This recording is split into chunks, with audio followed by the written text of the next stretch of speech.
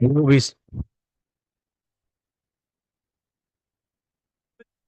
we will be starting sharply at 9 o'clock.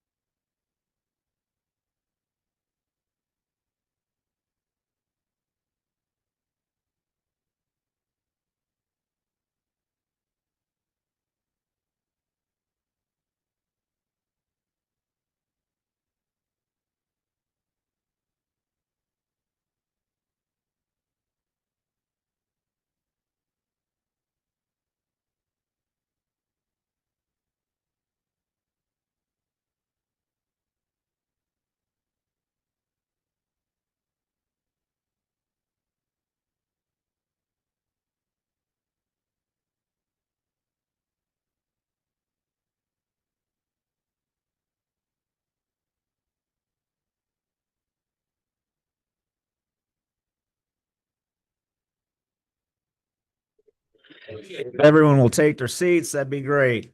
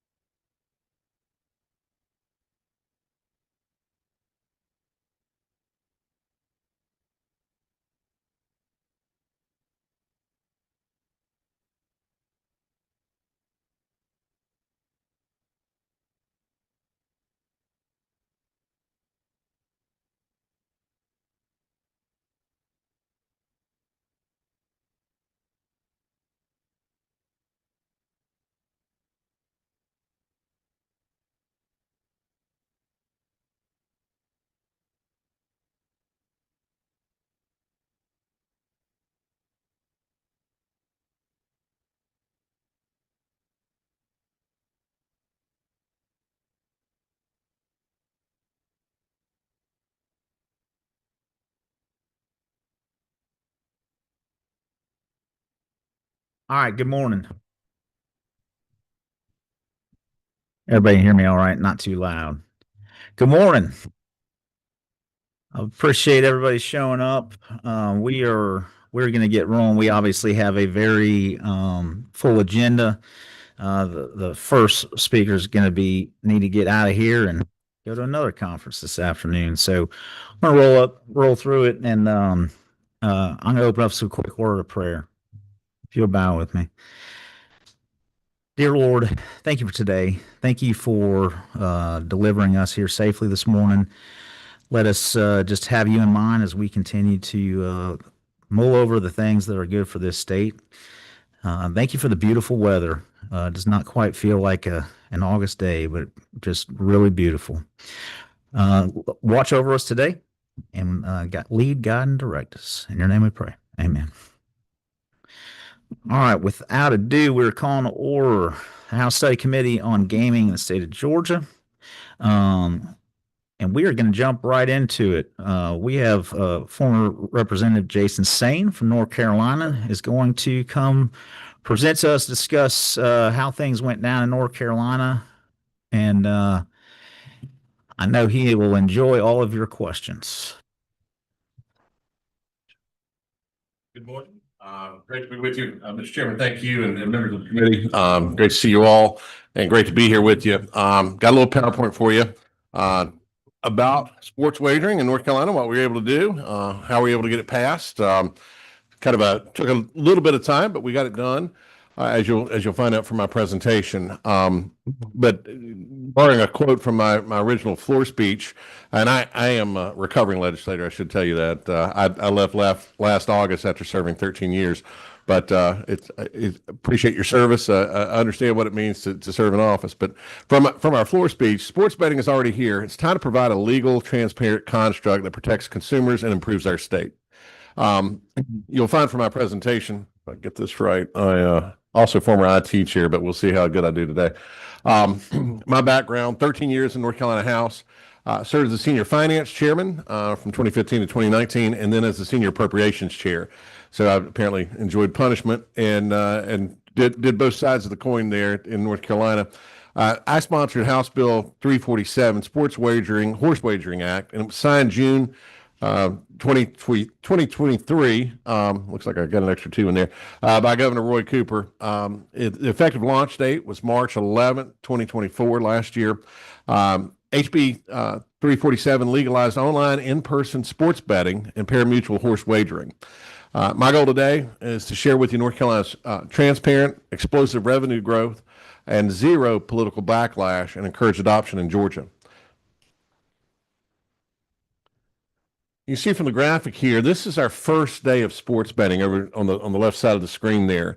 370,000 people on day one registered for their accounts, the different vendors that had been approved, and were betting that very first day. Now it was, as I told you, in March. You can imagine that March Madness was fresh. I made a little bet on NC State, which was one of my alma maters, and thought there's no way in the world that they'll actually win that tournament, and they did end up winning the ACC tournament that year, and so I did pretty well on a long shot, but not a gambler myself. But as this issue came to us in North Carolina, and we started looking at it, and I'll tell you, I watched 2 friends on a Saturday on Lake Norman, where I spend a lot of Saturdays. We were there at the restaurant and gotten off the boat, and I'm watching them on their phones bet. And I asked them, "What are you guys doing?" And they said, well, this is before we passed it. And they said, "Well, we're placing bets on this baseball game we're watching." I said, "How are you doing that?" I said, "Isn't it illegal?" They're like, when you're not going to get us in trouble, are you?" I said, "No, I don't care what you do." But I said, "Tell me how you do it." And they were using an offshore site based in Europe. And they said, "Oh, we do this all the time." I said, "Well, how much you betting?" $5, $6, something like that, something small. I said, "So you do this all the time?" And they said, "Yeah." I said, walk me through it again, because I don't understand how you're able to do it, since it is illegal. And they said, "Well, we registered for an account. It's in Europe. We sent it via, I think they said Bitcoin, whatever, open the account. And they use it all the time." I said, "That's interesting. And North Carolina has no piece of this action." They said, No, it's how we do it." Okay. So as you can see, it was already happening. But day one, we reached success. We have 370,000 people across the state of North Carolina, even on the Outer Banks, as you look out there. Folks literally across the entire state were betting. You see the geolocation check-ins there on the other side of the screen. That also was how we verify, how we make sure that who's betting is who they say they are, and everything else. So there's plenty of rules in place. I won't get into the technical details, but go to the next slide. You see that we were making predictions. We felt like we had made a run at it in 2022. It failed by one vote on the House floor, and we had our Senate colleagues had sent us a wonderful gift of two different bills that had to pass to make sports betting legal in North Carolina. They sent me an incredible gift. The first bill passed by one vote, and the second bill lost by one vote. And to say I was a little bit crushed as a legislator, you don't like losing on the House floor, especially when you're the appropriations chairman, and people come to you all the time asking for favors. So we went to work. As you see, 2022, the bill did pass the Senate. 23, after 2 years of really a lot of open discussion, I said, hey, look, I don't like losing on my bills. Let me figure out what the problems were. And so we started addressing a lot of the issues that people, at the last minute reveal to you. Sometimes your colleagues might do. So not to be surprised the next time, we took a very, very intentional approach to discussing sports betting. We put back into the bill, or put into the bill, stronger protections, including the geofencing I was talking about, age verification, addiction funding, so that we satisfy folks who are worried about people who might be problem gamblers. And it passed the House 66 to 45. So you see that swing of 20 plus votes, and it passed the Senate 38 to 11. So almost exactly to the day 1 year later. It's a transparent and bipartisan process. Public hearings with stakeholders, input, the pro teams, the universities, addiction experts all came and talked, and it was covered extensively by reporters like Brian Murphy at WRAL and News and Observer. He worked for one and then the other. So there's a whole body of work when you start to look for sports betting in North Carolina. Murphy's coverage, legal online sports betting is closer than ever. We were right there right after we passed it. And then the bipartisan support and focus on regulation over prohibition. I said then, debate wasn't rushed. We took that opportunity. 2 years ensured buy-in, and promises made have been fulfilled beyond expectations. We listen to everybody. Key provisions in the bill that you'll see. I get that right. We authorized online mobile sports wagering up to 12 operators. So we put some limitations, so it wasn't the wild, wild west, but you can have up to 12 operators in the space. And we also legalized in-person at sports facilities betting. So at NASCAR tracks, for instance, PGA events, pro stadiums, et cetera. We put an 18% tax on gross wagering revenue. Quite frankly, we've been held up as kind of the example from other states. There are states with a lot higher tax. They're not as lucrative as we are. I'll show you some numbers here in a few minutes that will probably blow your mind a little bit. We think we've hit a sweet spot in that tax percentage. At 18% tax, a little high for my taste, but it's what we went with to get an agreement, to get buy-in as we were discussing everything that was going on with the bill, and that's what we landed on.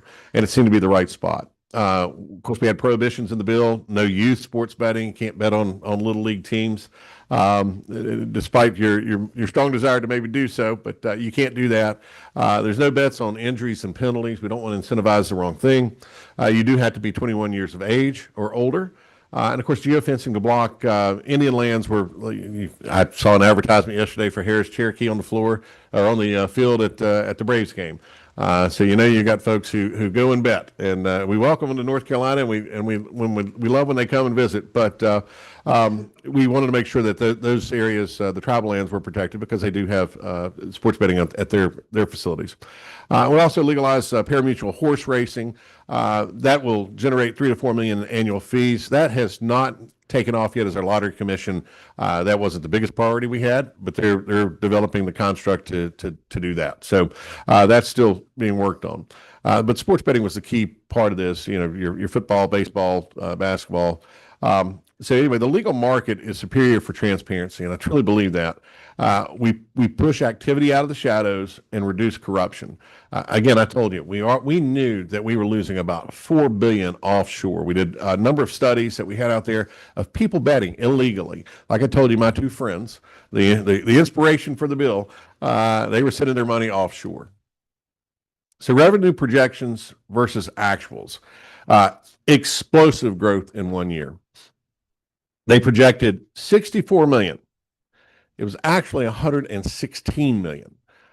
Let that sit in for just a minute. 64 million is what they predicted, and we ended up with 116 million dollars. Total handle was 6.4 billion. That's people betting and cash wagers and so forth going in there. But we couldn't believe when we started seeing the numbers. I felt like we were very conservative in our estimates, but this far surpassed anything that I believed or anybody else. And we have far outpaced the projections in 1 year, 116 versus 65 million, proving demand and economic boost. Georgia could see similar surges. Our states are very similar, populations very similar. I think you would see something very similar to that if you did adopt sports betting. How the revenue was shared, we fulfilled a lot of promises to stakeholders. We didn't back down. It was a very bipartisan effort that we put together. Relied a lot on my colleagues in the other party and hearing from them what they wanted to see. So of course we've got admin costs. We put that into the lottery. They've got to manage it and work with the vendors and so forth.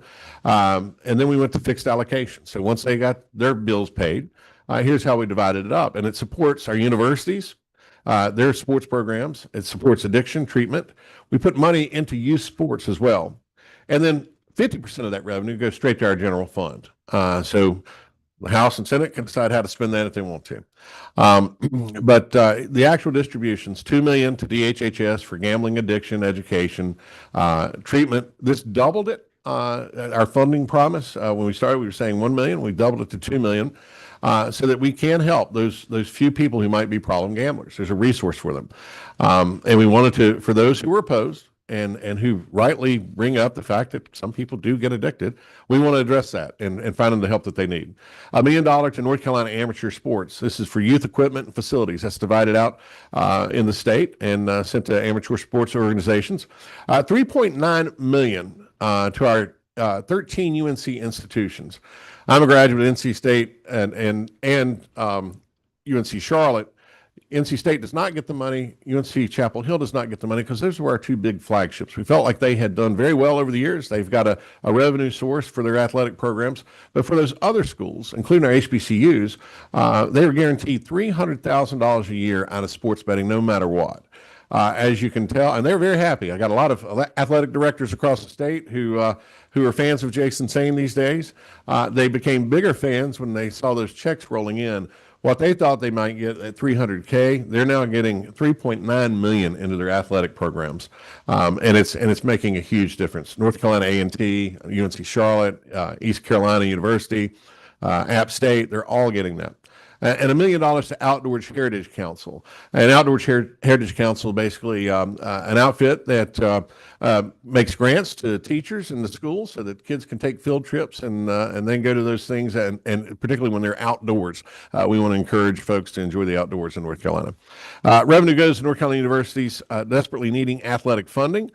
Promises more than fulfilled. Addiction support up to $2 million. We've done all those things. More success. Like I say, 20% equally to the 13 UNC institutions. Went over those numbers with you. 30% of the revenue each year goes to our major events fund. It's for attracting all-star games, Super Bowls, whatever, to boost tourism. That fund currently today, after 1 year of sports betting, is sitting at $34 million. We're ready to recruit the next big event in North Carolina. And as you see there from that headline just recently in July, we announced that North Carolina Soccer City, we have pro soccer in Charlotte. We're going to get the MLS All-Star Game. And in large part, as David Tepper said, is because of the sports wagering. We've got something that's attractive and can bring in those big events. And you all know these are the kind of things you want because I've been growing up and going to Atlanta Braves baseball games all my life. It's a short 3-hour drive. Well, depending on traffic, could be a 6-hour drive. But nevertheless, you know what it means with your sports products and the revenue that they can generate. And so we wanted to make sure that we were able to invest there and compete for those major events. And already it's a success. As you see, to UNC system, 25.6 million a year. They have, it has been transformative for athletics, per the News and Observer. Those athletic directors are really enjoying being able to really up the ante on their programs, makes us more competitive. And if we're on TV more, we've got better teams. Tourism comes with that too, and a lot of branding as well for our state. Let's talk about the consumer protections real quick. And if I talk too fast, you just slow me down, but I want to make sure I can get your questions.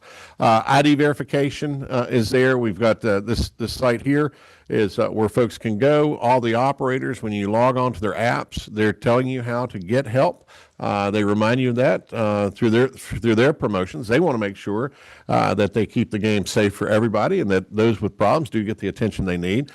We put $2 million annually in funding to that, like I say, and transparency, regulated market tracks unusual bets. Because we've made it legal, we now can see where the bad actors are and can act on that very quickly as well. We've actually had low addiction reports. Offshore betting, though, is down 40% from the measurements that we can see, as you see, per the Legal Sports Report in 2025 said that. That's huge. We're repatriating that money back to our state, making sure that we're able to use it for good in our state. Other point I want to make to you, no political fallout. 0 election losses. I was literally, for a number of years, the face of sports wagering in North Carolina. I ended up without a primary and without a general election. None of the people who supported sports betting, who voted for it, or on the bill as sponsors, lost their either primary or their general election, and quite frankly, it wasn't even an issue. We saw from polling that folks, and I come from a ruby red district, I'm Republican, folks in my district, when we polled them, said about 73% said they either didn't care or they supported sports wagering. I just really had no opinion on it. And we saw it play out in those elections. I don't know if you can see it on the screen, but there's a graphic there from my friend Reese Pirtle. Great guy, got about 80% of the vote, and he was one of my compadres in making sure that we got sports betting passed. When he did have a primary, all of our folks did well, like I say. 2024 elections, not one legislator who voted yes on HB 347 lost, and primary or general due to the bill. 80% of the voters said gaming not important, 52% said no impact, and 23% increased support. So coverage is there. You can look it up. Just don't take my word for it. Brian Murphy at WRAL covered this a lot, noted no campaign attacks and bipartisan wins post-passage. So in either party, folks did well. Swing districts that are always tough, you think if this is going to be a wedge issue, that's where they'd go. Didn't happen. Those districts held. I was also our conference leader, so I was in charge of reelecting our folks in the House Republican caucus. Not one of our members lost from that. Did not kill a career, in other words. Economic job impacts, tech-driven growth. I got a graphic there from Fanatics. They're going to anchor with the Hurricanes. They bought a restaurant that's outside the stadium there, where they'll do their own site sports book, which will be fun. And again, keep folks coming to those games, being a part of the action. We have high-paying tech roles because of the jobs that have come with sports betting. And we had pro teams supporting us the whole time. The Hornets, Panthers, etc., Hurricanes, all were a big part of helping sports betting get past in North Carolina. Comparison, as you look, we've got 116 million tax economic multiplier. Tourism is up, and we have that major events fund that exists. And look, we pride ourselves in innovation. These are technology companies creating jobs that Georgia wants. We know how competitive it is in a global market. You're good at attracting them to Georgia, but this is also a part of your economic success formula. Why should you follow our lead? Similar in population, like I said, could generate 100 million plus tax year one. That would be amazing for you. It would mirror, you already mirror our 2-year debate for buy-in. You're well on your way. I know it's been talked about here. Folks are not unfamiliar with sports betting and sports wagering as a conversation piece. Now get it passed, and I think you'd see that same similar revenue come in. You can fund education, universities, addiction support, regulate existing illegal markets. It happens. You know it happens. And you're just losing to your neighbors, quite frankly. Tennessee and North Carolina, or Tennessee and South Carolina are currently considering sports wagering. And then you still have the offshore risk, that are out there. You can help reduce that by a lot once you pass a legal construct to sports wager. It's way past time. You can stop reminiscing and start thinking forward. Then there's my contact information on the QR code. If you ever need to reach out to me, glad to tell you how we did it. If you got certain questions that may come up, glad to share that with you. As you can see, that's the graphic there. That's when we signed sports wagering into law. That's Governor Cooper sitting down there. That's me in the pink suit. I figured if I got to stand on the stage with the governor, I got to find a way to stick out. So I wore the pink suit that day, and but we were partners. Roy Cooper's a Democrat. He's going to run for U.S. Senate now. As we talk about the fallout from elections, he's a viable candidate. Is leading in the polls already in North Carolina in that open Senate seat that's coming up. But as I told you, it didn't impact Democrats. It didn't impact Republicans. Everybody on that stage that's there with me there is either still serving in office or they've moved to something else. So, but they're not serving because they voted for sports betting. That had no factor in their elections. But that's my talk today. Kind of give you a quick overview, and I'm more than happy to stand for any questions that you may have, Mr. Chairman.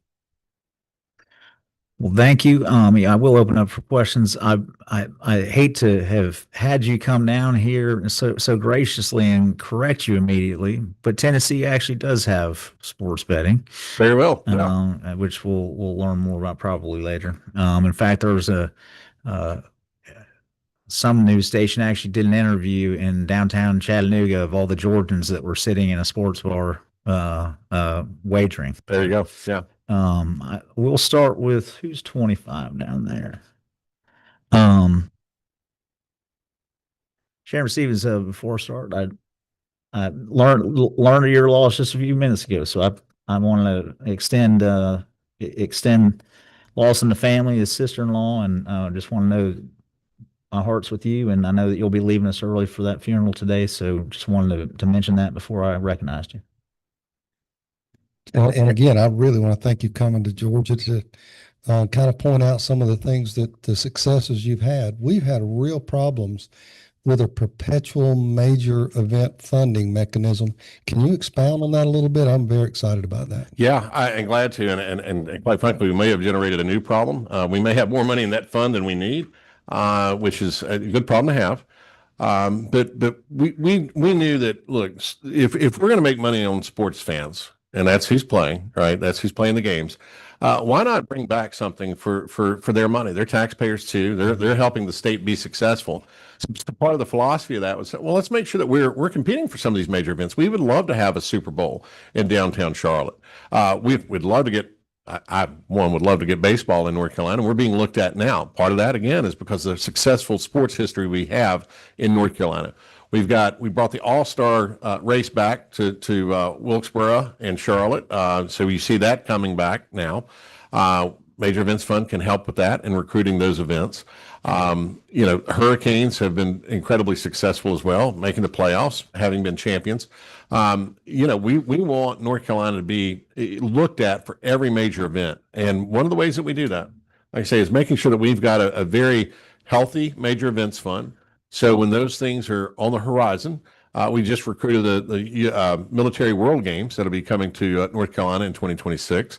I'm not sure if that qualifies for the fund or not, or if they've applied for it. But the point is, we are seeing so much economic activity based on the fact that we are investing, and we're going big in North Carolina, making sure that those dollars are there so that whatever event that may be out there thinking about looking for a location, we've got certainly a very nice sweetener to make what is already a great sports market even better to encourage those folks to come. So it's only going to pile up. I mean, this is year one. There's nobody taking that money out of that fund. So by next year, if we're at 34 million today, which we are, I can bet you that we will double that and maybe better. I want to congratulate you for this. Really took some backbone for a whole lot of both sides of the aisle working together. Y'all did a good job. I'm 60 pounds less now. So now that stress is off of me, I think it's helped get it off my back. But it was tough, and look, you got tough decisions to make, and you're going to be, they're going to come out of the woodwork, claiming all kind of things that the sky is going to fall, that this is going to ruin Georgia. The North Carolina case is a great example of one, how to do it, and two, for the naysayers, we are literally living proof that they were wrong. We haven't seen the problem gambling. We've taken the illegal market and made it null and void. We've repatriated that money back to our state. And if you want to help people who actually do have a problem gambling, you've got a mechanism now to do that. You've got funding to do it. You don't have to take from something else to fund this. It generates its own money. And so if for those folks who truly want to talk about folks with problem gambling, here's a way to help them. And so we, like I say, after the first run, it was tough. It's tough to lose on the House floor by a vote, but like a good legislator, I go, well, how can we reconfigure this and satisfy a lot of those issues? And so we did, and that's why you saw the vote swing. We took a lot of time making sure members were educated, that they had an opportunity to ask those questions, and the end result, we didn't try to jam it through, in other words. And so the end result was we ended up with a much better vote, a much better product, and really, and a much better educated vote. Look, people, we lived and breathed this stuff for a long time because the media was putting such a spotlight on it. And members wanted to know those who were fiercely against and those who were fiercely for. But end of the day, we ultimately prevailed with a good vote in both the House and Senate, and we are now reaping the rewards. Thank you. Transition to funding, with you said that obviously a lot, and the major sports fund grew rapidly. Where do you stand on the funding, the $2 million number for problem gaming? Do you feel like that is adequate? Where do you land on that in hindsight? Or yeah, well, I think that is adequate. I mean, we've not seen this mass use of the fund because we don't have a lot of problem gambling. I mean, as you see from our DHHS reports that those who have sought help are getting it. But it's not a massive problem, right? And it's always interesting to, like I say, the folks who were opposed would paint this picture of there's all these people out there with all these addictions and problems, and and I challenged. I said, well, how do we know if we're not looking for them? How are we tracking them? This gives you tools to do that because we can find who the problem gamblers are. The operators participate in that process too, because again they have the right economic incentive to want to stay in our state. So they are good partners in that and making sure that we are tracking those things. I would say, after a year of success of the fund, I'm an NC State fan too, and my kid's a Carolina fan, which we're a divided household. But nevertheless, I would say that those programs are probably should be considered now. Again, they were left out to make sure we got passage. We want to make sure that everybody got something out of it. But I would say that they should probably have a share of that, and you could tweak the major event fund, the percentage, just a little bit to make sure that nobody lost revenue, and they're all gaining. Like I say, as the popularity continues, they're getting more and more. That's why my picture hangs on every athletic director's wall, I bet, because they've seen all the success that's come from it. But I'd say those two programs should probably benefit as well. You might construct yours, seeing what we've done. You might want to include everyone, and find a way to divvy up that money that's that everyone sees as fair. But in that process, and particularly the HBCUs in North Carolina, traditionally not known for great sports programs because they didn't have a lot of funding. North Carolina A&T is a kind of an outlier because they're got an incredible, successful football program. But one of our other institutions, I went and visited their campus. I'm not sure that I'd feel safe going up in the stands that they had. They were able to use money because it just goes to their athletic department. They're able to reinvest there. UNC Asheville doesn't have football, but they've got men's and women's soccer, basketball, and so forth. The athletic director there just elated that she's able to take money now and reinvest back in that small school who's getting a big chunk of money. When you consider the size of UNC Asheville, it's a small school. But they too have gotten that $3.5 million. So it's been great for all of them. It's great for the athletes. It's great for the programs. It's great for the recruiting. So we want to make sure that we do that. So I think you could adjust that a little bit to make it fair to NC State and UNC Chapel Hill. Again, never our intention to leave them out for a long time, but we need to get the bill passed. And that was the way to do it, because there were folks who were afraid that the big schools were going to suck up all the money. And so we said, no, we can fix that right now. Thank you. Can you speak to the tax rate? You said you hit a sweet spot. What's your, opinion of that and why that's the sweet spot? Yeah, and I led on our tax reform in North Carolina, and our tax reform has been historic over the last 13 years. I was our finance chairman, so I intimately understand that our tax code. And what we've been able to do in North Carolina, because we've seen such an economic boom in our state, is we've lowered rates. We've made it very attractive for businesses to come to North Carolina. So philosophically, I already started wanting to lower the rates for individuals, for companies, and so forth. And that's why we're competitive. I mean, we have number one CNBC state to do business in multiple times. We've been at the top since we did our tax reform. 18.5%. We were looking at what we do with tobacco or alcohol. This is still way higher. But again, we wanted to satisfy folks who that was their one objection. They wanted to see a higher tax. So we settled. 18 was as high as 18.5 was as high as I was going to go. So there were probably, if I'd have gone to 20, I might have gotten a few more votes. But I didn't think that was the right, when I say sweet spot, with taxation policy, it's, I believe in the Laffer curve. If you tax too much, you'll get diminished returns. People will go back to those illegal markets. If you're taxing them too much, there's no incentive. And this is on your winnings, right? So if you're not getting taxed on that European site, or you're getting minimally taxed on the North Carolina, when you play in North Carolina, 18% doesn't seem to bother a lot of folks. And we're seeing the results of that. I think and there was one proposal this year to double it. And it's someone who didn't vote for sports betting, and, a revenue grab. Turns out we're running surpluses in North Carolina. We don't, one, need it. But two, it was just a kind of a back-ended way to try to defeat sports betting. The reality is at 18%, we are reaping all the rewards and seeing those coffers continue to go up. I would suggest to you, I would go lower, because I think you get more return. But that's obviously a policy decision for you all to make. But you go much more than 18.5%. If you look at other states, they're not getting the kind of revenues that we are, and it's states of similar size. Look, consumers vote with their feet, and they'll go to where they can get the best deal, and we all intuitively know that. So if you do tax it too much, you're not encouraging anything here in your state, and that's really what it's here for. Your appropriations chair here wants to make sure he's got money to spend. So you want to make sure that you really dial that in and get the right formula. And you all, this is how you fund things in your districts. Making sure that you get more revenue, and 50% of this again goes to our general fund. So, it's paying for fire departments and schools and everything else. But you want to hit as sweet a spot as you can, not overtax it, because you will not encourage people to come to it. And if you're going to have it there, you want the transparency. You want to know what players are doing, and not having them offshore. Make sure you get that piece of it right, so that you'll recapture that market that's out there now in Georgia, because I guarantee you, I was sitting at the Braves games yesterday with people who had bet on that game. I mistakenly forgot to place my bet in North Carolina before I left, and I wish I had, because it was a great game and Braves win. But that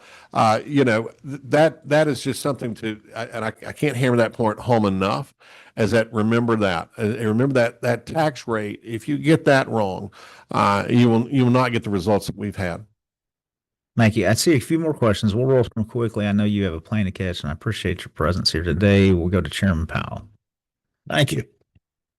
First off, I want to tell you how much we appreciate you coming down there from North Carolina. Yes, sir. And I'm even more gratified. I thought at first you were a senator, so I did have a whole lot of validity in what you were saying. But now I understand you're a House member. So it's a little Don't put that on stick to it.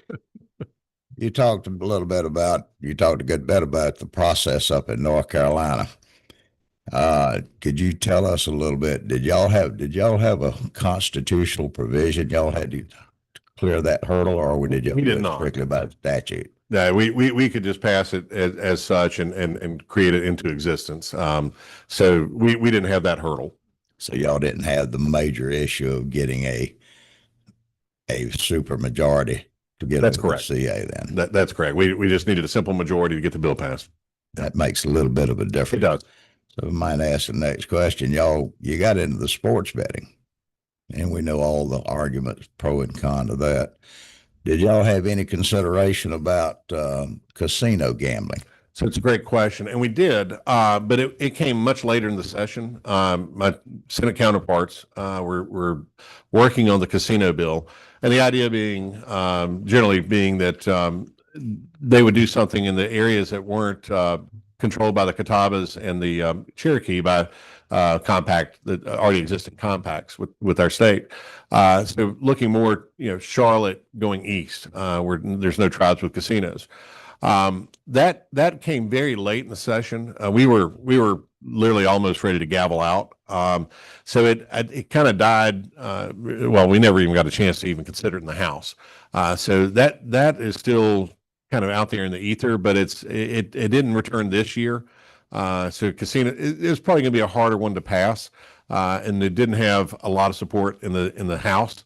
But sports wagering had support. I had a Senate counterpart who worked with me on the bill, so that we had that ready when it came to the Senate. We already considered what the things that they wanted from their original debate, and you saw the good vote on that. But the casino issue didn't come up till well after. Let's see, probably 5 months after we passed sports wagering, and again, it I don't think, if I remember correctly, it didn't even get a vote. Didn't even come to the floor in the Senate. So it was just really just a proposal that never really saw the light of day. So that it's still being talked about in the halls of the legislature, but we did not see a bill this year that anyone filed on it. Did the Cherokee casinos, it seemed to be so immensely popular with Georgia citizens, did that have any political weight not to talk about casinos up in North Carolina because of the popularity of those? Well, I'll tell you what we've got sitting on our northern border. Virginia has casinos literally right over the border in Danville. And if you go there, I've gone and done it myself. Didn't even go in the casino, but just wanted to ride through the parking lot and see where all the tags were, who was coming from where. A vast majority of the parking lot was North Carolina, citizens. We can see that from their license tag. Similar to what you see at Harris, I'm sure you got folks coming from here going to there. And so that certainly is a factor. And also while we wanted to consider when we did the geolocating and making sure that we weren't competing with something that was existing. They had a sports book at Cherokee. So we left that alone and we invited them in on the stakeholder meetings as well. So to get their feelings and kind of know how we could partner and make sure that everybody's successful. So yeah, that was a part of the calculation, but with casinos, like I say, I know because I verified it myself. But we see North Carolinians, all the time, just going right over the line to Danville and playing at the casinos there. Good. Thank you. Yes, sir. Chairman Stevens, this will be the last question for Mr. Saines. I know he's got to get on a plane, but thank you. Do you have another question? You sure? Oh, I'm sorry. Sorry, Chuck. Go ahead. This is brief. You mentioned the percentage you charge in tax. The other part of that equation is, can you give us, without getting into the weeds of it, exactly what you tax? Because you said profits. I mean, there's a difference there of what you allow to be deducted. Can you give us a high level of what that looks like? Because that's a big difference. And I want to make sure I understand your question correctly. Promos. I mean, what falls into if you're taxing them on the profit? Right. We're taxing when people place a bet. So that the tax is bore by the player, right? There's a $1 million registration for when they want to come to North Carolina and participate as one of the 12 operators. But the tax is simply on the wager itself. And when they are and again, I don't mean to cut you off, but I know you're in trouble. Sure. So if one were to go out there and wager $100 on the game, they would pay you $18. I believe that's correct. I mean, it's an 18% tax on what they do, and we don't mirror the federal government where you can write off your losses. That's an issue that has come up. We've got some legislators that want to see that, but that's not part of the equation now. So again, that revenue is coming straight to the state. Okay. Yep. Thank you. Mm-hmm. Saines? Mr. Chairman, I Appreciate appreciate the opportunity to be with you today, and really want to be a resource. So I told you I've left the legislature. I now lobby with the Southern Group, which you have some of my colleagues here in the room that we have the Georgia office here as well. But resource to you. Glad to come down anytime. Make sure we get a Braves win each time I come. That'd be great. I did like the sweep of Cleveland the other week. That was nice to see as well. But really, in all sincerity, if I can ever be a resource to you, help you with the data from our state, so that as you go in and talk with your colleagues and attempt to pass sports wagering, glad to be helpful to you. And really appreciate the opportunity to be down with you, and great to see so many friends. Thank you. Thank you, and safe travels. Thank you. All right, we're going to roll right into it. We're with Scott Warfield. If you'll come down and introduce yourself.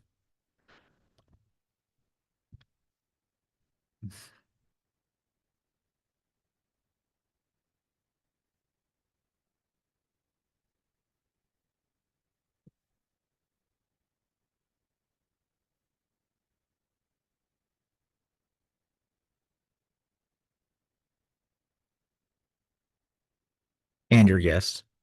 Good morning. Morning. Chairman Wiedauer, members of the committee, thanks for having us here today.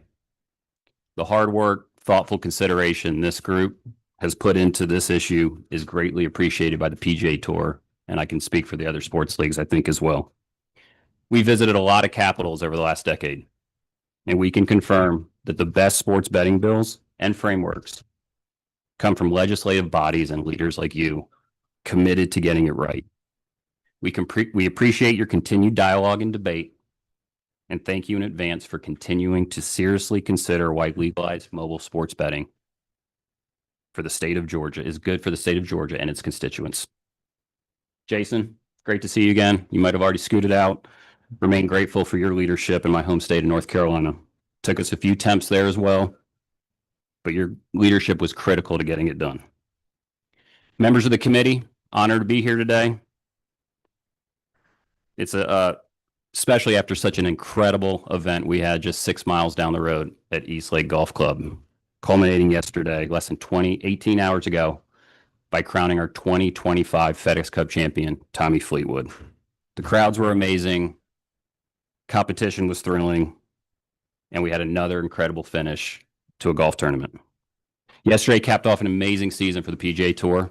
Ratings were up 15%, digital and social engagements at all-time highs, and the on-course storylines continue to impress. Rory winning the Players and then capping off the Grand Slam a month later up in Augusta. Scotty being Scotty, and new young stars like Chris Gotterup, Cam Young, Ben Griffin, Andrew Novak winning for the first time in the PGA Tour. This was also our 7th consecutive year of being fully sponsored on the PGA Tour.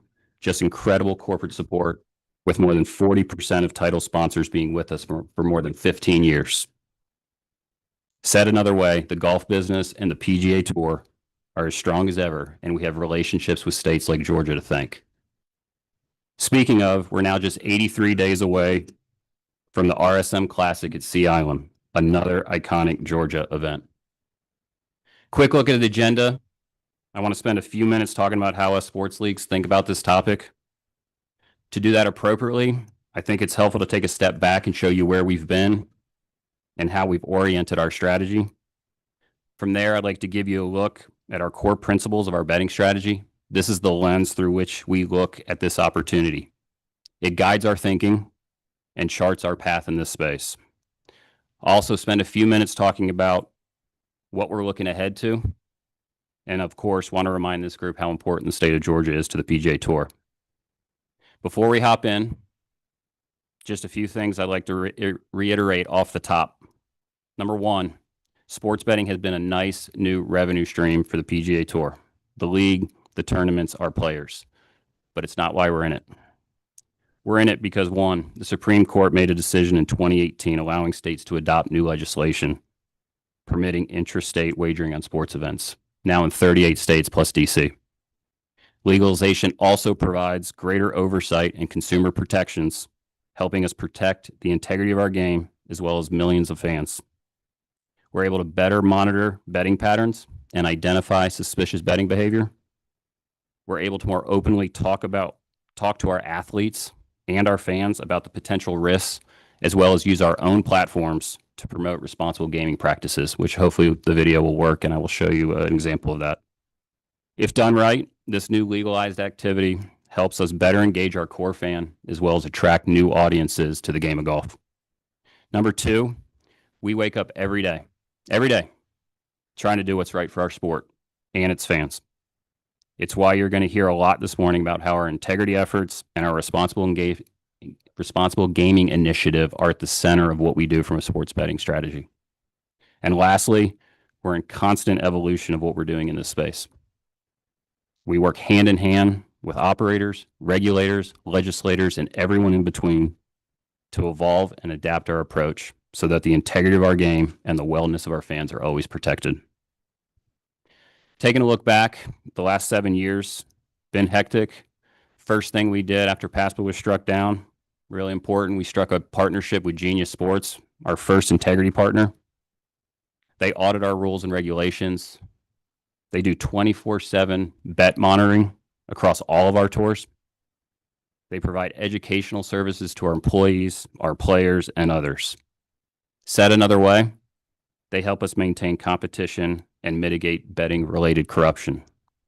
We then struck a deal with IMG Arena, who provides our official league data to sportsbooks all over the world to set and settle bets in a way that protects the consumer. We were one of the first leagues in 2021 to partner with the American Gaming Association on their Have a Game Plan campaign. We partnered with the National Council on Problem Gambling in 2023 to integrate problem gambling messaging via our own platforms and advocate for those affected by problem gambling. That year, we added a second integrity partner in IC360, simply to provide redundancy in our bet monitoring and fraud detection services. We even won the Corporate Public Awareness Award in 2024 for our Problem Gambling Awareness Month campaign, which we're pretty proud of. Our core principles and how we think about legalization: it brings better regulation, it enhances integrity monitoring, it improves consumer protection, and it increases education opportunities we hope mitigate betting-related corruption and development of problem gambling. We talked about this at the beginning, but our neighbor to the north is super important to the PGA Tour. We have 4 events across 3 tours. Since 2004, right here in Atlanta is where we've crowned our FedEx Cup champion, and our economic and charitable contributions are quite significant. Oh, by the way, we have millions and millions of fans in this great state, many of whom I bet are here in the room with us today. Looking ahead, I think you'll see us continue to focus on the following: even more robust integrity monitoring. This effort will never stop, and we'll only keep adding resources here. We're going to get even better at educating our stakeholders. Pretty complex ecosystem: players, caddies, swing coaches, employees of the PGA Tour.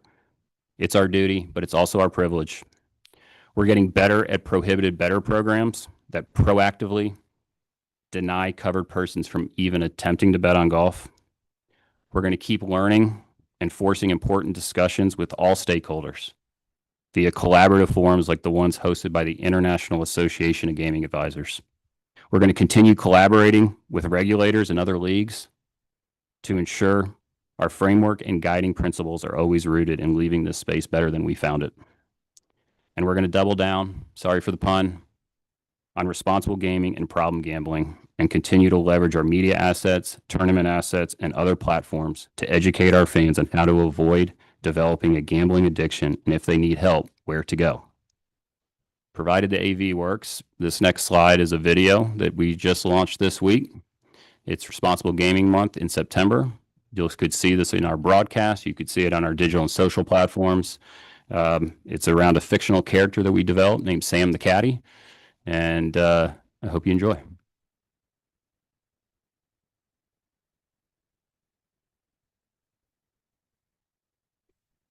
Responsible sports betting can be fun, but you can't win every time. So it's important to keep your cool.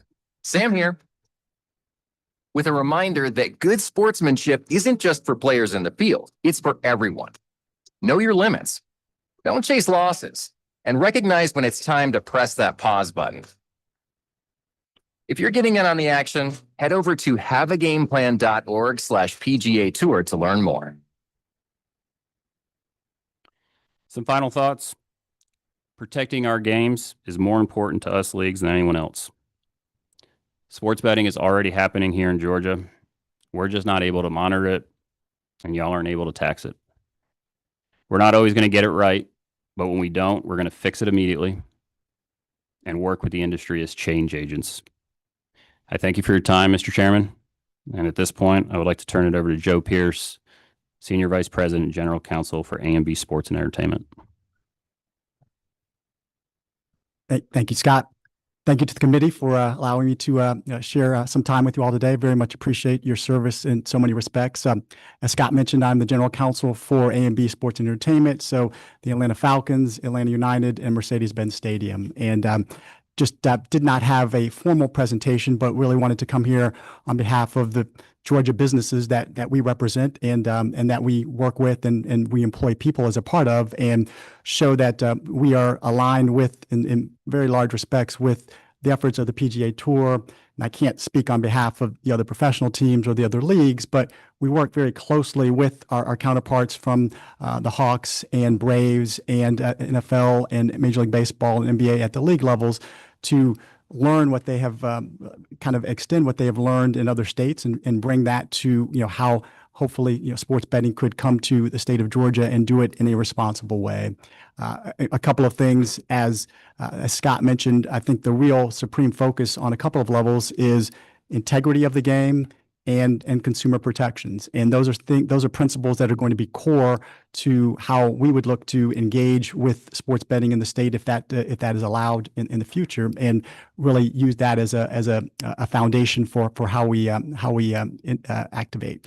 A couple of things actually interesting today. If you look at what we hear about in Tennessee and we hear about in North Carolina, our friends, neighboring friends, and they are very active in the sports betting world, and those using those revenues to create new venues and create new major events funds. And if you think about the economic engine that we have here in Georgia with Mercedes-Benz Stadium and the events that we're able to bring here, we need to be able to do what we can to help compete with those that are around us and do it in a responsible way. But I think that's an element that can help drive some additional economic impact for the state, and again, doing that in a responsible way that reflects on our values, and also what can look at the interests of individual residents of the state as well.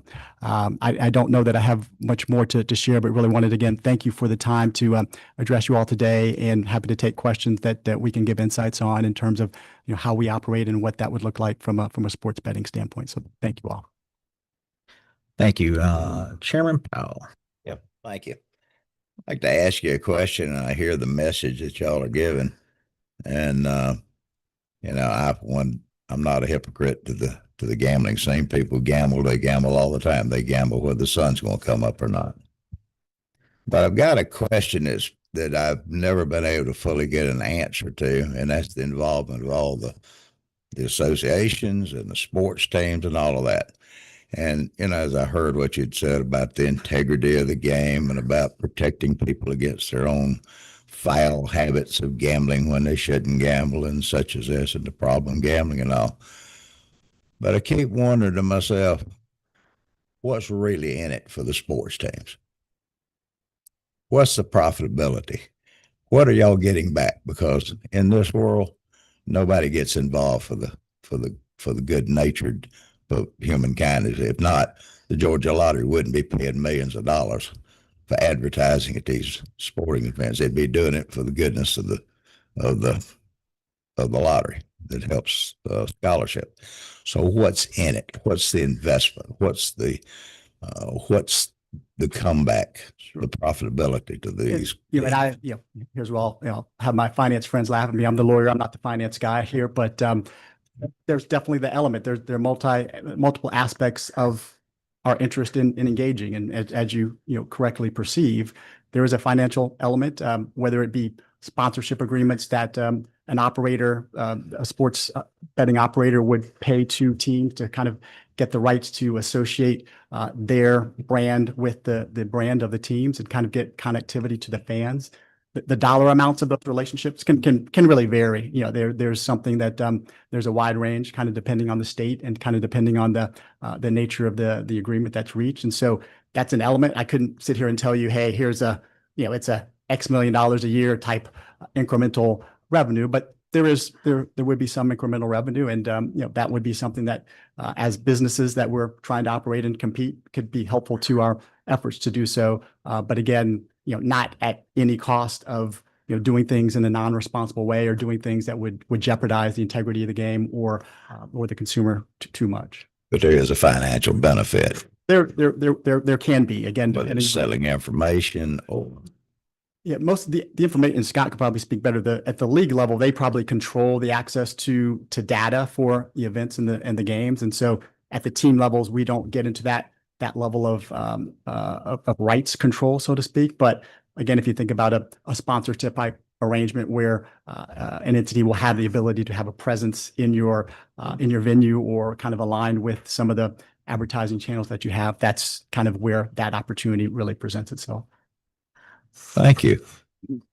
The only other thing I would add, and I mentioned it a little earlier, at a time 2025 with how many options fans have, the fragmentation of the media, a big part of why the PGA Tour participates here is this is a way to get the core fan engaged longer in our sport. They attend more events. They watch more of our tournaments. That is a way to engage with them. Have an older fan base. This attracts a 35 to 44-year-old fan base to come in, have a $5 bet on the end of the golf tournament yesterday, and find out what great storylines we have at the PGA Tour that they may not have been predisposed to golf before. So yes, there's a revenue benefit. Yes, there's an engagement benefit. There is also a way to better monitor what's happening by bringing it above board. Chair Martin. I'll bring to everybody's attention that if they watch closely that Tommy Fleetwood has never given up a lead with a shaved face in a major championship. For those that watch, we're not going to get to this today from either one of you, but I mean, my question is, as we've moved forward with this, several of the pro teams have wanted protected, rights to one of the books, one of the licenses that would have been out there. And so I have questions about that because again, your sport's going to get more people interested in it just by the nature of it doing it. But, offline, a different place, when we have time to delve down into the information, I'm real interested into seeing if you're partnered with a sports book, how the information we're sure gets out to all of the others at the same thing, just at time as we move forward. And again, that's probably to keep the chairman on schedule, just something I wanted to sound out, and we can look at it a different day, maybe a different meeting, Mr. Chairman. Thank you. That's all the questions I see. I appreciate y'all being here. Safe travels to you as well. She scoot first.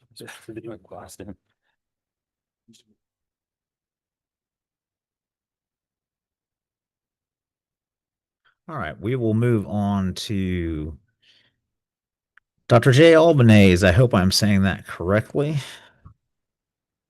Yes, you are. Thank you very much. Can you hear me? Yes. Terrific. Thanks very much for the opportunity. I'm a criminologist at Virginia Commonwealth University up here in Richmond, Virginia. Sorry I can't be with you, but classes have begun. And quite frankly, there's no place better to be than on a university campus in the early fall. It's a great thing. Anyway, I'm going to share with you a grand total of just 4 slides that summarizes the work I have done on casino gambling and crime impacts, which invariably come up in the consideration of casino gambling. And I am trying to share this right now. Let's see, here we go. All right, I hope that's working. We got you. All right, great. So yeah, I will be very quick and answer any questions that you have. My background, I've done a lot of empirical work on casino gambling and crime for governments, American Gaming Association, a bunch of other people over the years, as well as in Canada. So I did a review of all the published studies that have looked empirically at the impact of casinos on crime and public safety. There's a total of 32 of these studies that exist, just to see, well, what does the landscape look like? Well, here we go. Let me take this down. Here we go. As when you look at all those, the thing that I guess gets you, and this began back in when Atlantic City was considering casinos for the very first time, and actually, and it was voted down in New Jersey the first time because it was a statewide vote. But then the second time around, Atlantic City said, we are very interested in casino development. And Atlantic City was sort of a dying beach town at that time. Population was about 50,000 people. And so when they redid it, they said casinos for Atlantic City only, and it passed overwhelmingly. So it is interesting. Anyway, at a year or two later, the Attorney General of New York State said, well, I'm opposed to casinos because crime has gone up in Atlantic City. Well, I lived in New Jersey at the time. I said, well, I hope it's gone up because the number of people in Atlantic City on any given day has gone up by 5 times. So anyway, it got down, the issue is, as I'm sure you all know, crime rates are the only valid way to count crime. That is the number of crimes per population at risk. All right. There's more crime in Atlanta than there is in Savannah. Why? Because there's a lot more people there. All right. So you always have to say, well, what's your risk? And when you look at the studies, the 32 that have been done, a bunch of them look at a single location. Many of them look at street crimes only. But the average age of a casino patron is age 42, right? These people do not commit street crimes. Your risk goes up much higher if you're considering developing a theme park or something, because you have a lot of young people.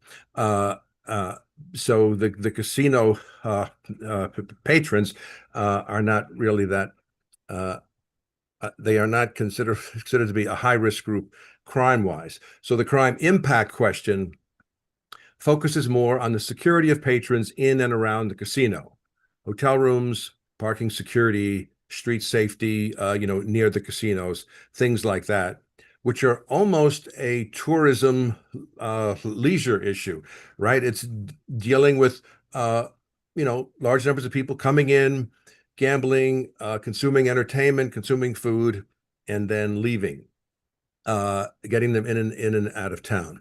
And of course, casino development is one of the few types of development where the developers themselves are willing to contribute to the security costs, which is unusual in lots of economic development.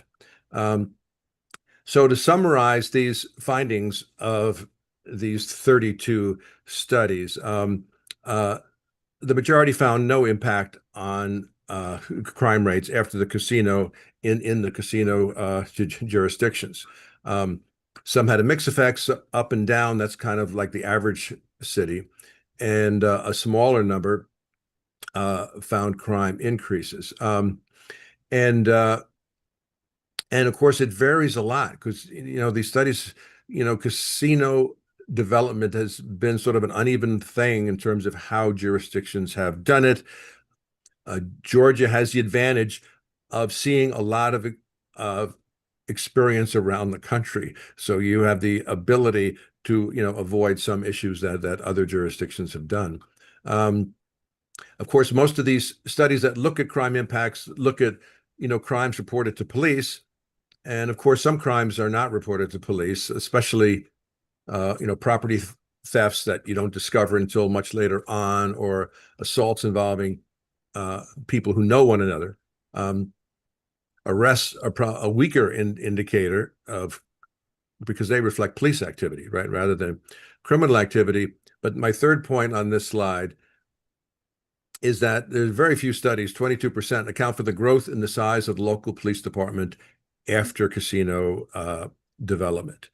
More police result in increases in reported crime just because crimes, there's a greater police presence, there's more police to detect more crime. This is just the way it is. So you have to do that. And in a number of jurisdictions, the developers of casinos have contributed to the security costs in and around the casino. So, and that brings me to the last slide I want to share. And that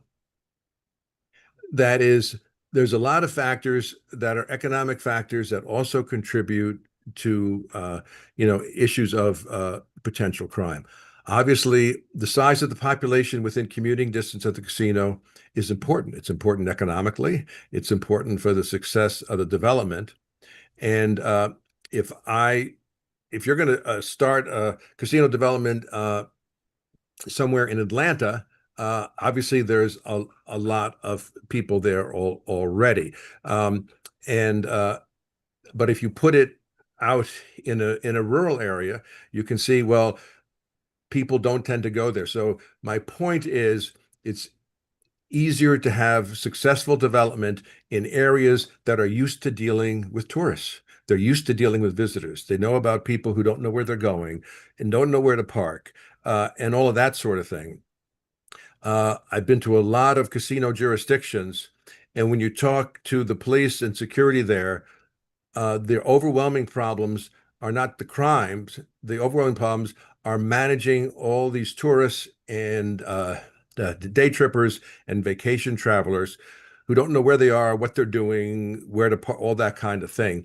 And jurisdictions that have experience with that do much better than those who have a casino and they really don't have much else going on in terms of tourism and the leisure trade. And of course, the demographics are important, but that becomes part of your economic study, knowing that the average person that you are attracting, the average age is going to be 42, and it's almost always been in the 40s. This is tracked pretty carefully, and and all the economic development things are related to crime. The length of stay of casino visitors, how many will stay over. When Atlantic City started, they required casino hotels to have a minimum 500-room hotel attached to the casino. They did that because they only wanted large corporations in the business, the big casino developers. They did not want small-time operators. But every jurisdiction handles that differently. Because Atlantic City is a destination location, you need hotel rooms, and of course you want to look at the area around you. And if you look at this map here of the United States, this is a map of commercial casinos, and you can see Georgia is surrounded. Really, Florida is the only state with commercial casinos close by. Some others are in fact considering it. And the smaller map at the top, that includes tribal casinos. So all the red and whites have none or very few casinos. But all that goes into the economic development. From the crime point of view, which is my expertise and what I have studied very carefully, the overwhelming point to make is that casinos have done best, both crime-wise and economically, when they go to places where the people are or where people go anyway, as a tourist leisure destination, as opposed to being farther away from population centers. And you have fewer people, fewer police, fewer people who are used to dealing with the leisure and tourist trade. Anyway, this was a long study, and I shared with Brian, the study itself, which he can circulate to anybody he likes. But it gives a good overview of what we know about the impacts of casino development on local crime in the area. All right, and I will leave it there and take any questions that you might have. Thank you. We have one right now. Representative Neal. Yes, thank you to the chair. Thank you to the presenter. I did have a few questions. What I did not see, and you made a great comment near the end of your statements in reference to this being more successful when you put it in a place that is already populated in a way that is used to dealing with this volume of citizens. But my question is, if you're using that rationale, how are you able to decipher through your studies what is casino related crime versus what is not, if you put it in a place that already has crime at a certain level, as opposed to a more rural area? How did you correct for that? That is an excellent question. Yes. If you put a casino, let's say, in the city limits of Atlanta somewhere, the question would be, well, how do you determine the impact there from, the rest of the crime situation in Atlanta? And the answer is, what you have to do, you have to circumscribe the area around the casino, within blocks, because it depends. If the development includes, restaurants and attached nightclub and things like that, you have to draw your circle around there. And you can also include other crimes for which there's a clear casino connection. Those are less common because most of the crimes around casinos involve theft. And if you have secure parking, the connection between the parking and the venue is secure. Security within casinos is very good. The high-end casino developers, and I see you will hear from some, they have internal security down to a science. They're very, very good. Probably the most secure, entertainment venue of all, due to camera surveillance, security, and so on. But it's really people getting in and getting out and what they do when they're stumbling down the street at midnight, going to their car or some other hotel, things like that. So you have to sort of take a very specific area to get to your question, because you can't just look at the whole city of Atlanta, because, one or two casinos is not going to make a big difference when you look at the whole city. Chair, follow up? Yes. So just following up on that. So for instance, and if you didn't test for this or this study does not account for that, it's okay if the answer is no. But if a casino is placed on one street that has a high number of robberies, and then robbery starts to happen after it's placed there. So for clarity, how do you determine that the crime that was going on before and the crime that happens after the casino that is directly casino related? Like, how are you testing for that? Yeah, you do a pre and post design. You do like the original Atlantic City study. You look at the years leading up to the casino, and then you look at a few years after the casino. But you only look at crimes occurring, in the casino area when you're dealing with a large jurisdiction.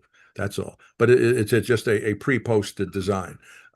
Unless something else has happened, unless you built a GM factory a block away or something, normally, because the casino becomes an entertainment venue, right? There's live concerts and all kinds of other things going on. It's fairly easy to do. I mean, it's complicated analytically, but you in a area, and I'm picking on Atlanta now, but it's a very large city. The area in and around the casino, I would look at robberies in that same circle. 10 years ago, 5 years ago, last year, we have a casino development, and then look, now that we have thousands of extra people in that same neighborhood, to look at what the impact is. Gotcha. Thank you. Mm-hmm. Doctor, I appreciate you joining us. I don't see any additional questions this time, but members of the committee, just so you're aware, we have included in your packet his full review for your knowledge. Appreciate you joining us, and we will call upon you should we have more questions. Very good. Good luck with your deliberations. Thank you so much. While we're transitioning, members of the committee, I just want to mention, I didn't mention before, in 514, we do have some refreshment snacks if you guys need a break at all. But we will move on to Rick Lackey. We're running behind schedule already. No problem. I'll get you back on schedule. How's that? That would be wonderful. Great. First, want to thank everybody. I've been working on this project since Chairman Powell was the chairman of the last study committee 8 years ago. So I certainly appreciate this opportunity. Brian? You just walked out.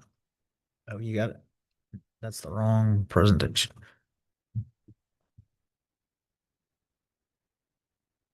That's all right. I mean, you guys, I think you have the presentation in front of you. Why don't we just hit the presentation piece? What I tried to do is, we all like pretty pictures, and everybody's a commercial real estate expert and likes to look at site plans and renderings and all the rest of it. So I did two packages. I did one that's a presentation and then one that's just exhibits. And I'm happy to answer any questions today or in the future. Oh, good. Thank you. Brian,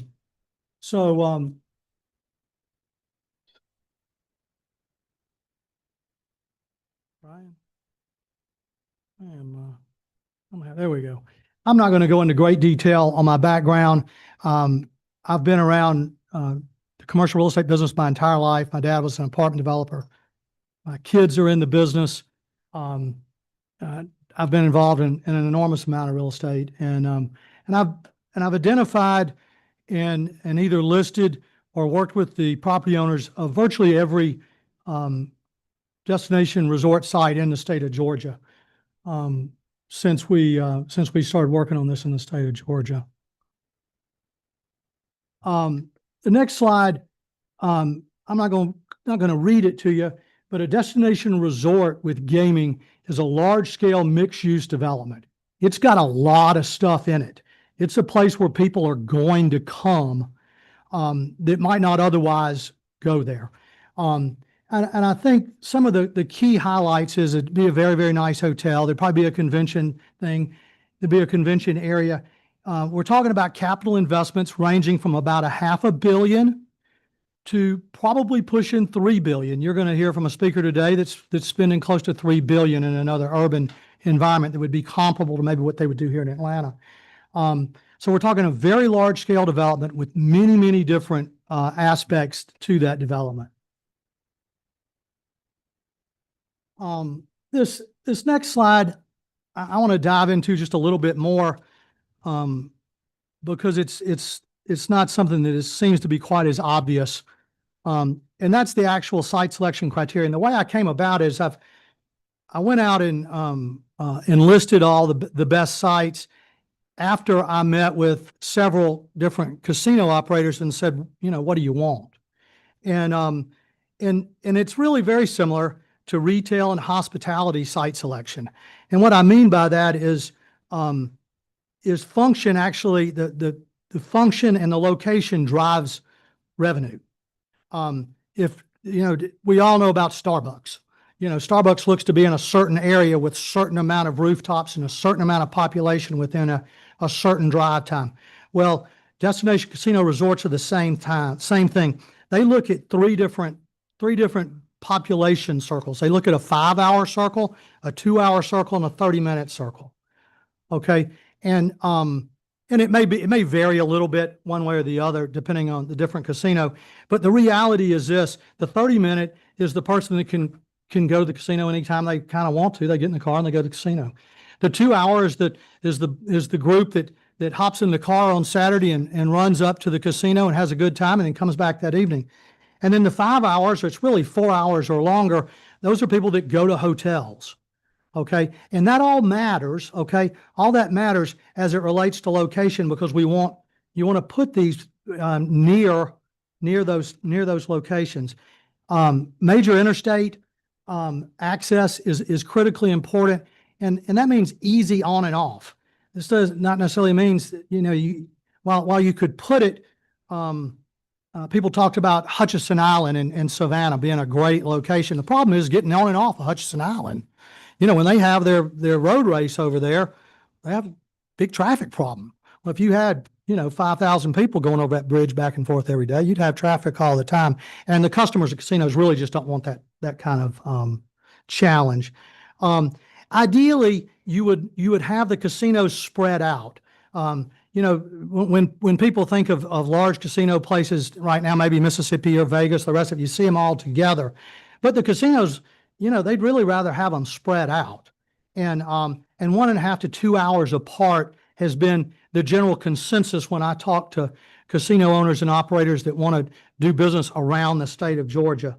And then also we want to be near adjacent states. We don't want to just take the money out of our citizens' pockets that could be going to the movie theater. We'd like to get some from South Carolina and North Carolina and Tennessee and Florida. We'd like to get some of their tax dollars to come into our state as well. So being adjacent to a state line is something that tends to be an attractive and important location criteria. High traffic count. As a general rule, the casino operators have always told me they want 100 acres, more is better. They don't need 100 acres for the casino or for the casino and the parking. They just want to be able to control or know what's going to be happening around them. So 100 acres more is better. And then, they're really not interested, and or they realize it's kind of futile to try to go somewhere they're not wanted. So, when I looked, and the way I went about finding these sites was I went out to the economic development people in each one of these communities, and I would just go in and point blank say, I'm looking for, a destination gaming resort site. And for example, Chatham County found it something they might be interested in. Bryan County just outright said, no, not interested. Liberty County said yes. Glenn County said no. McIntosh County said yes. Camden County said yes, if you will, going up and down 95. So, it was pretty straightforward when I talked to the different municipalities about whether they were interested in that market or not. The next slide gets more specific, and I'm gonna go through these different geographic regions and just talk to you in broad strokes. In Atlanta, obviously Atlanta's a great market, but it's going to require a big time player to make Atlanta happen. We have several good sites in Atlanta across the northern arc of 285. We have some good sites in Midtown, in downtown, and near the airport. Beyond that, there's really not that. Northwest Georgia is up I-75. One of the reasons that up 75 makes sense is we've got this town in Tennessee called Chattanooga. It's got a high concentration of people. So between Atlanta and Chattanooga, we could get, good customer base. The same thing with Northeast Georgia. One of the most beautiful sites is up in Chairman Powell's area. It's 500 acres on the Penn corner of I-85 and Lake Hartwell. It's got 5.5 miles of lake frontage. Kind of imagine a Lake Lanier Islands privately developed on Lake Hartwell. It's a magnificent site. It's got its own exit ramp on and off. But there are other sites, but that one's pretty spectacular. Camden County again is kind of like when you look at Camden County, you're kind of looking at Jacksonville. One of the most successful casinos in the United States is Hard Rock's Tampa, Florida facility, and it's 4 or 5 hours from Jacksonville. So it's very difficult to serve the Jacksonville market. And so if we put something in Camden County, it would be able to attract from that Jacksonville market, and it's far enough away from an obvious market, which would be Savannah. And a lot of people are very interested in Savannah, and Savannah has its challenges in terms of sites in that floodplain is a big problem because, you know, it's hard to come up with, 100 acres near the freeway that's not wet. But there is a site there. Augusta is interested. There are a lot of people interested in Augusta. And there are a few sites out near the airport, heading out toward the airport next to the freeway that could accommodate things. Columbus has got an excellent site, and Columbus, the municipality, is very interested in attracting a casino there. They have about a 150-acre site on the river out off Victory Drive that's beautiful. Great site. Central Georgia, if you will, Macon, Warner Robins, Peach County, down near the Buc-ee's, the new Buc-ee's down there has got some sites, and it's certainly an alternative, and it's centrally located in the state. And then down along Southwest Georgia around Valdosta, there's some sites as well. And I thought, unless you want me to go through the exhibits, why don't we open up Q&A, try to get you guys back on schedule a little bit, and I'm happy to answer anything I can for you.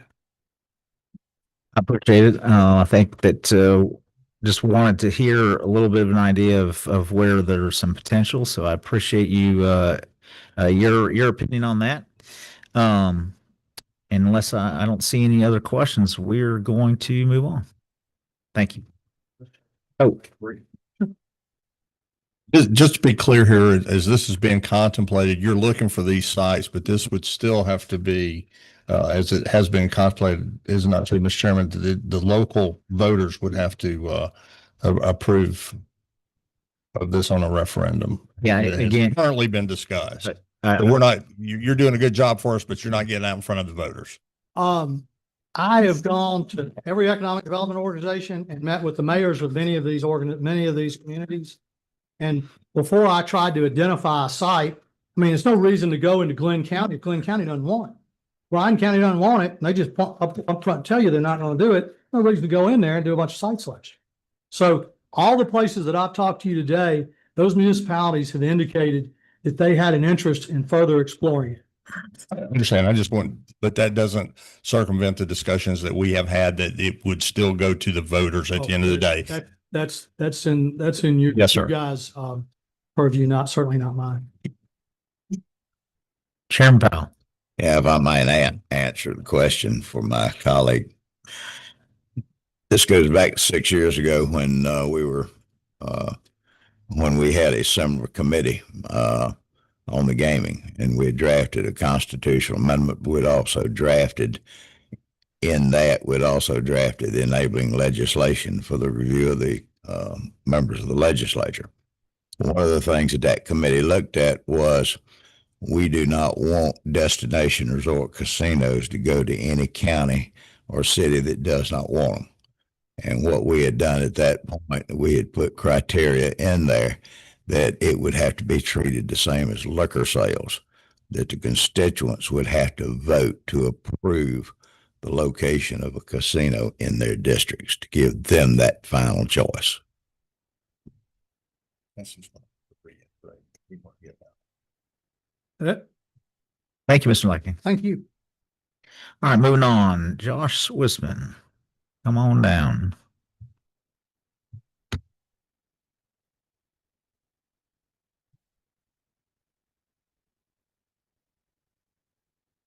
Thank you, Mr. Chairman and committee members.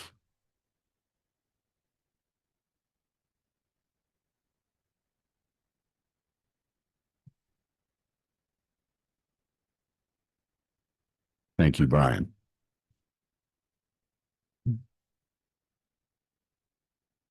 So appreciate you having me here today. My name is Josh Swissman. I'm founding partner managing director for GMA Consulting. We're the world's leading management consulting firm, tailor-made for the gaming, hospitality, and entertainment industries. We've done work with, over the last almost 2 decades, the majority of public gaming companies, several private companies, more than 85 Native American tribes, commercial and investment banks, and government agencies from around the world. Personally, I have over 26 years of gaming experience, almost 20 of those with MGM Resorts in senior marketing and strategic roles, and I've also served as chief marketing officer for Station Casinos.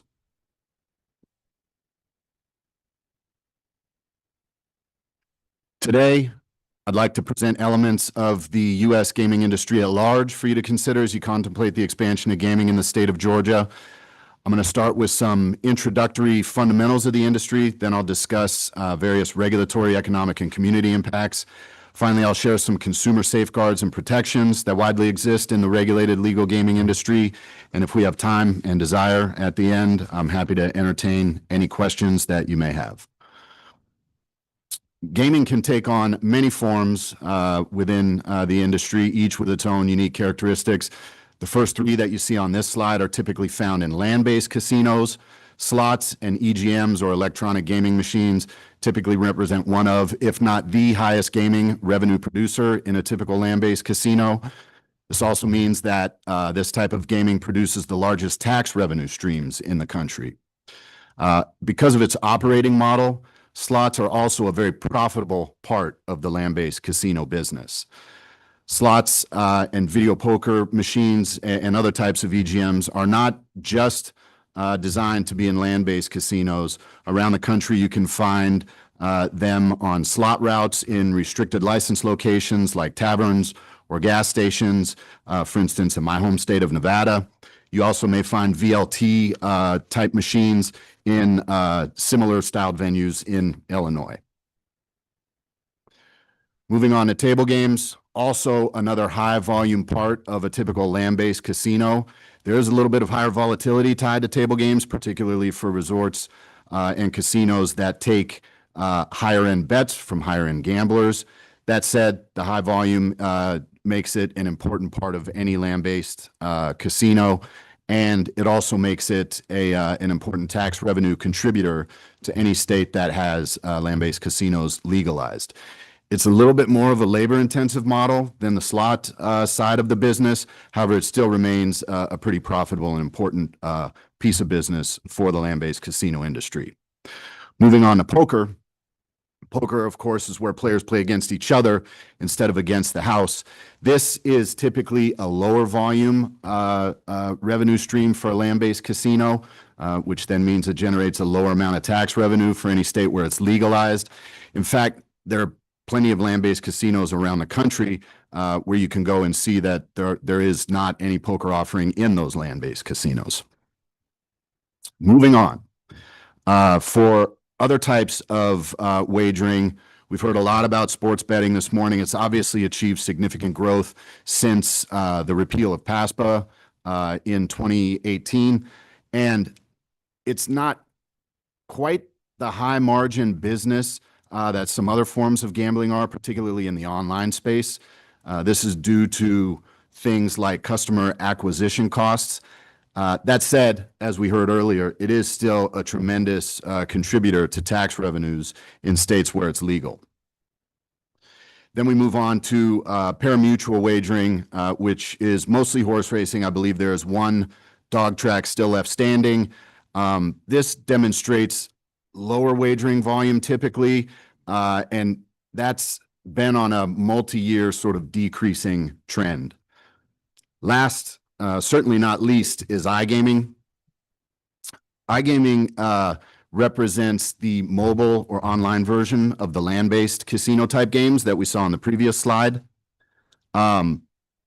Still kind of early on in the iGaming industry. It's only offered in 7 states, so it's not widely spread yet. However, this segment, more than any other segment, generates the highest growth rate and growth potential in the gaming industry.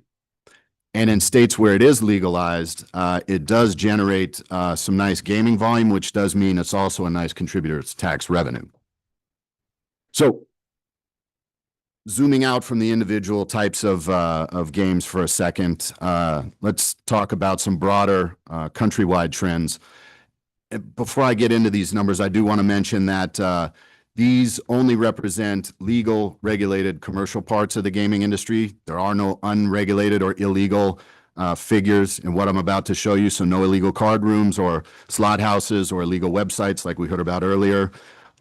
This also, for the most part, won't include any legal regulated tribal activity. But I should note that the tribal gaming portion of the industry is really quite strong. In 2024, it generated about $44 billion nationwide in gaming revenue. Circling back to the commercial land-based casino revenues, by far the biggest portion of any part of the gaming industry. In 2024, it actually hit an all-time high at just under $50 billion. Sports betting and iGaming currently both are much smaller than that at $13.8 billion and $8.4 billion respectively. But as you can see with those orange and green wedges on the graph, they do represent the highest growth rates year over year.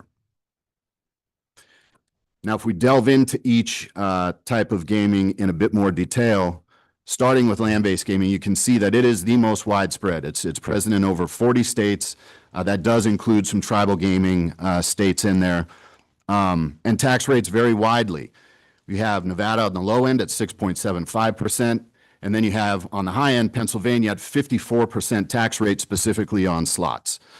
Collectively, across all these jurisdictions, that leads to about $16 billion in tax revenue tied to the land-based casino portion of the industry. Pulling back from tax for a second, what you typically see when you look at statistics that the American Gaming Association, the AGA, publishes, on average, a land-based casino generates about 1,700 direct jobs. Those jobs have an average salary of just north of $62,000. Now, as we heard, some casinos can be much larger than the average and can support anywhere from 3,000 to 10,000 jobs. Pulling out from just the job impact, in 2022, the AGA also estimated that the gaming industry's total economic impact, which includes both direct activity tied specifically to the gaming activity itself, as well as indirect activity tied to adjacent businesses, whether that's in the casino or down the street, and induced activity, which is tied to activity credited to those that are employed by the gaming industry. You end up with an overall impact of about 1.8 million jobs annually, 104.2 billion in wages and salaries, and an overall economic impact taking into account all of the activity of 328.6 billion. Land-based gaming drives the vast majority of that figure. So, switching back to iGaming, as I said before, it's legal in 7 states. Technically, it's legal in 8 states if you count Nevada, which only has online poker. So most don't count that. It's a very small margin. There are similar tax rates to the land-based counterparts in particular jurisdictions. So you see that wide variety. In fact, most jurisdictions pin their iGaming tax rates to their land-based tax rates. What that can mean for an individual state, I know we heard about sports betting earlier, but from an iGaming standpoint, if you just look at the state of Michigan, it produced about $388 million in tax revenue, specifically tied to iGaming. Now, the last thing I'll say about iGaming is that it is a very efficient operating model. What that means is that it doesn't generate nearly as many jobs as the land-based casino industry does. There's one small exception to that with a phenomenon called live dealer, which we won't go into today, but that does represent a little bit more of an accretive portion of the iGaming business for job creation. Flipping over to sports betting, offered legally in 38 states, either as retail or online. These tax rates are a little bit more consolidated than the iGaming and land-based counterparts. And as we've already heard, the sweet spot is around that low double-digit percentage. There are some outliers. New York, for instance, has a tax rate of 51% on its mobile wagering. Interestingly enough, the same state only has a 10% tax rate on retail wagering. Overall, in 2024, though, tax revenue from the sports betting industry generated about $2.8 billion. And while, again, job creation tied to the sports betting industry is not quite as vast as it is with other parts of the land-based gaming industry, there are several trading, compliance, marketing, and other roles that are accretive when you look at overall impact for jobs for a particular state. And then we have racing, or parimutuel wagering. Though it's declining year over year, it still is prevalent in about 25 states. This model continues to be more of a difficult business model to operate, and it seems like demand overall is waning. For a statistic, it's down about 3.35% from 2024 to 2023, compared to 2023. You will see in your research some tracks implementing land-based casino games, slots and table games, in what are often called racinos to prop up the sliding business on that end. We've already heard much about the impact of land-based casino development on crime rates. I won't add much to that. I will, though, say that there is a significant focus on surveillance and security that actually, from a job creation standpoint, is great.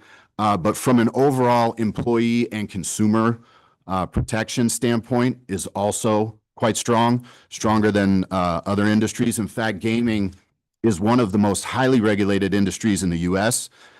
This is especially true when it comes to consumer identification and protection.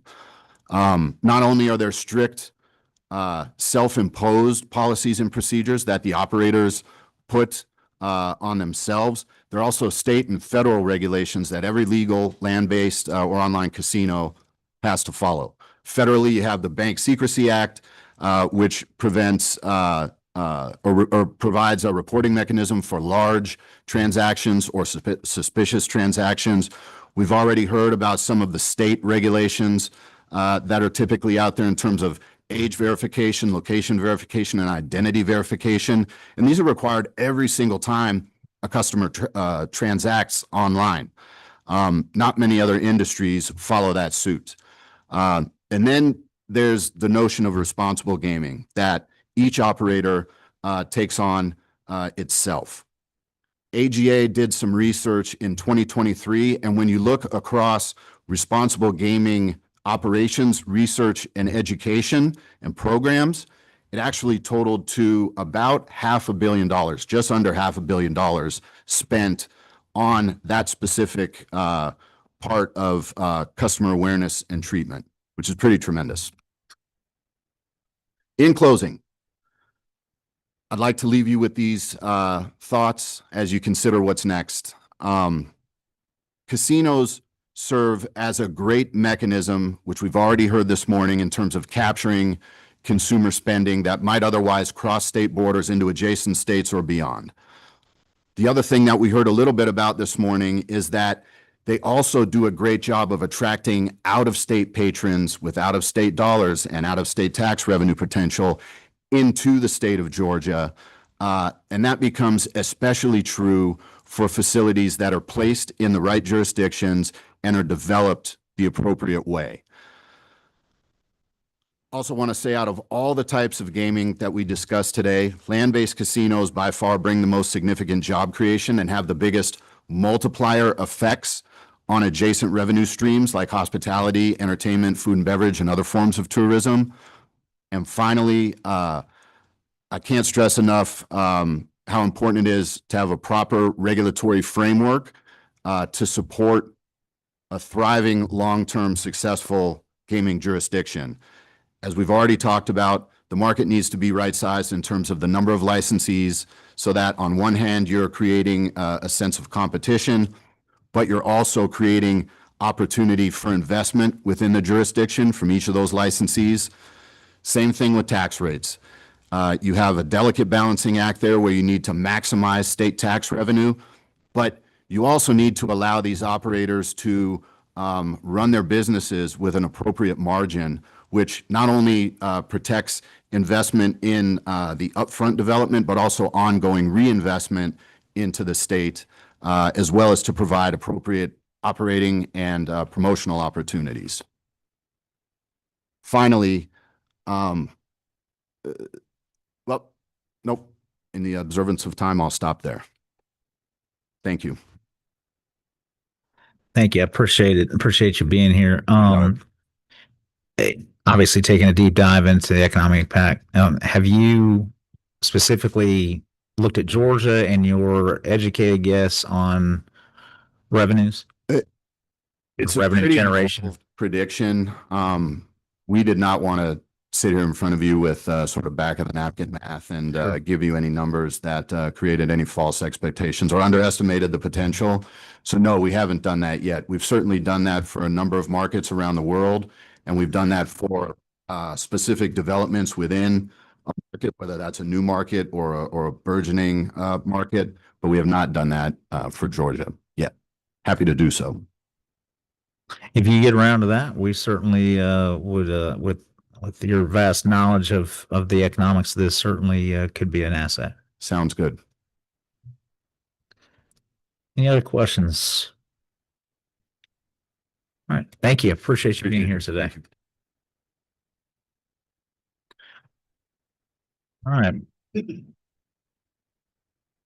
And Christopher Gordon, excuse me.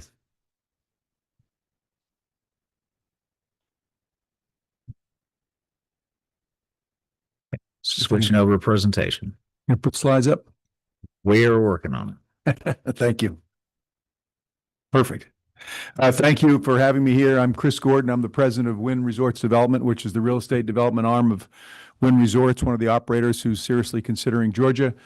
We do this all over the world. We look hard at jurisdictions that are considering it. So what I thought I'd do today is try to tell you a little bit about who we are very briefly, tell you about what we look for in new markets, and also use a case study for one we did in another U.S. city, which might be relevant to what you're trying to do here. So there's always a mystery about these Las Vegas operators and who they are and what they do. So I thought we'd be here live in person and be happy to answer any questions. So very briefly, and again, I don't want to just spend time talking about Wynn, but let me tell you a little bit about who we are. Brian, that's not advancing. There we go.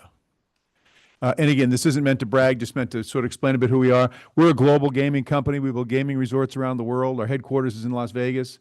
That's where we started. That's where we've been. That's where our corporate headquarters are now. We're also in Boston, and I'm going to talk to you about a bit today. We're also very big in Macau, which is the Las Vegas equivalent in Asia. We have a very large operation in Macau and Cotai, and we're building right now in the United Arab Emirates. I'll show you those slides as well today. And we recently opened in London. So we're trying to touch all the points around the globe and try to be as global as we can for many reasons. I won't read through this in detail, but these are our resorts. And what you might notice on this is we had over 40 million visitors last year. That is obviously our focus, is trying to make those customers happy, try to get them to come back, try to get them to do more business with us. Usually a little less than 10% of our resorts are casinos. People think of these resorts as all casinos, and it's the opposite. 95% is something else. It's usually hotels, convention centers, food and beverage, forms of entertainment, retail, whatever it might be. But of course, the casinos are a key part of the revenue source in that. Also, when you think about these kind of resorts, regional casino is what we think of for Georgia. There's sort of a destination resort like you'd see in Las Vegas and Macau. That's where the majority of people are flying in and spending time there as tourists. Then there's regional casinos, which by far what most of the casinos are in the U.S. That's where it's more of a locals market. There's still plenty of tourists, but there's a local market in that area as well. We just opened a month ago in London. This is the Wynn Mayfair. This is an attempt to be active in Europe, and this is more of it's an historic casino that we have bought, renovated, and are putting back on the market as a Wynn product. This is what we're building in the UAE right now. This is obviously a conservative culture that has decided to go into gaming, so there's a lot of lessons to be learned here. This is about a $5 billion resort that's going to open in the first quarter of 27. It'll have probably 6,000 to 7,000 employees when we open. It is a hotel. It is a casino. It has villas. It has theaters. It has a marina. It has a significant amount of retail. It has a spa. So it's a very major resort. And then we liked it so much, we've actually bought the rest of the island with our partners and going to continue to develop around this resort over time. So this is a new market for us and a new market in the world that's never had gaming before. When we look at regional resorts, like we think about Georgia, we think about what you're trying to do here, I thought it'd be helpful to share what we actually look for. The first one is a rigorous regulatory environment. That may surprise you that a gaming operator is asking you to be tough on us. We require you to be tough on us.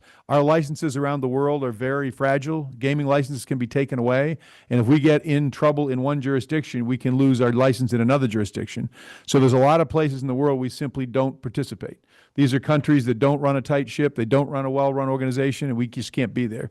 So just like our friendly competitors, you'll hear from them as well, we want you to have a rigorous regulatory environment. We want it to be fair and transparent, but we want to make sure it's a good process. We also think very important about the limited number of licenses. As was said earlier, I think a couple people mentioned it.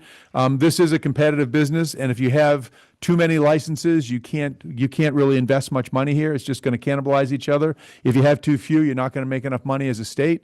So we think you really have to seriously think about how many licenses you have. Reasonable tax rate. This is always the hot debate, is what you should tax people at. We have our own opinion. It'll sound self-serving, but finding that sweet spot, as Josh mentioned, is a big deal. And we can tell you who does what around the world, but you want to tax enough so it's good for the state, and you don't want to tax too much because you won't get much of a resort. The reason is, if you overtax us, we have to focus primarily on gaming, and you get yourself a big casino that's not necessarily what you want. You don't get an integrated resort. You don't get luxury. You don't get the kind of stuff we do because we're paying all our money in taxes. So you have to be careful where you set that tax level. On the other hand, if it's too low, you're not going to make the money you want, and that's why you're doing this, right? Why would you go out on a limb and do gaming if you didn't make enough money for the state? So we get that, and we're happy to talk about that in length. You also need a reasonable duration for the license. Our licenses run from roughly, most of them between 15 and 30 years. That's so we can invest heavily. These are multi-billion-dollar resorts, and you can't do it on a 2 or 3 year license. It just doesn't work. You can't do it. So that's a big issue for us as well. Ample potential customers. You asked Josh if they've done a market study. One of the first things we do in a lot of these markets is understand who's going to be here. In a regional casino, you will have most of the customers come within probably a 50 or 60-mile radius. So you have to figure out who those people are. What's the income level? What's their propensity to game? Is there a big tourist market here? Are there airport lift here? Are there highways? That sort of thing. So we spend a lot of time trying to assess the potential market to see whether or not it could work. Finally, you obviously need strong development sites. You heard from Rick about the kind of sites they look at. We spend a lot of time looking at sites, and there's all the usual things you can think of. It needs to be in a site that's available. It's big enough. It's available to work on. It needs to be near highways. It needs to be near airports, and we can elaborate on that. It also has to be a place that has local support. We don't believe in fighting our way into a neighborhood and finding some zoning loophole and building a building and then everybody hates us. That just doesn't work. And some people don't wake up and say, I want a casino in my neighborhood. We get that. If a neighborhood or a district doesn't want a casino, that's fine. But we do want to find neighborhoods that do want us, and we're able to do that around the world. So we certainly look for areas that want to have gaming facilities. The next thing I want to do is give you a bit of a case study. Massachusetts did exactly what you're doing about a decade ago, and we were lucky enough to win the big license in Massachusetts. It's not hypothetical. It's open. We've got revenue numbers. We've got employment numbers. We've got economic numbers. We've got crime numbers. So we can tell you what they did. And I know they're different states, but in many ways, the way they looked at gaming, they looked at it in very similar ways. They had hearings exactly like this, trying to debate the merits of economic development, real estate development versus, is there an issue with crime? Is there an issue with problem gaming? So I want to walk you through this project and just sort of give you an example of how it worked in Massachusetts. The property is called Encore Boston Harbor, and it is it's right on the outskirts of the city of Boston, which is a major U.S. city, of course. We had to go through quite a process. The first thing, we had to find a site. Boston is an old historic city, and there's not much land left. And they certainly don't want us tearing down all the historic buildings. So we looked and looked and looked for a piece of property. We found it in an area called Everett, which is a city right on the edge of Boston. There was an old industrial site that had sat vacant for 30 years. People fought over it. Who was going to clean it up? What was the contamination? And they didn't do anything about it. So we identified that as the key site for us, and we got an option on that property, and it's been fantastic. If you look at this map, we're very near downtown Boston. We're near the colleges, Harvard, MIT. You can see out our window. You're near Fenway Park. You're near TD Garden. You're near the airport. So it's been a great location. The other thing we realized, when you go into an established city like Boston or Atlanta, you can't just, swagger in and say, we're going to do everything. You have to partner with local businesses. So we spent a huge amount of time with local tourist agencies, local arts and culture facilities like museums, an enormous amount of time with the sports teams. We have boxes and marketing promotions and all sorts of stuff with the sports teams, and also the educational institutions that helped us with our training. So in some places when we go in, we're the only show in town and we have to create all this stuff ourselves. In a place like Atlanta or a place like Boston, you had to be part of the local economy. That also helped making sure they weren't scared of us. A lot of restaurants, theaters said, wait a minute, these Wynn guys are going to come in, they're going to stomp out all the local businesses. Well, once you partner with them and you send them thousands and thousands of customers a year, they have a much different attitude. And we have excellent relationships with all the theaters, all the museums, all the restaurants, and we send them more customers than they can handle. So that has allowed us to be much appreciated versus the terrible competitor. This is the site when we started. It was a very nasty chemical plant. They've been making chemicals there for 100 years. Monsanto is the most recent owner, highly contaminated, both the river and the site. And frankly, that helped us because the governor and the mayor and all the politicians said, something's got to happen here. This can't just sit there forever. So we agreed to clean it up ourselves with our own money. And instead of they've been fighting, as I said, for 30 years, we cleaned it up in 4 months with all our own money. So that allowed us to gain enormous support from the environmental groups, from the community groups, and really be able to redevelop it. Sorry. It's coming along. Brian, I think we're stuck again. There we go. It also was a chance to rejuvenate a part of the city that was not doing so well. We opened up the waterfront, which that part of the city had zero access to the waterfront. We cleaned up the site, as I mentioned. We spent an enormous amount of money doing a lot of things in the community that had not existed before. So very happy about that. We also had spent we agreed to spend millions of dollars with the host community. It isn't just a one-time thing. You build a building, you hire people, then they're done, they go away. We have long-term commitments with the local community of how much money we'll spend on community benefits, education programs, and a variety of different things at the city. This is the outcome, and I'll show you more details in a minute, but it's become a landmark in Boston. We had 7 million visitors last year. It is twice as busy as Fenway Park, twice as busy as TD Garden where the Celtics play. It's become the place to be in the city. Everybody goes there. We host all the charity events. We host all the big conventions.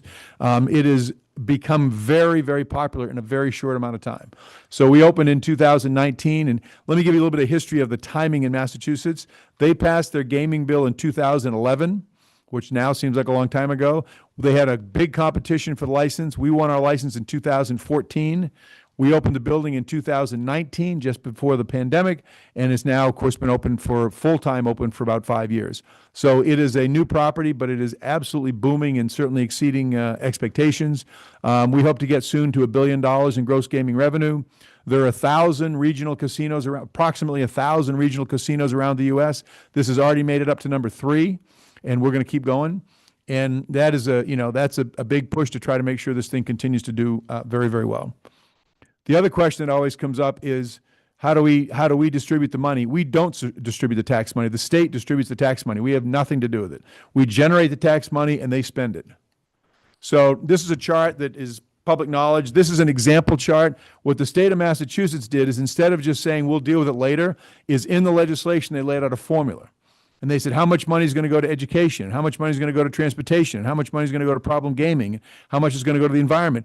And they actually put percentages on it. So as you can see, in a good year from our casino, they should get about $200 million in tax revenue.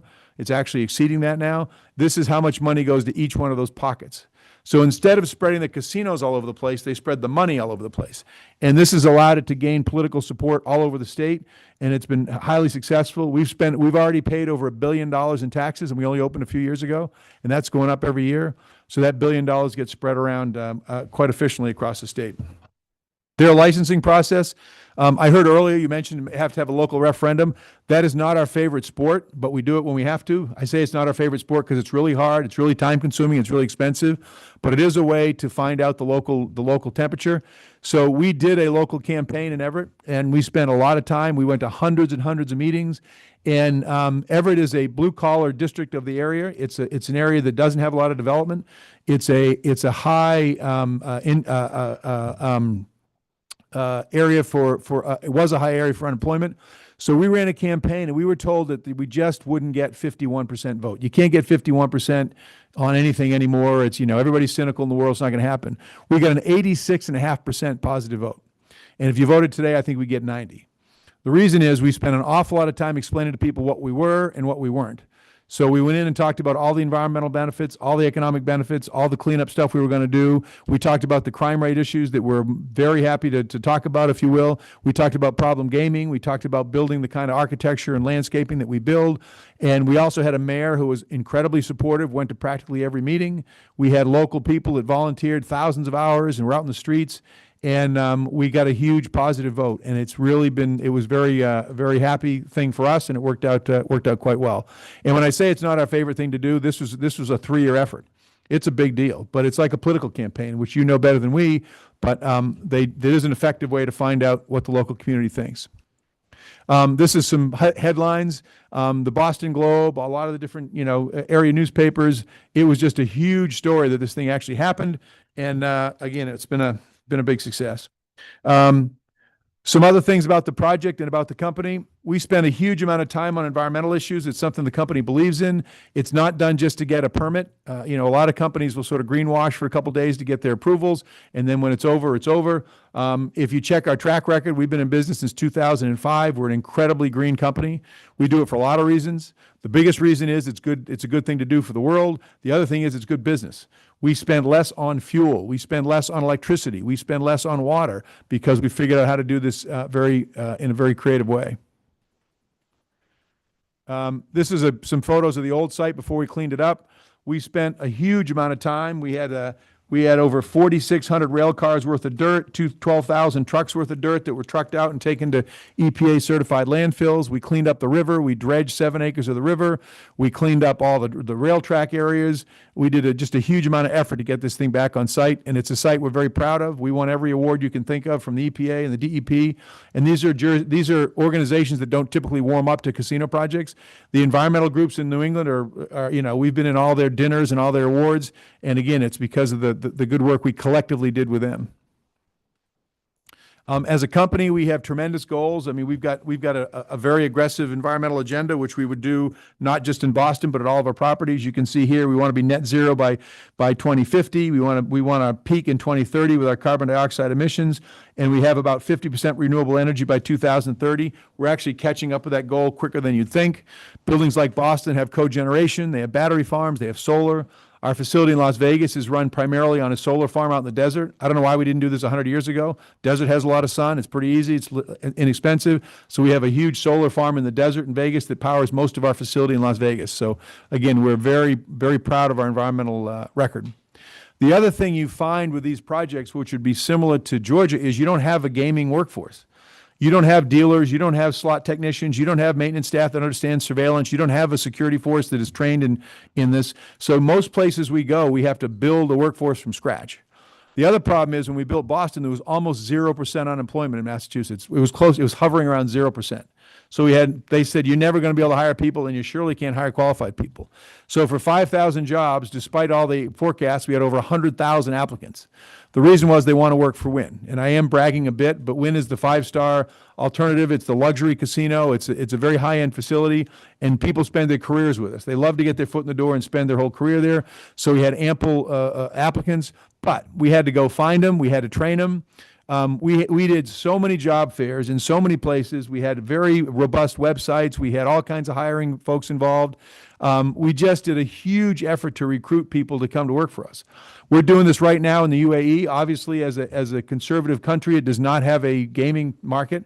So we're setting up training schools. We're setting up training programs. We're recruiting people all over the world to work there. In Boston, we teamed up with local colleges, primarily one major community college that built a gaming school. We moved in slot machines. We moved in gaming tables. We moved in all that equipment and trained a workforce that was ready to work with us. And that was a huge effort. We're doing the same thing right now just north of Dubai in Ras Al Khaimah, where we're building training facilities. We have a huge training facility in China. So we understand how to do this, and it takes a lot of effort, but we're more than happy to do it.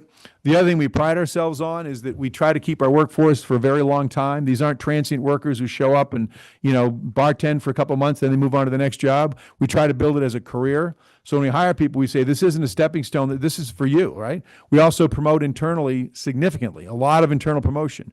So when you think of a place like Georgia, we would want to recruit people that want to be with a company for a very, very long period of time. We also have high employee satisfaction. We have some of the highest employee satisfaction in corporate America. Our employees tend to not leave. Now, some do at the beginning. I'll quote John Kennedy when he said, people like the job not because it's easy, because it's hard. These are hard jobs, right? We have high standards. I mean, these are people that are managed by perfectionists every day. So we do have a little attrition at the beginning where people say, you know what, thank you very much, but I'm not doing this. Most people stay for the long term and absolutely love it. Social responsibility, again, we feel an obligation in the communities we're in. When we think social responsibility, we think of giving money to local charities, and we think of volunteering time, right? So we spend a huge amount of time volunteering. Our workforce is paid to volunteer, and they do. So you'll see our workforce spending thousands of hours in local schools and local cleanups and local parks and local what's ever going to be. We all do it from the top of the company down to the bottom, and the workforce loves it. Right? I mean, they're out, they might live in a neighborhood that has a ball field that's a dump. We go out there, we spend the money, we clean it up, we repaint it, we put in new bleachers, whatever you're going to do as just an example, and the workforce loves it. We also give away a lot of money. I know that's old fashioned, but it is what it is. We give away money to local charities that are incredibly needy. And also we have an employee foundation. If an employee donates $1, it gets matched 100%. So every dollar an employee gives gets matched 100% to be given to the charity. We have a lot of employees who said, I've never given to a charity in my life. I'm like I'm a dishwasher. I don't give money to charity. Well, when they find out we match it and their local grammar school is having a fundraiser, they do give. And they might give $20, but we make it $40. We give 100, we give them 200. So we find that's a way to get engagement and a lot of satisfaction from the employees.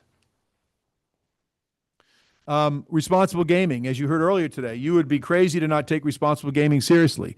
It is a very, very small fraction of society, but it exists, and it can be a very bad thing for people who fall into that trap. So we spend a lot of time and money on responsible gaming. We have in Boston, we have an aggressive program. We have counselors on the gaming floor full time. So if you think you're having a problem, you can go to a counselor right there and they'll talk to you and say, geez, maybe you ought to go home. We can do self-exclusion. You can say, listen, I don't want to be here anymore, and you will not be let in ever again by our security team. Every 100% of our employees are trained to keep their eye out. People say, well, you can never tell if somebody has a gaming problem. You know what? You can. A lot of times you can see certain telltale signs. You can see what's going on. And you understand, and you can tap somebody on the shoulder and say, this might not be for you, right? So we spend a lot of time on responsible gaming, as does the state and as do a lot of the nonprofits we work with. We also have a very aggressive security program, separate from responsible gaming, but related in some ways in the way we do it. So, our security ranges from old-fashioned, people walking around watching everything, to cameras, to AI, to deep technology, to all sorts of stuff we do to make sure that, everybody is having a safe and enjoyable time in the building. What were the results in Boston? I would say they were incredibly positive. And again, I know we're boasting a bit, but we spent $2.6 billion in Boston. That's more than we would probably want to spend, but because of the cleanup and some other stuff, we spent a lot of money there. We have about 3,500 permanent employees. These are employees that are, I would say, very happy, very dedicated and working hard. We also paid all those employees during COVID. So around the world, we have about 30,000 employees. When they went home for COVID, we kept them on the payroll, including their tips. So when COVID was over, they came rushing back. They couldn't wait to come back and work for the company. So that's worked out very, very well. We have 3.1 million square feet, 671 hotel rooms. That's way small for us because of a height limit. So we're actually now looking at adding 2 more hotels across the street. We have 12 acres of public space. This is areas where anybody can come and walk around and do their thing. And on and on. So again, for an urban casino, it has gone very well. I'll show you a few photos, but again, what you really should do, if you can, is come visit. We have a main lobby that I would put up against any lobby in any building. It's got live trees. It's got amusement events, not to ride, but to see. It's got flowers and music, and it's just a beautiful facility.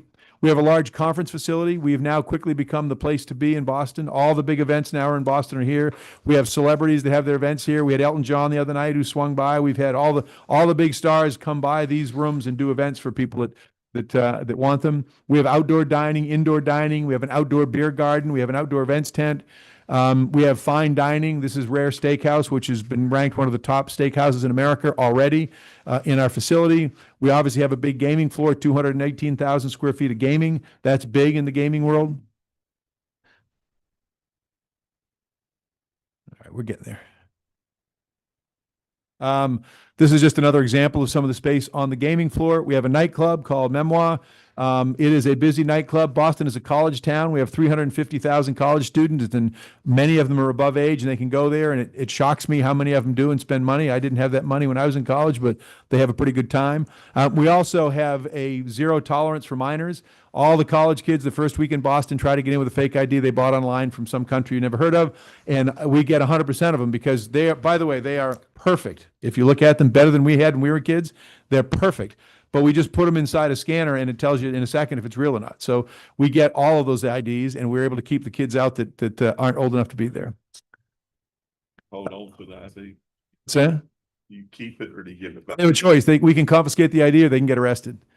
So after whining for a few minutes, they normally give up their ID, and we have trash cans full of them. We also have a spa, which is a high-end spa. It's the only one that we have that is open to the public because of the size of the resort. So that's been very popular in Boston. Everybody's anniversary and weddings and whatever, they get gift certificates to come to the spa. The rooms are about double the size of the average room in Boston. We're about 650,000 square feet for a hotel room. We run about 98% occupancy, which if you look at it, Boston runs at 60% across the portfolio of hotels. We run about 98%, which means we're full every night. We're very proud of that. You'd also wonder with the rooms this big, does the hotel take up too much room? No, it works out extremely well. We have suites. We have 2 and 3 bedroom suites that are booked constantly. Outdoor, we have artwork. We have 12 acres of public space. The 12 acres of public space is open to the public. You don't have to be a resort guest. You don't have to be a gamer. You can just go out there and walk your dog, walk your kids, do whatever you want to do. People do it all the time for a lot of reasons. 1, it's beautiful. Well, 2, Everett doesn't have any waterfront access except for this. And 3, it's not just safe, it's incredibly safe. It's the safest place around. So people love being out there. We also have access to public transportation not just in vehicles, but we also are connected to bike trails. We're connected to all the different stuff around the property. We built a fleet of boats, so we run boats back and forth to the property from downtown. We're connected to subways. We have our own fleet of buses. So it's a very active multimodal transportation system. The other question which came up, and Josh touched on this, but these tend to spur development around them. It's the Disney story where if you build a Disneyland, everything else happens outside the gate. This is a master plan that's being discussed by the city. We're in the middle of this, you see up in the upper left. They're looking at additional bridges across the river. The Revolution are looking at building a stadium. We've got some property across the street. Other developers are looking at the property in the lower right. So there is billions of dollars worth of development planned around our resort, which when we bought it was the middle of an industrial zone with nothing going on. So these do create economic development. This is another drawing of some of the property that we're looking at developing. This is a rendering of some work we're looking at right now across the street from us. So again, the point in this is if you build one of these resorts and you build it right, you get tremendous economic development around it. This is the pedestrian bridge the state's working on. This is the stadium that the Crafts are working on across the street from us. Finally, some of the things that people always ask, when you do an application for these kind of projects, you promise the world. Our application in Boston was 10,000 pages, literally 10,000 pages. And when we make those promises, people try to look later. So we think we did what we promised. 1 is urban renewal. There's no question we've made an urban renewal a success story here. We developed a site that was just terrible when we started. Sustainable development. This is a very green development. It's LEED certified. We've won numerous environmental awards. We're very proud of that. Career employment opportunities. Talk to anybody on our workforce. We've hired thousands of people, trained them, and we have very, very low turnover. Significant expansion of tax benefits. As I said, we've paid over $1 billion so far in gaming tax. That doesn't include real estate taxes, employment taxes, hotel taxes, all the other taxes we pay anyway. So you're talking, multi-billion dollars of tax returns. I don't want to speak for the state, but I think if you asked them, they would say they're extremely happy. We're now quickly becoming, I'm not sure we are in the final ranking for this year, but we're quickly becoming the largest taxpayer in the state. And again, that's been very, very well received. Economic impact, again, I can walk you through numbers, but the number of spin-off jobs is in the tens of thousands. The number of taxes is in the tens of millions. These do work. So as you debate casinos going forward, we're fully aware that there's controversial parts of gaming, and we get that. But what you can't dispute is the economic benefits. I mean, these things are an engine like you can't imagine. And if you build the right ones, you get the right operators, the right sites, you can do extremely well. This is the day we opened. We had about 45,000 people in line on a very hot day. It has been open with the exception of a little bit of time for COVID. It's been open ever since, and it's packed. A couple weeks ago, we broke a record. We had 30,000 people on the gaming floor on a Saturday night. That's a pretty busy place. So again, as a case study for what you might think about for Georgia, we think this is a very interesting case study. With that, I will stop, and I'm happy to answer any questions.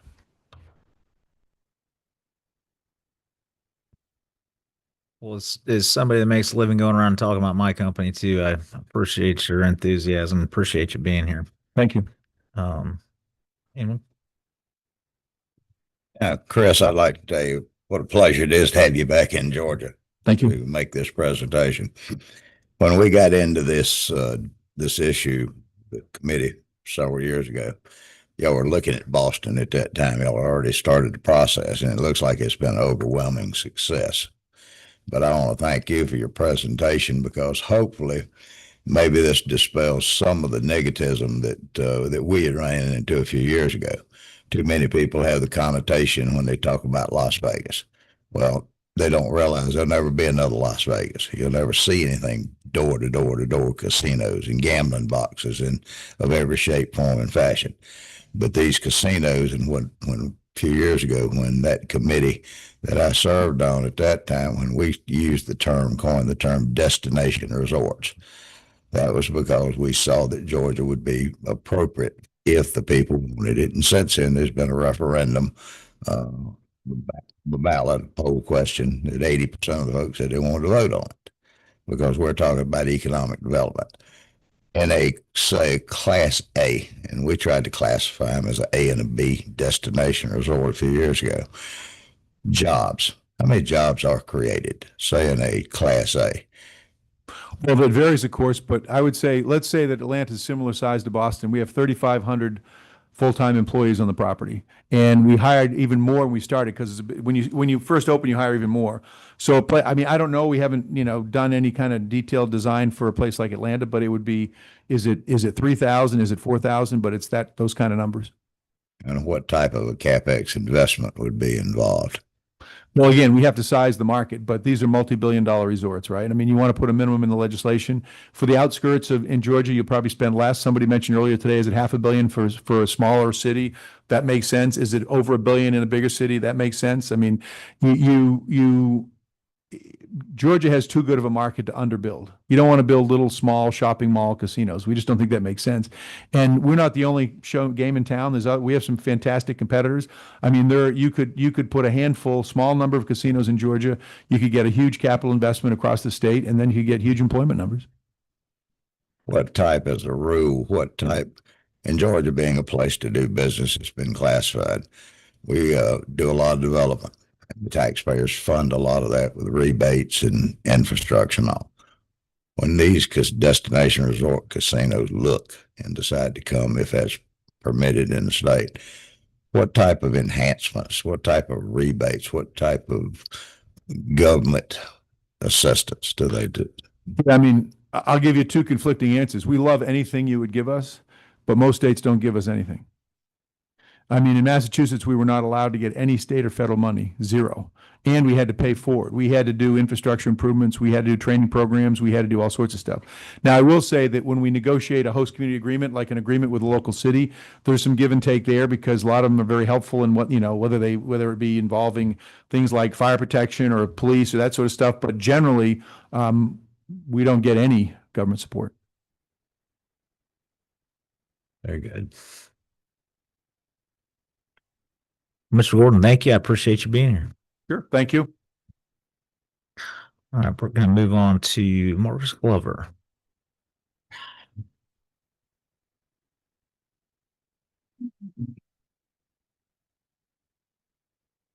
Morning, Chair, committee members.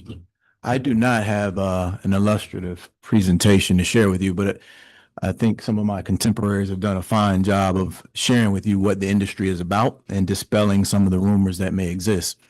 Again, my name is Marcus Glover. I think it has me listed on your agenda as the CFO of Bally's. I am a former CFO of Bally's. Now my new position is Executive Vice President of Global Operations.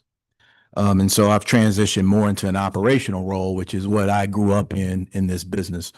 I'm probably one of what I would call the unicorns that's speaking on the industry in terms of I've operated and probably held every position in this business that exists with the exception of staff accountant.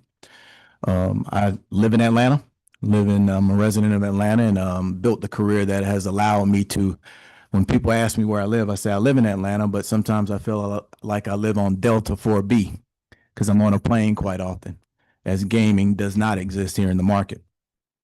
But I've been in the industry now about 22, 23 years. I've worked for some of the largest gaming companies in the world. Caesars Entertainment started out as Harrah's Entertainment, and through acquisition and mergers and rebranding became Caesars Entertainment. I spent about 14 and a half, almost 15 years there.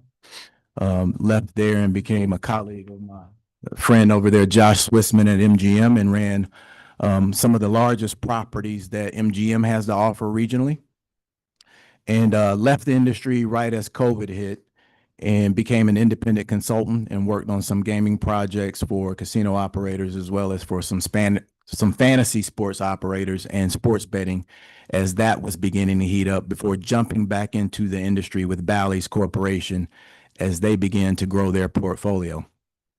I give you my background just as an offering to show you that I've worked in probably 7 or 8 commercial jurisdictions directly, and all of the commercial jurisdictions indirectly, either on projects or as a corporate resource for the entities that I've been employed with.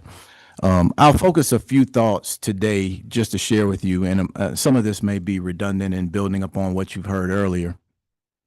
But a few things that I think are important to understand about the industry. My mother used to ask me, and I came into the industry in a bit of a non-traditional way. A lot of folks grow up in the business. You start out as a cocktail server, and one day you become vice president of food and beverage over many years. And so that speaks to the career opportunities that these businesses provide. I came in after being a management consultant for about 4.5 years and went and pursued my MBA and got into the industry after my MBA as an intern. I thought my first day that I should be running one of these properties. I started my career at the casino in New Orleans. If you've ever been to that Harrah's, now Caesars, at the foot of Canal Street in New Orleans, that is where I started my career.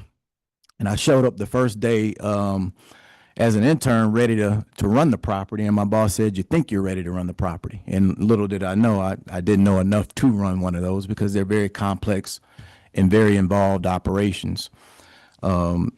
Started in New Orleans. I've done 2 tours in Biloxi, Mississippi, one for Caesars. And this was during Katrina, where we lost 2 of our barges to Katrina and they came away from the moorings, and it was unreal to see how far they actually moved from their site, just given the strength of that storm, and worked on recovery of our assets as well as trying to put our team members back to work. Left there and became head of operations at a larger casino in St. Louis, Missouri, West County, St. Louis. Left there and actually opened up the state of Ohio with the first casino operation in the state of Ohio, developed and eventually operated the casino we built for Dan Gilbert, owner of Cleveland Cavaliers and Quicken Loans. Oversaw also a racino in Northeast Ohio for that operation. I served as a liaison for Caesars for Northeast Ohio. I left Caesars at that time and went back on a second tour in Biloxi, Mississippi to run the largest property in Mississippi called the Beau Rivage as the president there. And to give you some context, we had about 3,200 employees there, and that was a pretty nice sized resort. I got voluntold after 2 successful years at Beau Rivage that I needed to go to Atlantic City and run our largest property in Atlantic City called the Borgata. It's a $1 billion property. In terms of revenue, we ran about 5,000 employees at Borgata, 2,800 hotel rooms. So a little bit about what Chris was sharing with you on the size and scope and magnitude of these operations. Left when COVID hit, decided my wife was tired of all the moves. We took a break, and I consulted and allowed her to pursue her professional passion for a couple of years before the itch got back to me and I jumped back into the business. A couple of things I'll focus on that I think is important about these businesses. One is the quality of jobs. Chris touched a little bit on the loyalty of team members and the kind of money they can make. And I'll expound on that a little bit to say many of these opportunities are great for employees because they don't require formal education. You know, I think most operators will tell you, and Georgia would be a jurisdiction that would be similar, where there's no gaming today, where you would be required to train all of your employees for the most part with no level of experience in the space. And that's a beautiful thing because in most cases, I know for me as an operator, I've always tried to hire attitude over aptitude. I would much rather take someone who has a great attitude about hospitality and service and train them for the technical aspects of the job than someone who has several years of industry experience but might come with a little bit of attitude that's negative and baggage. And so the opportunity to come in, get a new workforce, introduce folks to what hospitality looks like for a 24/7 operation is something that I would say is probably intriguing to all operators. The second thing is, you know, my mother would ask me, what do you do? What does it mean to be a president of an integrated resort? And, you know, my response to her always as the operator was, we lead and inspire people. That's what we do. But there's functional aspects of the job that you have to engage in. Obviously, we have to run the books and manage the accounting and the finance aspects. We have to run the operations, a lot of process and rigor that goes with that. But one of the things that I think is probably often overlooked for these businesses is the aspect of marketing. These businesses create their own demand. And so when you hear some businesses express concerns about cannibalization, a lot of times, if not all the time, these casino and integrated resort operations are creating their own demand through packaging marketing offers, through packaging experiences, and delivering something that is unique to the operation. A lot of times you heard earlier, I think the question was posed to the leagues about, well, what is in it for the leagues? A lot of it is partnership. These businesses go in, and Chris touched a little bit on it, and he showed a graphic of what they're doing in Boston. Many of these operators go into the markets in which they operate, and they partner with the various businesses, not just the leagues, but other businesses to help bring the total integrated resort experience to life. And so you extend yourself beyond just the four walls of the operation. Give a perfect example. When we built in Cleveland, we were 2 blocks from Progressive Field, and we were 1 block away from Quicken Loans Arena, and we were very, very engaged in partnership with both of those because we recognize that we can bring a full integrated experience that consisted of more than just casino operations to the guests, as we were competing for dollars across bordering states who offered similar experiences. And then the last thing I'll touch on is these operations have to work when they are safe and secure.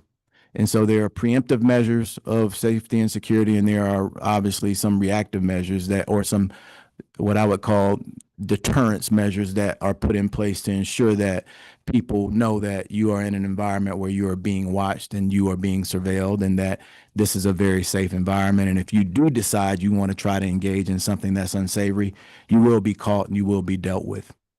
And so these businesses take that very seriously. And so on any given operation, you know, I think about a place like Everett, and we are building a casino, at what I would call a super regional integrated resort in Chicago right now. That's about a little less than $2 billion. That operation will probably have 2,500 surveillance cameras in it throughout what I would call the casino environment itself, as well as the other hospitality areas of the operation. So event space, hotel, towers, et cetera. And so these businesses are very safe, and they, to the point made earlier, they invest in additional security to convey in perception, but also in reality, a very safe and pristine and enjoyable environment. Many of the security officers in these businesses are trained with a security disposition, but also a guest service disposition, so that they can engage guests. And a lot of times that serves as a deterrent for those who might be thinking otherwise, because if a security guy or a young lady gets to know you, then they can recognize your face, they can recognize your features, and that also serves as a deterrent. But I'll pause there. I wanted to give a unique perspective as an operator. I will offer you, as someone who's operated in Mississippi, many of those operations are what I would call hybrid operations, in that they present themselves as a local option for the local population, but they also present themselves as a destination for markets that are 150 miles or 70 miles and beyond. In Atlanta and the state of Georgia in particular are very, very big parts of the revenue base for all of those Mississippi casinos. And so, you know, I would extend the same thing. If you drove, to the point made earlier, to Cherokee, North Carolina, and scroll through the garage, you would see several Georgia tags. And so it's very exciting, and I appreciate the opportunity to present in front of you as you contemplate moving forward with destination resorts as well as sports betting in the state of Georgia. I'll pause for any questions. Thank you, Mr. Glover. Any questions for Mr. Glover? I think you covered it. Thank you so much. Thank you. Committee, we're going to switch up the lineup here for a quick second due to a conflict. Mr. Tom Lee.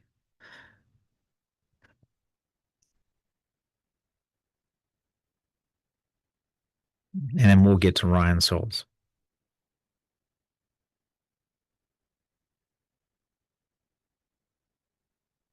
Thank you, Mr. Chairman. Thank you, members. I hope you can hear me all right.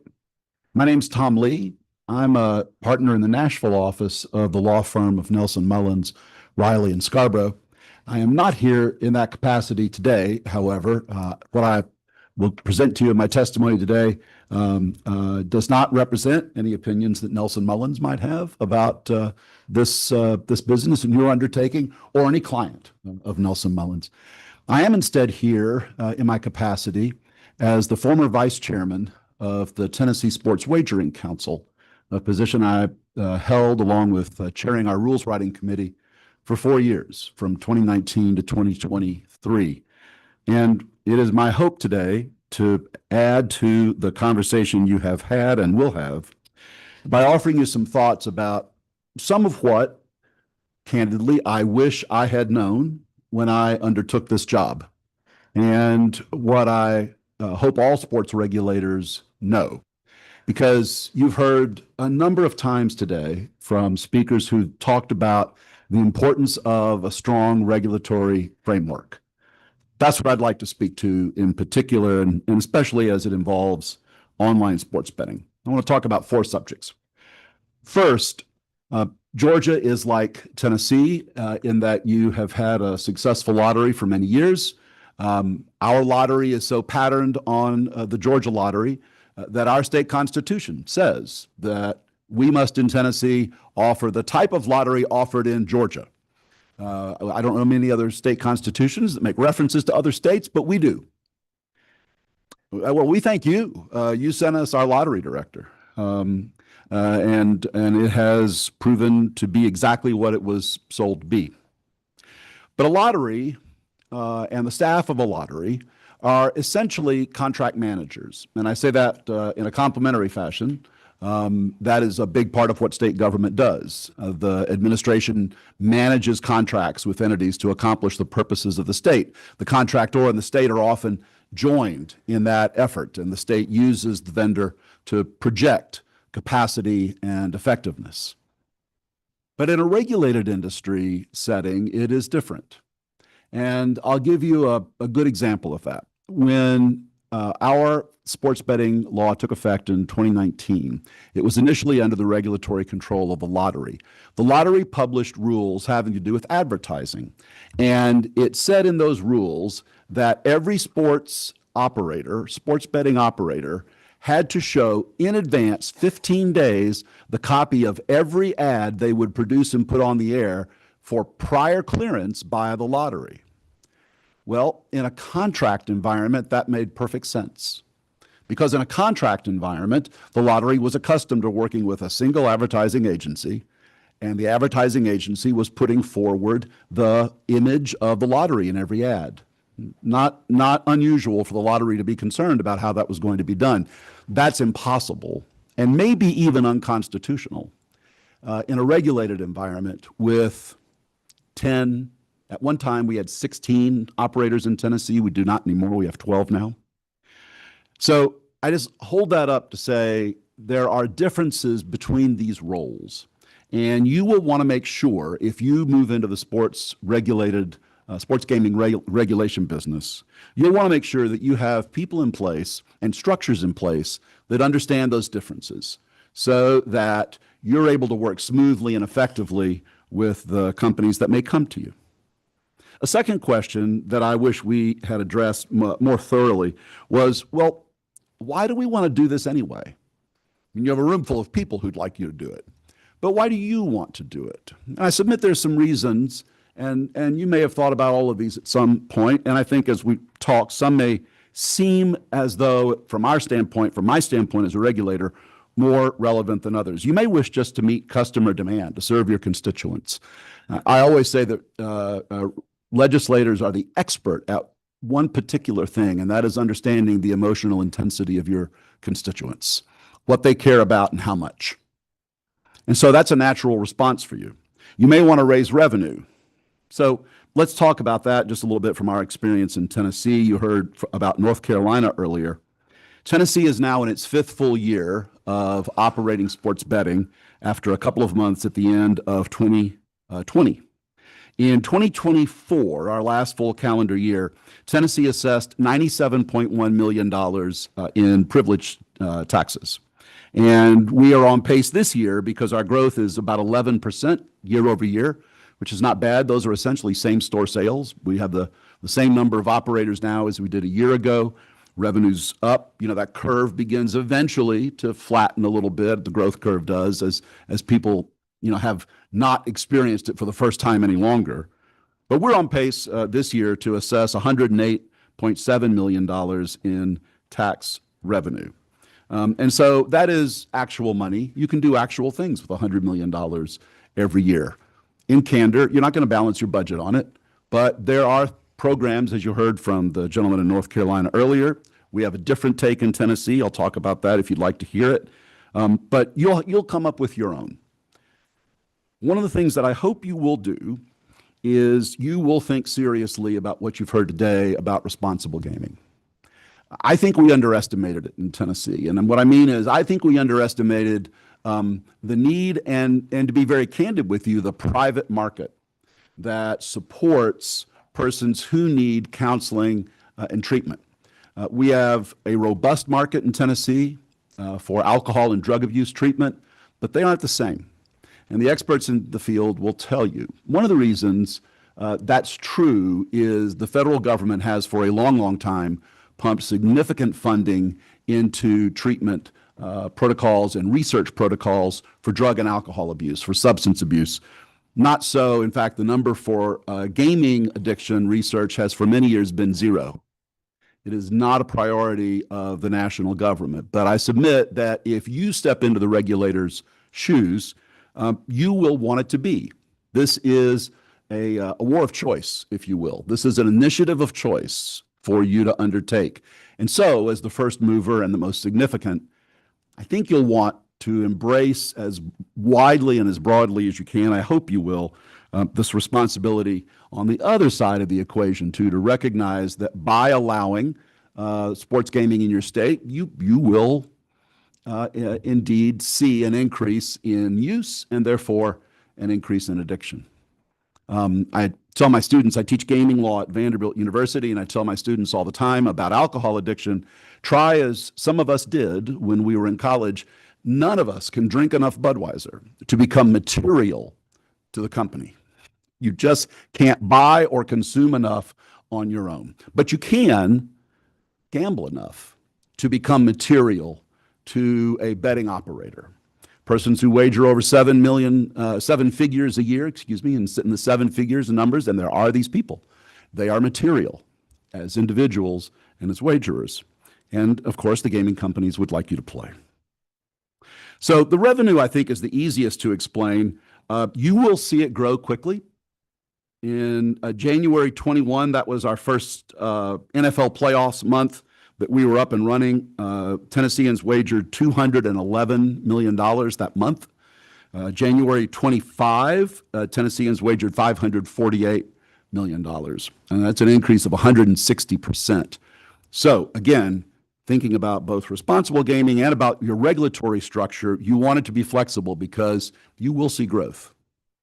That leads to the second best reason I can think of to get into this business. And you've heard the word repatriation already today. And that is to repatriate the revenue that you're losing to overseas gambling. And you are. My state is a conservative state. Yours is too. Regulation is not a kind word in many political circles and social circles. So maybe consumer protection is a more friendly way to think about this. Most of the rules that we wrote recognize the reality that a gaming company is a tech company and a financial services company. And if you think about the regulatory responsibilities associated with both, your state, like all states, has significant experience in financial services regulation. You regulate banks, credit unions, money transmitters, and the like. You will be gaining, or you will at least be asked to gain, experience with tech companies as well. And you're going to want to be sure of two things. You're going to want to be sure that licensed operators have bet processing and money transfer systems that are fail-safe, not fail-proof. There's not such a thing, but fail-safe. Because here is the consumer protection promise that you will want operators in your state to make, as we've asked essentially in Tennessee. It's not written down anywhere, but this is the core of it. People who place a winning bet should get paid. And people who want their money back should be able to get it. Now, there is a lot required to fulfill those two basic promises. You want operators that know their business. You want them to show you that, by the way, because it is the state's responsibility to make sure that that's the case. And it is the best argument, I think, against the out-of-country, the foreign shops. Because if you want to get your money back, or you want to make sure you're going to get paid, you should not do business with a server in Costa Rica. You should do business with folks in your state who are responsive to people that you hire and to the demands of the General Assembly and the legislature. So what are the regulatory issues that are going to take up your time? I submit it's nothing I've talked about so far.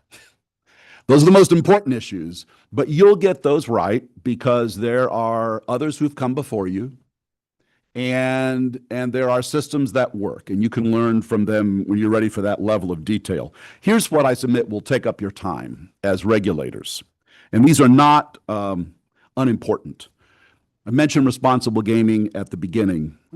Sort of included in that is underage betting. Tennessee this year last fiscal year, reported 255 cases of underage betting to prosecutors. Now, it depends on the penalties that you have for underage betting in Tennessee as to what happens next. And that is a thing that you should take up, I think, and think about seriously as a General Assembly. In Tennessee, gambling under the age of 21 is about as low a misdemeanor offense as you can have. And frankly, district attorneys don't have the capacity to prosecute the cases. Often DAs in Tennessee will do, as was discussed earlier about underage betting in the casino, they'll send a letter to the parents of the kid, or they'll send a letter to the parents and say, how did your kid get a hold of this? But rarely are they prosecuting these cases. You're going to want to make sure that if you take underage betting seriously, that not only do your operators have the systems to ensure and verify ages, but that also when you find it, and you will, because kids are clever, look at the studies on college campus gambling right now, and they will confirm for you that there's a significant number of 19 and 20-year-olds who have gaming accounts and are gaming, either lawfully or unlawfully. So be careful about that. You'll want to be. You'll spend a lot of time on college sports. And there are issues within college sports. I'm proud to say my first 2.5 years of undergraduate were in Athens. My football heart beats red and black. Appreciate your tie, Chairman. And you will want to be particularly concerned about the impact of sports wagering in college communities, not just for the underage betting, But we now have experienced a phenomenon. There was a story about it just the other day involving the Baltimore Orioles pitcher who got death threats because he had a bad start. And gamers found his social media account and began pounding him and his family with death threats because they had cost him money. That's endemic on college campuses, and it's fans reaching out. The NCAA has launched an initiative in gaming states to raise the penalties for that kind of harassment. You'll want to be thoughtful, I think, about that too, and the issue of proposition bets and whether you allow proposition bets in collegiate play. Most states do, by the way. We do not in Tennessee. That's a decision our legislature made, and I think it's a good one. You will want to understand that each gaming company has a different accounting structure. And that was, I think, highlighted well in the conversations about tax rates. The way that each gaming company accounts for its discounts, its free plays, its marketing cost, incentives given to folks to open accounts are all different. You'll find that out. In some ways, that's a little bit of the secret sauce, but it also makes it very difficult to tax earnings or profits or whatever term you will put into your bill. In Tennessee, we struggled with that for a couple of years and found that we were not able to assess taxes consistently across the board. And so we implemented a handle tax of about 1.8%. That's cleaner for us, and truthfully, it's generated more revenue because we don't have the fights about that. I mentioned advertising, and then coming soon, the one thing that no one has mentioned so far today, but the one thing we know is all coming, and that is the prediction market issue. You, I think, are approaching this at exactly the right time, because there is an effort, frankly, and it's gaining some traction in some localities among those who want to say that a sports bet is nothing more than a trade for a commodity for cotton futures, say. That it's the same thing. Well, it's not the same thing. We've known what gambling is for a long, long time. The history of gambling goes back to virtually prehistoric times in many cultures. And how Georgia is positioned, I think, depends on how well you establish your regulatory structure. That's really what I came to advise you on today. I'm happy to take any questions, Mr. Chairman, and appreciate again the opportunity to be here with you. I appreciate it. And if I knew you were going back to Nashville, I would have gotten a care package together for my daughter. Well, that's right. Any questions? All right. Thank you so much. Thank you all.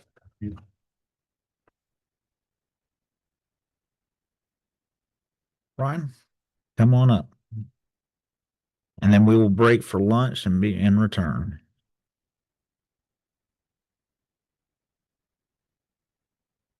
Do you have a presentation? Yep.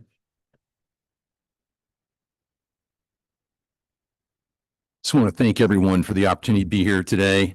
Chairman Powell, it seems like it was just yesterday that I was sitting talking with you and your study committee 6 years ago on this very issue. Glad to be back.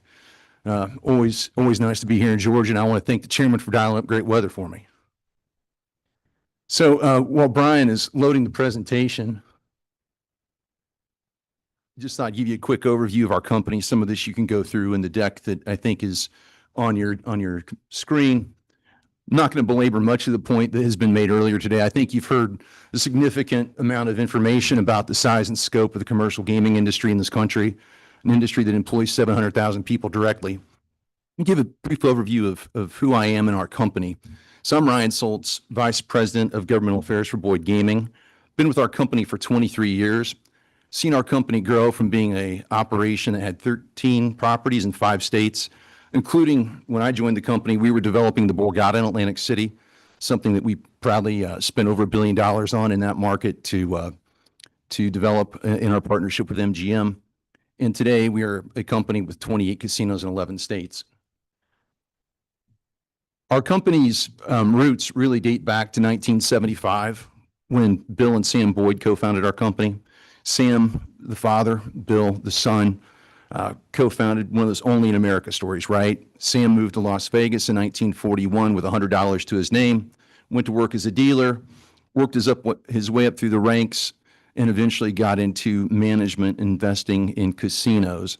Bill, in the meantime, went to law school, came back to Las Vegas, had a very successful law practice, and in 1975, they formed our company with the development of the California Hotel and Casino in downtown Las Vegas, property we still own and operate today. Core principles of our company are really founded on three key things. One is operating with the highest degree of integrity, something that we adhere to proudly every day. One, because it's the right thing to do, but two, because of the rigorous regulation that Mr. Gordon spoke about. Two is treating people right. Pretty simple principle. We feel if we treat people right, we'll do fine from a business perspective. And the third thing is to be a good community partner. And you've heard some comments about how other companies do that here today. I thought that we would talk a little bit too about our footprint, talk a little bit about the scope of our operations and also our financial position, because while we started as a small family-owned business, we are now one of the largest operators of casino gaming in the United States. So the map that is in your packet gives you an overview of the properties in the states in which we operate. All the states in blue, we operate commercial casinos, except for California, that is actually a Native American casino that we operate on behalf of the Wilton Rancheria tribe. The state in green there is Virginia. We have a development underway there in Norfolk that would fit into the regional market category that Mr. Gordon spoke about. And then in orange, while it's not a core part of our business, and I'm primarily here to talk about brick and mortar casino gaming, we do operate a interactive business, Stardust Online Casino for real money in the states of New Jersey, Pennsylvania, and Ontario, Canada. So what's in our national portfolio? Well, we have 28 properties, 11 states, number 29 under construction now, which would be our 12th state. As you can see, we have over 1.75 million square feet of gaming space, more than 28,000 slot machines, 600 plus table games, in excess of 10,000 hotel rooms, 250 restaurants that are serviced by 16,000 wonderful team members. And for a company that started 50 years ago as a small family business, today we're one of the largest in this space. We are publicly traded. We're publicly traded on New York Stock Exchange. We have a market cap of just over $6.9 billion as of trading today. Not just, some small company that a lot of folks have never heard of. And I share this because a lot of people aren't familiar with who we are. We don't have a marquee brand or name.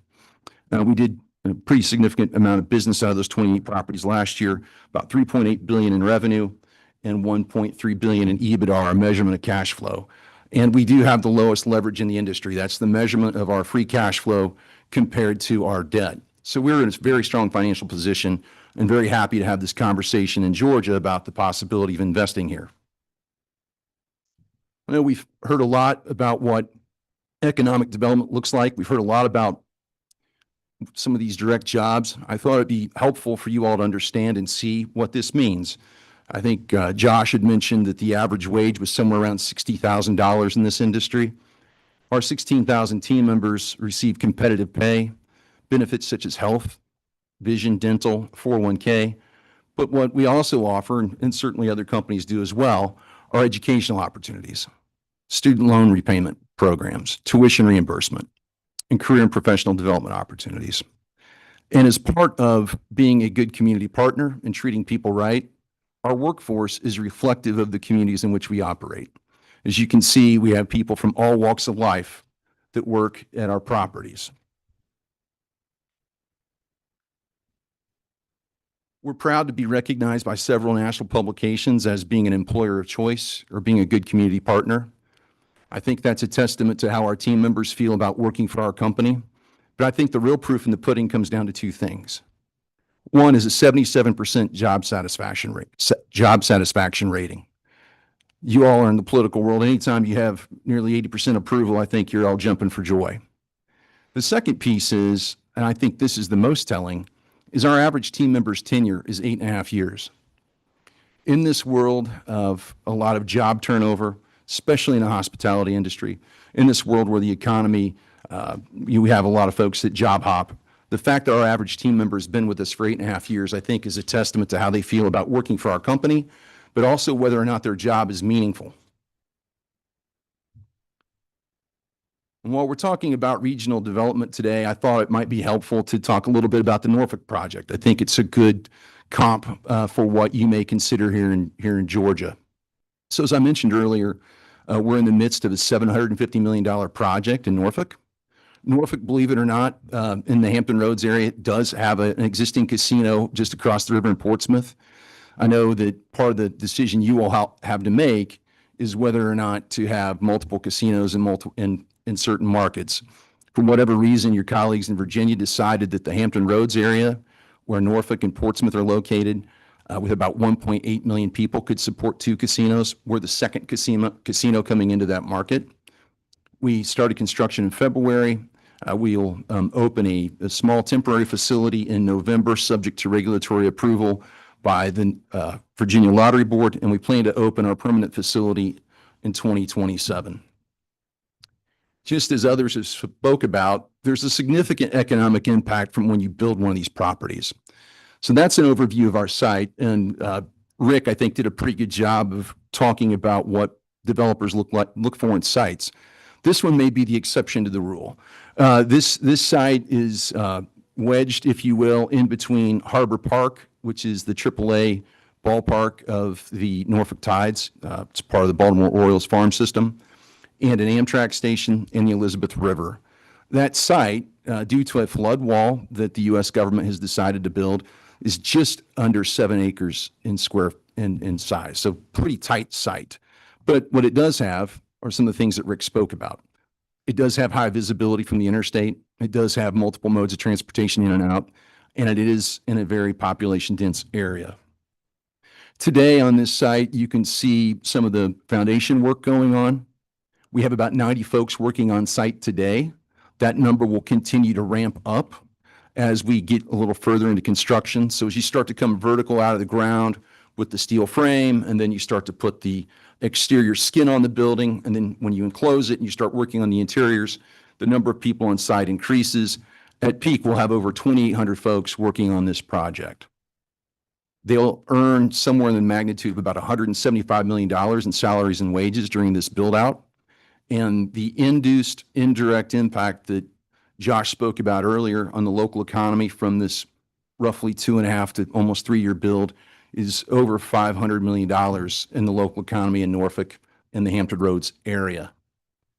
So you may ask, well, what do you get for $750 million? You get a regional resort. You get a destination that is not just focused on gaming, but has a wide array of non-gaming amenities. 200-room hotel tower. Now, could we have built a larger hotel tower? Sure. But we had recognized that there had been recent investments in the area with new hotels, and we didn't want to go in and undermine the investments that were made. So we looked to see what the market was needing. They needed a full-class, high-end hotel. So 200-room hotel tower, 24 suites are part of that package. You see meeting and event space, and then in the rendering, you may see it looks like an elevated lawn that overlooks the ballpark. That's an outdoor amenity deck that includes a pool, cabanas. There's some of those open glass that you can open and make the event space actually come all the way out onto that lawn that oversees the ballpark and gives you river views and views into downtown. 8 food and beverage outlets. A spa. Spas are very important, certainly when they're lacking in a certain market. And that's all anchored by a 65,000 square foot casino with about 1,500 slots and 50 table games.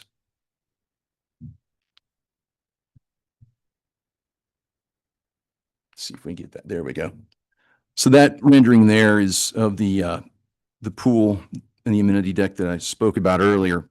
But the operating phase of this facility is going to require a lot of staff that, Mr. Glover and Mr. Gordon spoke about. So everyone immediately thinks of table game dealers, slot attendants, cocktail servers.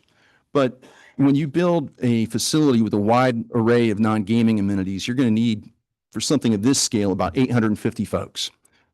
We project that with those 850 folks will earn just under $600 million in wages over the first 10 years that we're in operation.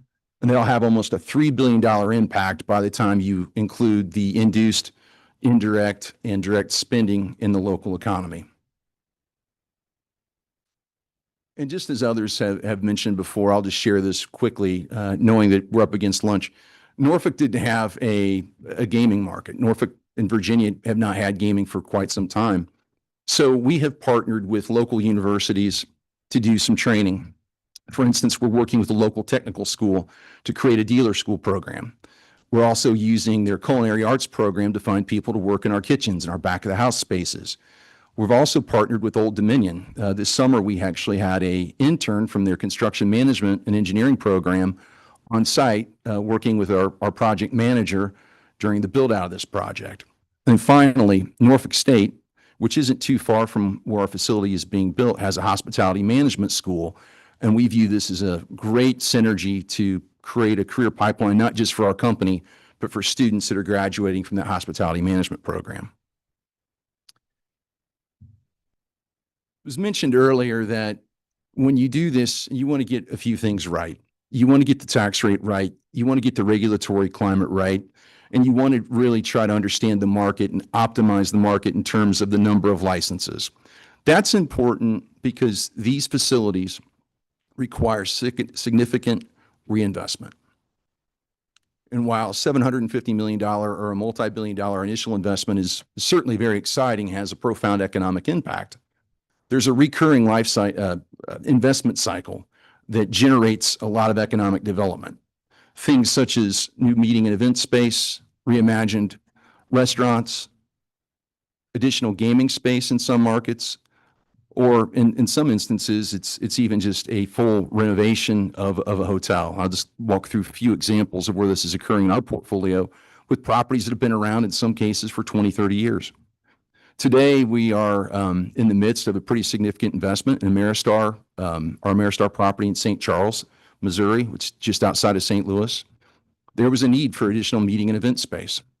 So we're spending a significant amount of capital to convert 43,000 square feet of unused space, or maybe I should say space that would be better used, into meeting and event space to serve a need in the region. Even though the property is a 4-diamond hotel, we just committed significant capital to completing a renovation of all 397 rooms and suites in that tower. Similar investments are going on through our portfolio, whether that be our King of Prussia property just outside of Philadelphia, where Valley Forge Casino Resort has a similar project underway, or whether it's in Las Vegas. But this reinvestment cycle creates those construction jobs that I spoke about earlier. It also creates that indirect and induced economic impact of money cycling through the economy. The last thing I'll just add is, and perhaps this is probably a really good example. Just last year, we opened a completely new, even though we'd operated in this market, completely new land-based casino in Kenner, Louisiana. Kenner's just north of New Orleans. For those of you that aren't familiar, it's actually where the airport's at.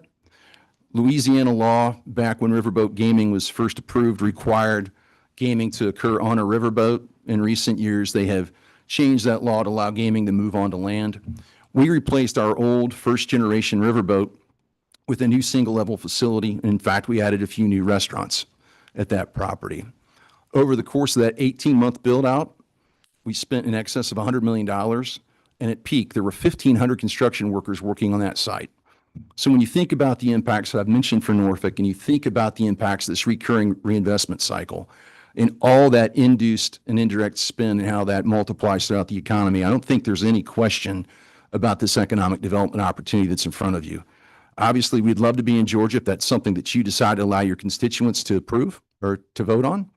And as others have said, we only want to be in communities where we're embraced and wanted. We think that this state, perhaps the voters a little further ahead of some of your colleagues in the legislature on this issue. And with that, I'd be happy to answer any questions you may have. Any questions from the committee? Standing between now and lunch. Chairman Powell. Ryan, it's good to have you back up here. Thank you. But you and I both, we're a lot grayer than we were 6 years ago. At least you've kept all yours Especially here. you are. But, you know, I appreciate what Chris, or what, folks over at Wendy said, and appreciate what you're saying about painting the picture of corporate America in the hospitality industry. We've just recently had notification that down in Savannah, we've got a major industry down there that's leaving. I believe it's a international paper shutting down. It's going to probably impact several thousand jobs down there. Would this be just something that, say, if Georgia had permitted this, that one of these companies would come in and look at the Savannah area? Is that a possibility that what the casino operations would do if it was legal in Georgia? Oh, without a question, we would certainly look at opportunities in markets like that. We would certainly look at opportunities to help retrain people that have lost their jobs. A lot of the folks that work in this industry is both Marcus and Chris spoke about earlier, are folks that are either underemployed or unemployed. And you don't need to have, a college degree to go to work in this business. We'll help train you and put you into a really fascinating career. When it's fast paced, a lot of people enjoy the entertainment aspect of it, but they certainly find it to be rewarding both financially and from a benefits perspective. I guess you'd probably echo the same comments that our friends at Wind had talked about tax abatements and free stuff. Y'all generally pay your own way. That is correct. Certainly, if those were offered to us, we would take advantage of those, but we are not asking for those. And in most cases, we're not even eligible for them. Thanks for being here. Thank you. Thank you very much. Appreciate it. Thank you. Appreciate the information. We will stand recess. Committee lunch is in 5:14. We will be starting sharply at 1.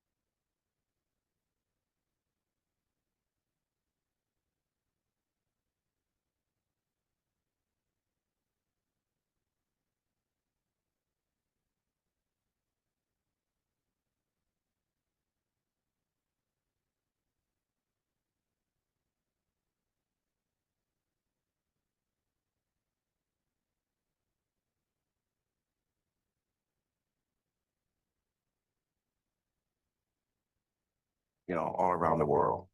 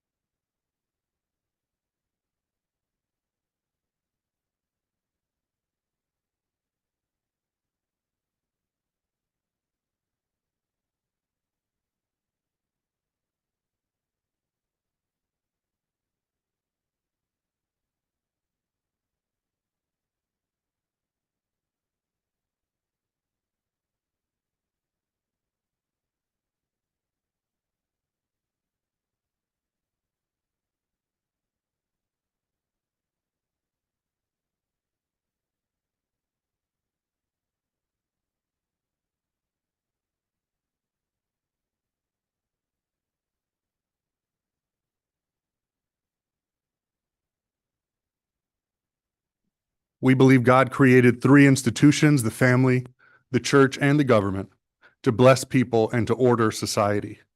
As Romans 13:1 reminds us, there is no authority except from God, and those that exist have been instituted by God. When government fulfills its God-given design, people flourish.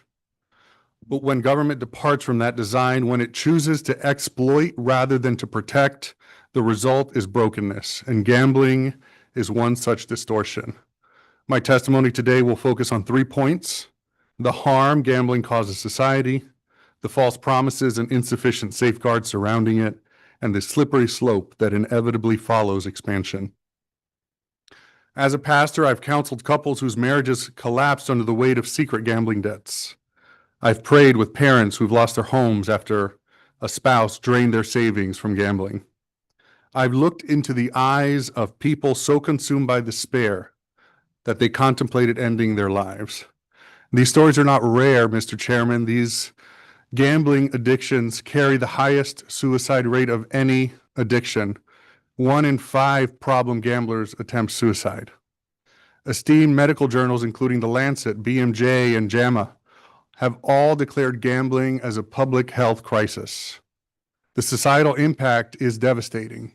Domestic violence, child neglect, bankruptcy, and crime all increase when gambling expands.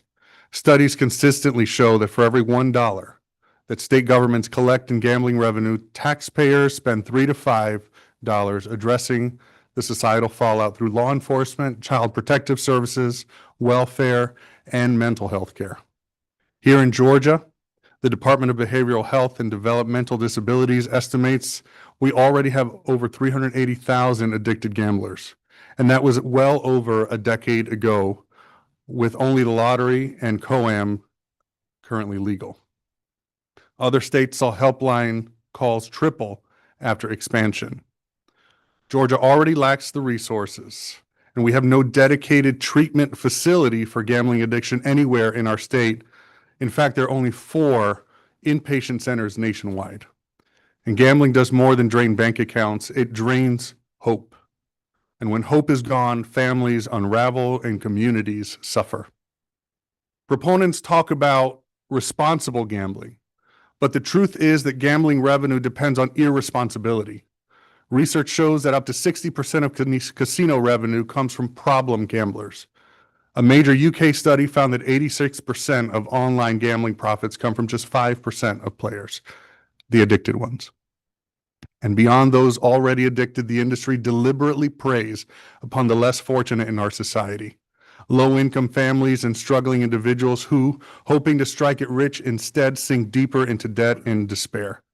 The products are engineered to addict.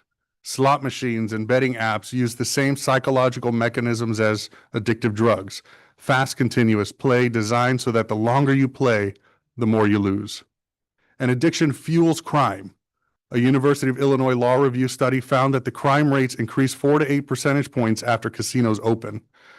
One of your, those who testified this morning, Mr. Albanese's 30-year review confirmed that casinos fuel theft, fraud, embezzlement, and white-collar crime, raising public safety costs for local communities. The revenue argument also collapses. Dr. Lucy Dedayan of the Rockefeller Institute has shown that gambling revenue is a short-term gimmick that fails to deliver on long-term relief. The encyclical Why Casinos Matter calls it a phony model of economic development, producing no new wealth, but simply redistributing dollars away from families and small businesses. Advocates often tout gambling revenue for education, but the question remains, what lottery funds are currently unused? If education were truly the priority, why not examine better stewardship of existing funds?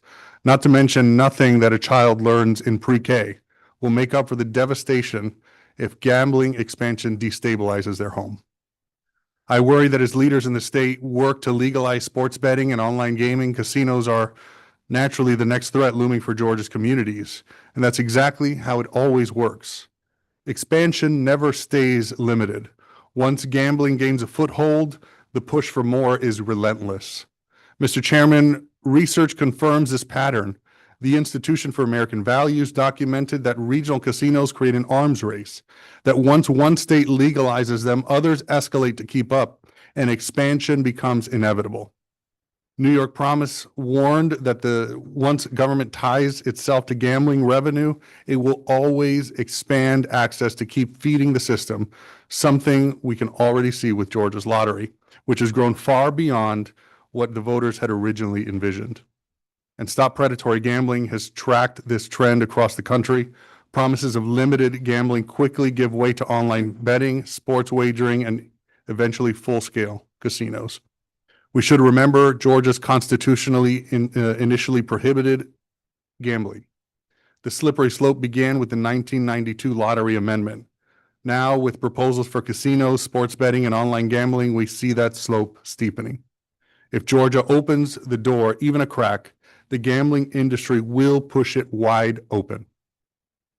Now, Mr. Chairman, I'd like to address a few common claims you may hear in favor of gambling expansion, some of which you've already heard today. First, we're told that gambling revenue is necessary to fund education, but this argument assumes that the existing lottery funds are already being fully and wisely used, when in reality, questions remain about unallocated or unused funds and whether current dollars are truly prioritized for the classroom. The deeper issue is this: no matter the amount of funding for pre-K or scholarships, none of that can undo the damage to children who grow up in homes torn apart by addiction. Nothing a child learns in school will make up for the devastation if gambling destabilizes their families. Second, we hear that casinos and online betting will create jobs and stimulate the economy. Yet independent research has shown again and again that casinos do not generate new wealth. They simply redistribute money that would otherwise have been spent at local restaurants, small businesses, and community establishments. One major study describes casinos as a phony model of economic development because they cannibalize local economies instead of building on them. Third, proponents argue that Georgia can regulate gambling responsibly, often suggesting that legalization simply puts guardrails on what is already happening to even protect kids. But legalizing something harmful because it already exists is a false logic. We don't apply that reasoning to other vices such as prostitution or drug trafficking, and for good reason.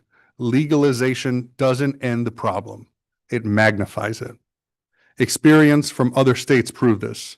Even where gambling has been legalized and heavily regulated, now in more than 38 states, addiction and crime continue to rise, and illicit gambling still thrives alongside the legal market. In other words, so-called guardrails have never worked. Responsible gambling campaigns are little more than a marketing tactic designed to reassure the public while the business model continues to depend on addicted players. As one UK study reveals, 86% of online gambling profits from just 5% of players, and those are the ones that are most harmed. Finally, Mr. Chairman, you may hear that this is simply a matter of letting the people vote. But government's role is not merely to ratify popular will. It is to protect citizens from predatory practices. We would not hold a referendum on whether to legalize heroin or Ponzi schemes. Some activities are so destructive to human dignity and community health that they should not be sanctioned at any level, no matter the vote count. And the people of your district rely on you, the leaders that they have chosen, to see behind the promises, to recognize when harmful industries are working hard to buy their way into Georgia, and to make hard choices that protect families even when the sales pitch sounds appealing. Gambling, Mr. Chairman, by design ensures that the citizens lose and the state profits. That is not democracy at its best. It is exploitation dressed up as choice. At Frontline Policy, we envision Georgia where government leaders see who they are called to be in Christ and where they see the church as a primary partner in meeting community needs. Expanding gambling undermines both. It tears families apart, burdens government, and leaves the church to pick up the pieces. The scripture says in Romans 13:4 that the governing authority is God's servant for your good. When government fulfills its God-given design, it is a blessing for our good and for His glory. Gambling is a distortion of that design. Georgia does not need more addiction, Mr. Chairman. It doesn't need more crime or more broken homes disguised as revenue. Georgia needs leaders who will bless the people and not exploit their weaknesses. I respectfully urge you to recommend against gambling expansion. Thank you, and I welcome your questions. Thank you. Appreciate your testimony. I did have one question. I appreciate the noting some of these resources. It certainly helps as we're trying to collect data. There's one line in this paragraph though that was kind of flanked by two that were referenced. Other states saw helpline calls triple after expansion. That one's not noted. Do you have any data on that? I believe, Mr. Chairman, that's noting some previous notes, perhaps footnote 6 or footnote 3. I can get you more specific information after the fact. I'd appreciate that.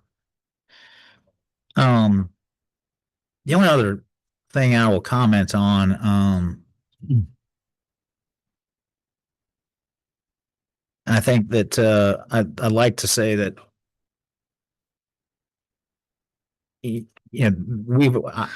I'll say Representative Stacey Evans have both looked into the whole pre-K funding and where those dollars are being spent and make sure they're being spent. So I do want kind of that noted for the record that it has been concerning to us as well. Anybody else? All right. I appreciate you very much. Thank you, Mr. Chairman.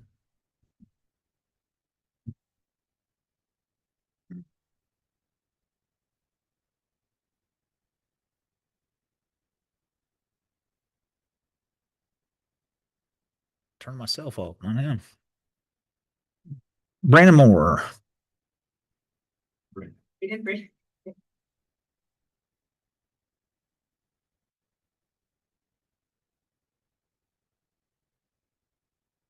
We had a change in schedule, so I apologize. Okay. Do you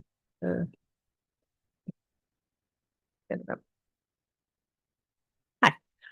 Good afternoon, Chairman Woodhour and members of the committee. My name is Melissa Ferrillo. I am Vice President of Regulatory and Legal Affairs of Gaming and Leisure Properties. Also joined by Steve Ladney, our Chief Development Officer.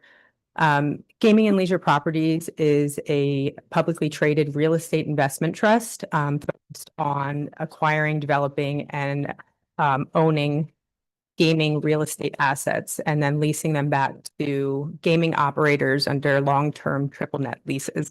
Do you mind pulling that a little closer to Oh. you just to make sure everybody can hear online? Sorry about that. No, you're fine. Okay. Thank you. GLPI is as a real estate investment trust, we're required to distribute 90% of its taxable income back to our shareholders. GLPI's valued tenant partners include well-known, reputable, publicly traded gaming operators, a few of whom you have spoken with today, including Penn National Gaming, or now Penn Entertainment, Boyd Gaming Corporation, Bally's Corporation, and Caesars Entertainment. I'm sorry, we're jumping forward here. No, that's okay. GLPI also has several public, privately owned tenants such as Cordish Companies, 815 Entertainment, American Racing and Entertainment, and Strategic Gaming Management. Our enterprise value presently is, I believe, $19.9 billion. We own 68 casino properties nationwide, mostly regional gaming assets in 20 different states, and GLPI is licensed by 16 different regulatory bodies and agencies, and we pride ourselves on our excellent relationship with those regulatory bodies, and as our gaming licenses are a valuable asset. We appreciate the opportunity to speak with you today about gaming generally, as you are revisiting this topic in anticipation of the upcoming legislative session. GLPI's senior management team is comprised of all seasoned gaming professionals. Our CEO is Peter Carlino, and he was the founder and former CEO of Penn National Gaming, now Penn Entertainment, and I believe Penn went public back in 1994. And Penn is also our largest tenant. We own 34 of Penn's existing properties. So as a real estate investment trust, and GLPI is a proponent of legislation that includes full-scale gaming, including brick and mortar facilities and the related amenities. which will yield larger economic benefits for the state. Depending on the size and scope of the development, thousands of jobs can be created as part of that development and the construction phase that will also continue through the operations. I will turn it over to Steve to talk about some of the other benefits that the community and state can see through casino development projects. Thank you. And, thanks again for having us here today. I think we're I'm going to skip us to that page, but I think in short, I think it's our opinion that you have the ability to set the tone for what the operators, the gaming operators and real estate owners like ourselves will do, and what we are willing to do, and what we can do for not only you, the state, but you, the constituents and the voters. Full-scale gaming will provide numerous opportunities for the state, one of which obviously you've heard earlier of obviously tax revenue, but I think an important aspect is the job creation, not only during the construction period, but also thereafter. And you've heard numerous stats from the folks at Wynn and Boyd talking about the average pay and the type of workforce that can be created in the jurisdiction. We would echo all those thoughts. As Melissa just mentioned, there's hundreds to thousands of jobs able to be created. Boyd mentioned they were going to have, I think, 800 employees in Norfolk, Virginia. Wynn mentioned they have 3,000 employees in Boston. I think your state sets up for numerous licensed properties, some of which probably fall into both of those buckets. One of the things that people mentioned earlier was kind of around, especially in Encore, about the remediation of the land. And so one of the items we would mention, you know, and for your benefit is infrastructure upgrades, roads, utilities, all at the developer's expense.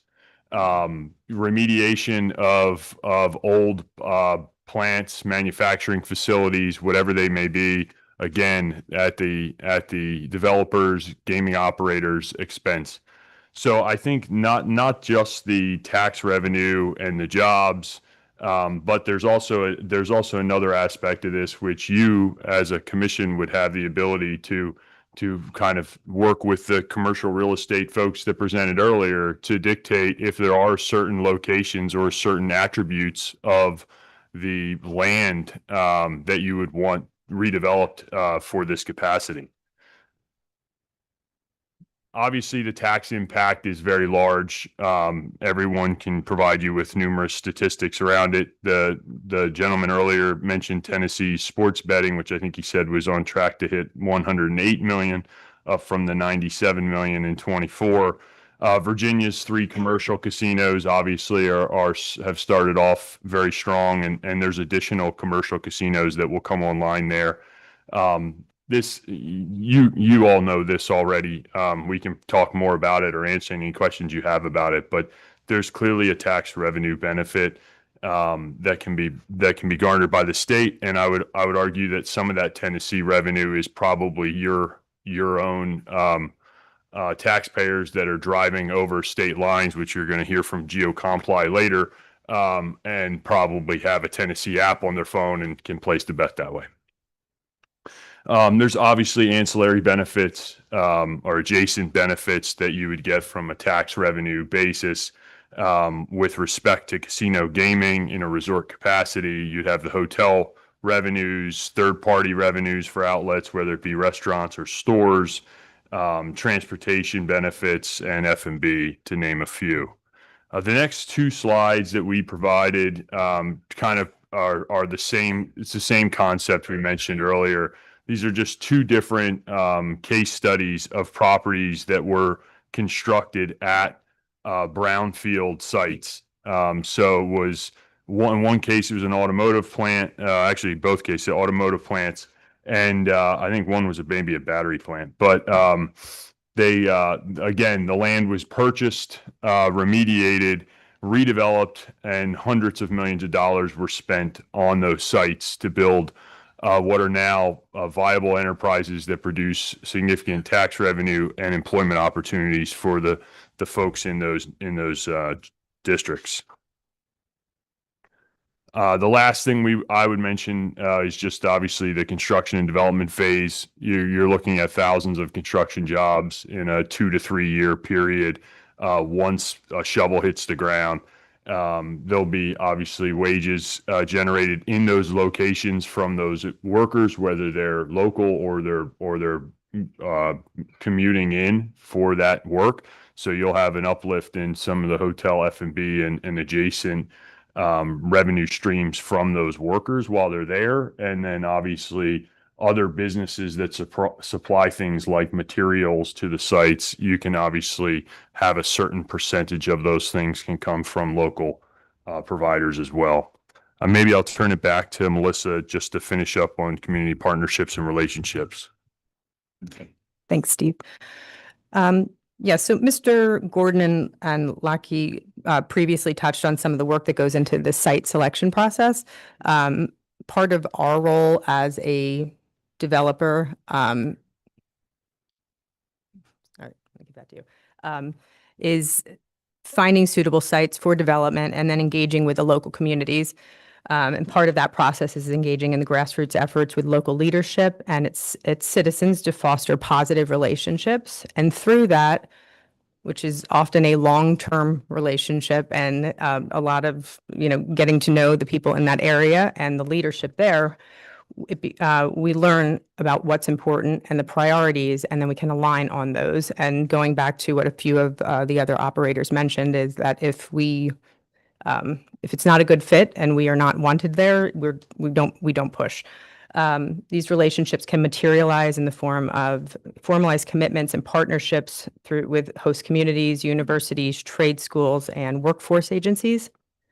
The next slide touches on host community agreements, which you've heard mentioned a few times today. The host community agreements can provide the benefiting communities with a commitment, formalized commitment from a casino operator developer that the community will receive certain benefits, not only during the development phase of the project, but through operations. And these are long-term legal documents which offer the host communities recourse as well. This slide also touches on a few of the benefits that can be seen through host community agreements, which includes contributions and support for public safety, for police, fire, and emergency services, tax payments to alleviate the tax burden on residents, revenue sharing, allowing the host community to receive a percentage of the gaming revenue, capital investment and infrastructure requirements, commitments to hiring goals to support local residents and suppliers, funding for social programs, as well as specific development requirements to address specific needs of the host community, which could be in the form of hotel rooms or, again, enhanced public safety, fire, police, and whatnot. So with that, I think that concludes our presentation, and appreciate your time and happy to answer any questions you have. Awesome. Anybody on the committee? All right. Appreciate you Okay, very much. Thank you very much.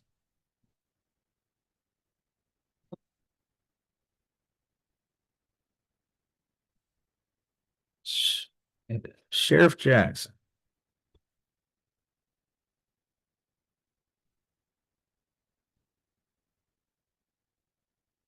You know.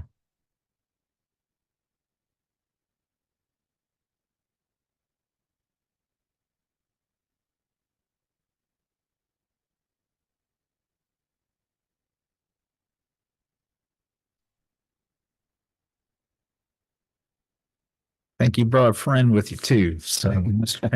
Pinkston. Good afternoon. My name is Brent Pinkston. I'm the Chief Operating Officer for Wind Creek Hospitality. Appreciate Chairman, members of the committee for inviting us today to give a brief overview of the tribe and a little bit about Wind Creek Hospitality.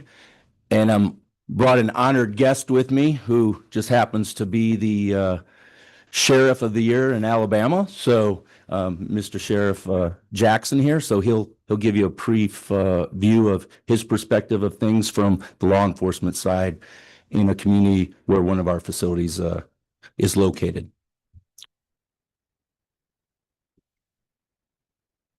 I've been in Wind Creek Hospitality for about 18 years. Been in gaming for about 25 years. Started when I was about 10 years old. I wish, as I've lost a lot of hair since I started. Prior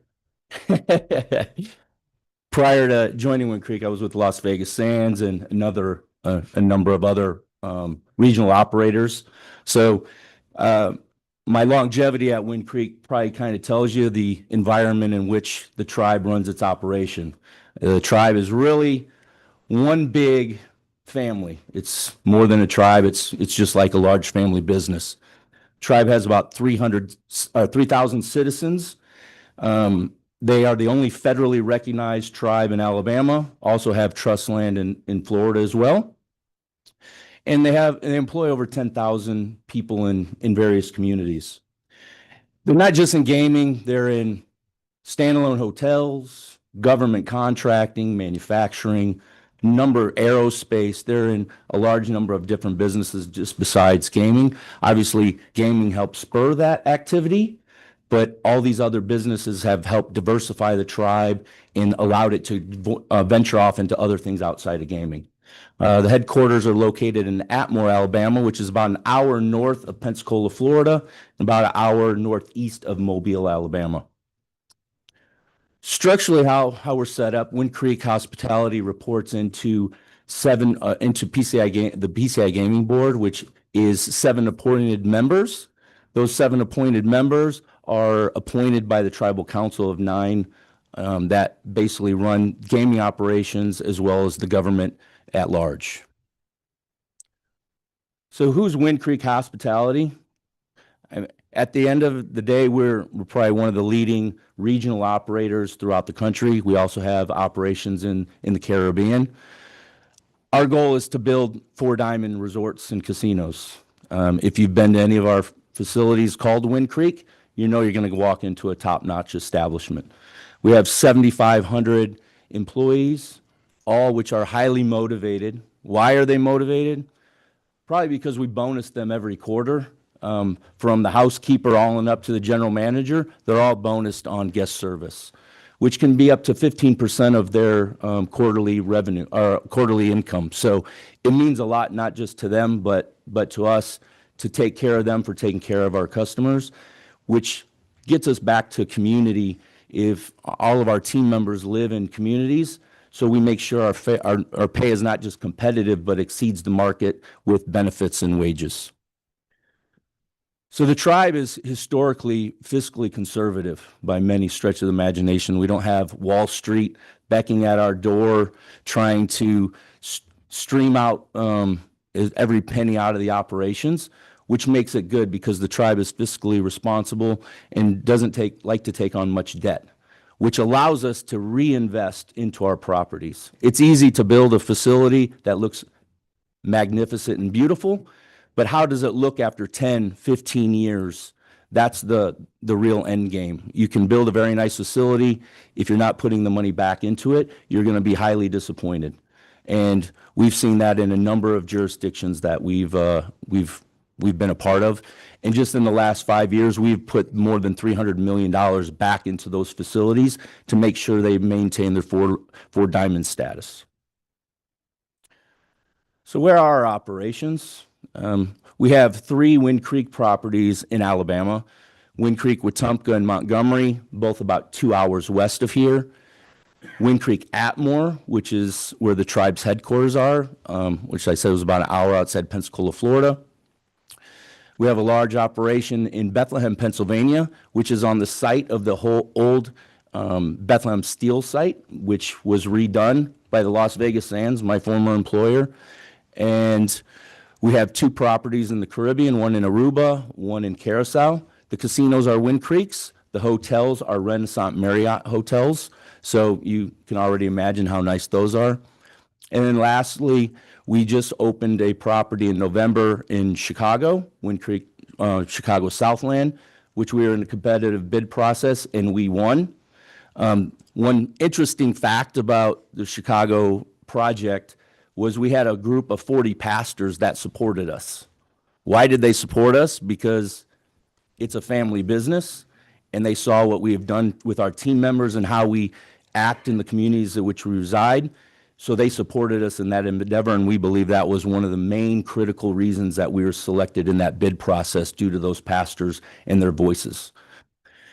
Also, part of that is, our community giving, which is always top of mind. In these facilities, we have other gaming establishments that we hope to turn into 4 Diamond properties in the coming years. It's just a way of being fiscally responsible and using our resources to its advantage. We have over 10,000 slot machines in our operations, over 200 table games, 2,000 hotel rooms, and we're obviously geographically located throughout the country. So community support, I always struggle with community support. One, because you're bragging about something that you shouldn't brag about. So I'm going to keep it to 2 small points, and then I'm going to turn it over to a video and let people who we interact with tell you our story rather than us. The tribe has given over $85 million back in charitable donations and sponsorships and giving back to those communities in times of need. Not only just to their communities, but in 2024 with the hurricanes and the flooding that took place in North Carolina, the tribe was giving supplies and things immediately. So that happens regularly. It's happened in Texas, places where we do not have operations, the tribe is still willing to give. As you'll see, and one of the speakers says the tribe they're givers, not takers. So with that, I'll see if we can get the video to play.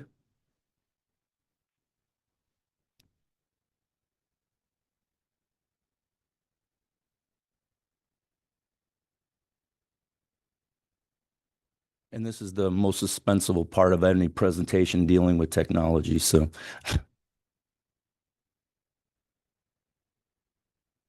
has been delivered upon and even more. I haven't found one time when I worked with Wind Creek that they didn't back their word up. And I think that's a lot to me.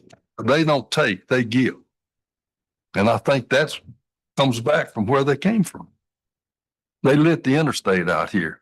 It's something we couldn't get done, but they got it done. They've paved streets in Atmore. They supported our hospital, put a new roof on it when it needed it so bad. They bought x-ray machines.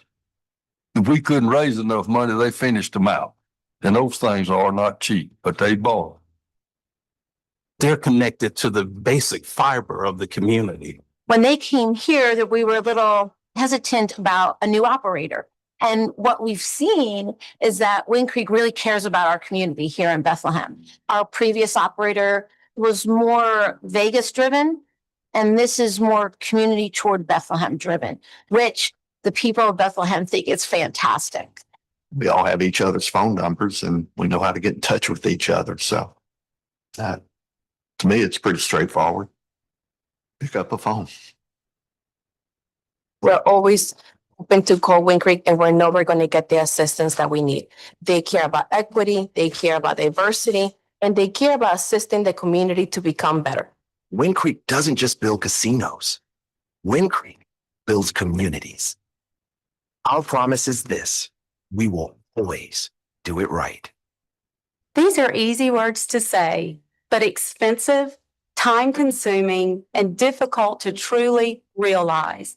It means investment, but more important, it means reinvestment in people, in community, and excellence. Not just at the beginning or in the good times, but constantly. Wind Creek Hospitality is that kind of company and that kind of partner. Like, I think from that, as it said, we are not focused on building casinos. We're focused on building communities, and part of building a community is bringing the best sheriff in Alabama as voted on. So I'll turn it over and let him tell you a little bit about our operations and how we work together. I have a feeling I'm gonna have to pay for that later. So when the tribe decided to build a casino in Escambia County, we were like most places. We were concerned about what was going to happen. You hear the horror stories. Most people, the only thing they know about casinos is what they've watched on TV. I can say since they've been in business, we haven't had anybody murdered and shoved in the back of a Cadillac and drove off in the woods and buried. And our crime rate has not risen. You know, I read up a lot of times where a lot of these professors and things come out and they talk about the crime rate. And, you know, basically, I don't know where they get that from because I see every report that comes through Escambia County every day. The first thing I do when I get into the office is read the reports. And we're not having that. I don't know where that comes from. I think a lot of it comes from people just trying to stop it. But, you know, people are going to gamble, whether they do it in Georgia, Alabama, Florida, it's going to happen. Murder, you commit murder, you usually get the death penalty. Well, guess what? People are still killing people every day. So our crime rate hasn't changed. The only thing that's changed for us is our people have been able to go to work with higher paying jobs. It's bolstered our community where there's a lot more income coming in. You know, there was a time where the county of Escambia was having to lay off all the employees because we couldn't make payroll. We were fortunate enough that the tribe came in and they helped us finish the payroll up that year because we didn't have the money to do it. We run a boys and girls youth ranch, as the sheriffs do. Unfortunately, we had 9 of our kids killed in a car wreck in Alabama. Without even picking up the phone, I received a phone call and they said, "Hey, that is horrible news." And they paid for every one of their funerals that we didn't have the money to do. One of our sheriffs was shot in the head at a gas station while on duty in 2019. And they stepped up and helped pay for his funeral because his family couldn't do it. They're putting the money back. They give us $150,000 a year for our drug task force to combat our drug problem. Without that money, we didn't have enough investigators to keep up with what we had going on. They don't have to do that. They do it. But I think it all comes down to is who you have running your operations. You have to inspect what you expect. And I think that's the key to it. People that show up every day and want to better the community and are not there just to fatten their pockets. We've had a good relationship. Anytime there's a problem, they call me. Anytime I have a problem, I call them. They have an open door policy as well as I do. So, you know, we don't see the influx in the crime that everybody's talking about. I see our jail numbers every day of what's coming in, and it's just not there. Only, like I said, only thing that's happened is 2,000 people have went back to work. When industries have shut down, the casino has brought these people back to where they can feed their families. And I think that's important.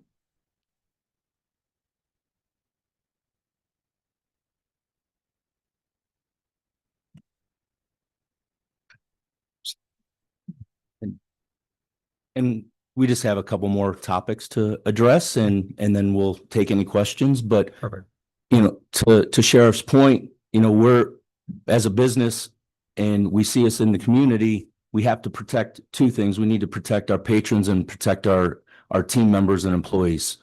Now, how do we do that? We do it, 1, making sure financially that they're secure, and 2, that they're physically secure. Financially secure, you know, we pay, as I said, great wages, great benefits for our team. For our patrons, we take responsible gaming very seriously. If you're banned from one of our properties, you're banned from all of our properties to make sure that people aren't putting themselves in harm's way. For example, last week I had a customer call me that was in Chicago, upset that she was removed from the Chicago facility for playing. Well, 3 years ago, she was banned in Alabama. So regardless of where people play, we make sure that we're holding our end of the deal and making sure they're financially responsible with their endeavors and not just feeling like we're not taking care of them or responsible for it. Lastly, is security. To Sheriff's point, the reason why we have safe environments are a number of things. It's our engagement with our local law enforcement at any jurisdiction we're in. You know, we have similar relationships in every jurisdiction like we have with Sheriff Jackson, and we take that very serious. We have installed weapons detection at all of our facilities. Why? Because the world we live in can be a little crazy these days. And since we put them in, we've gotten so much positive feedback from our guests about that type of endeavors. Underage gaming, swiping, like somebody mentioned earlier, they swipe the driver's license. It's called a software called Veridox, and it identifies people who are banned, people who are underage, and that's a way to protect our guests and our team members all at the same time. And then lastly, I know there's a lot of talk about sportsbook. So we're in a number of jurisdictions where there's sportsbook. Our take is we believe it should be tethered or tied to land-based casinos. Why? Because land-based casinos are investing multiple hundreds of millions of dollars into the community, creating jobs as well. Sports books, generally online, you're not going to see any capital investment. You're not going to see any jobs. So we feel with the investments that are given into the community, that also should help support the longevity of the property, because we can use those funds just like we do in all of our other properties and facilities, to use that money to keep our properties something that people, not just of the legislature, but the people of Georgia will greatly appreciate, and not just have some rundown facility in 10 to 15 years. And with that, we'll take any of your questions. Thank you. I think I have one for the sheriff. That's all right. So obviously you spoke to kind of some of the nature of the reports that you come through. Obviously you see the reports, and Yes. I guess I'm trying to quantify where is there any metric where you can see where they get the data from that says it goes up? Is it, you know, population increase and therefore crime goes up, or any correlation that you can see, any metric that could be used to justify the commentary? So we provide UCR codes when any arrest is made or any report is taken. There's something called a UCR code, and that goes to the federal government, FBI, and then it comes back down. The problem is a lot of people don't do their UCR codes correctly. Let's just say you show up to a scene of a stolen car. You get there and realize that the girlfriend let her boyfriend drive it and he just hadn't brought it back. Well, in Alabama, that's not a stolen car. That's an unauthorized use. It's a totally different charge. It's not a felony. It's basically the lowest misdemeanor there is. Well, the problem is when they code that out, if they don't go back and code it out correctly, it shows up as a vehicle theft. And a lot of times people not doing their due diligence to watch those, that can cause some of the problems. But people forget that most people that are going to commit a crime, they're smart enough to know there's 2,000 to 3,000 cameras in a casino parking lot, tag readers. That's just not a place you go to do it. You go behind a building somewhere that doesn't have cameras and do what you're going to do. And I've literally went out to the casino to speak with somebody, and within 2 minutes of being on the floor, I get a text message, and it's somebody in the room. Hey, Sheriff, welcome to the casino, because they're watching the cameras and they see what's going on. You have to put the security measures in place, and they've done that. Criminals hide from cameras. They hide from the daylight. They want to do things behind the scenes. That's how they're successful, and that's how they stay under the radar. And we don't have that there. There's another casino in Montgomery. The sheriff there in Montgomery is a very good friend of mine. We serve on some boards together, and he'll tell you the same thing. They do not have a crime issue there at the casino. It's, I can't speak for Las Vegas and places like that. I can only speak for Alabama. But ours is going well. And if they told me tomorrow they wanted to put another one, I would be there with the shovel ready to dig, because it has done nothing but help us. Appreciate that. Yeah. Chairman Powell. Sheriff, good to see y'all again. Good to see you, sir. I had the opportunity to hear your testimony 6 years ago. And, at that time, a lot of the naysayers, they were talking about casinos and the danger and the crime rates and sex trafficking and everything like that. But, the testimony that you gave and the statistics that you gave at that point kind of dispelled a lot of that. Atmore is sitting out in the middle of, quite frankly, nowhere. It's correct. Crossroads of nowhere. In the middle of an old cotton field. You go south and you're down in Florida. You go east to west, you head toward Biloxi and places like that. And that's probably, for those of us who've been involved in public safety, we know that those pass-through communities are probably where a lot of the crime does exist. But the job that you were doing and the statistics you gave, and a lot of it had to do with the casino and their help funding in the community and giving back. But it's good to see you over here in Georgia again. Yes, it is.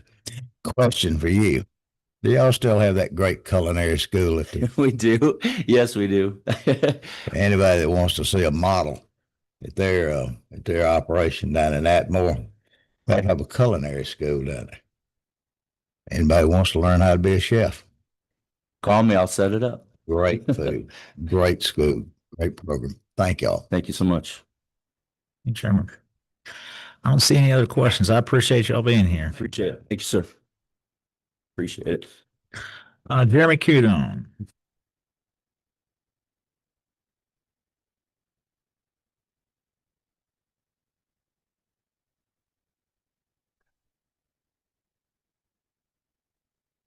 That's fine.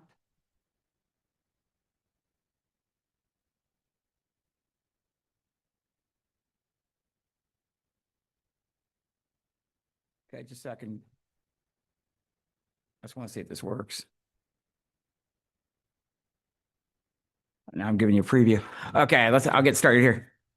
Thank you so much, Representative Wiedauer and members of the committee. My name is Jeremy Cudon, and I am the president of the Sports Betting Alliance. We are a trade association comprised of FanDuel, DraftKings, BetMGM, Fanatics Betting and Gaming, and Bet365, otherwise known as the 5 largest sports betting operators in the United States and 2 of the largest in the world.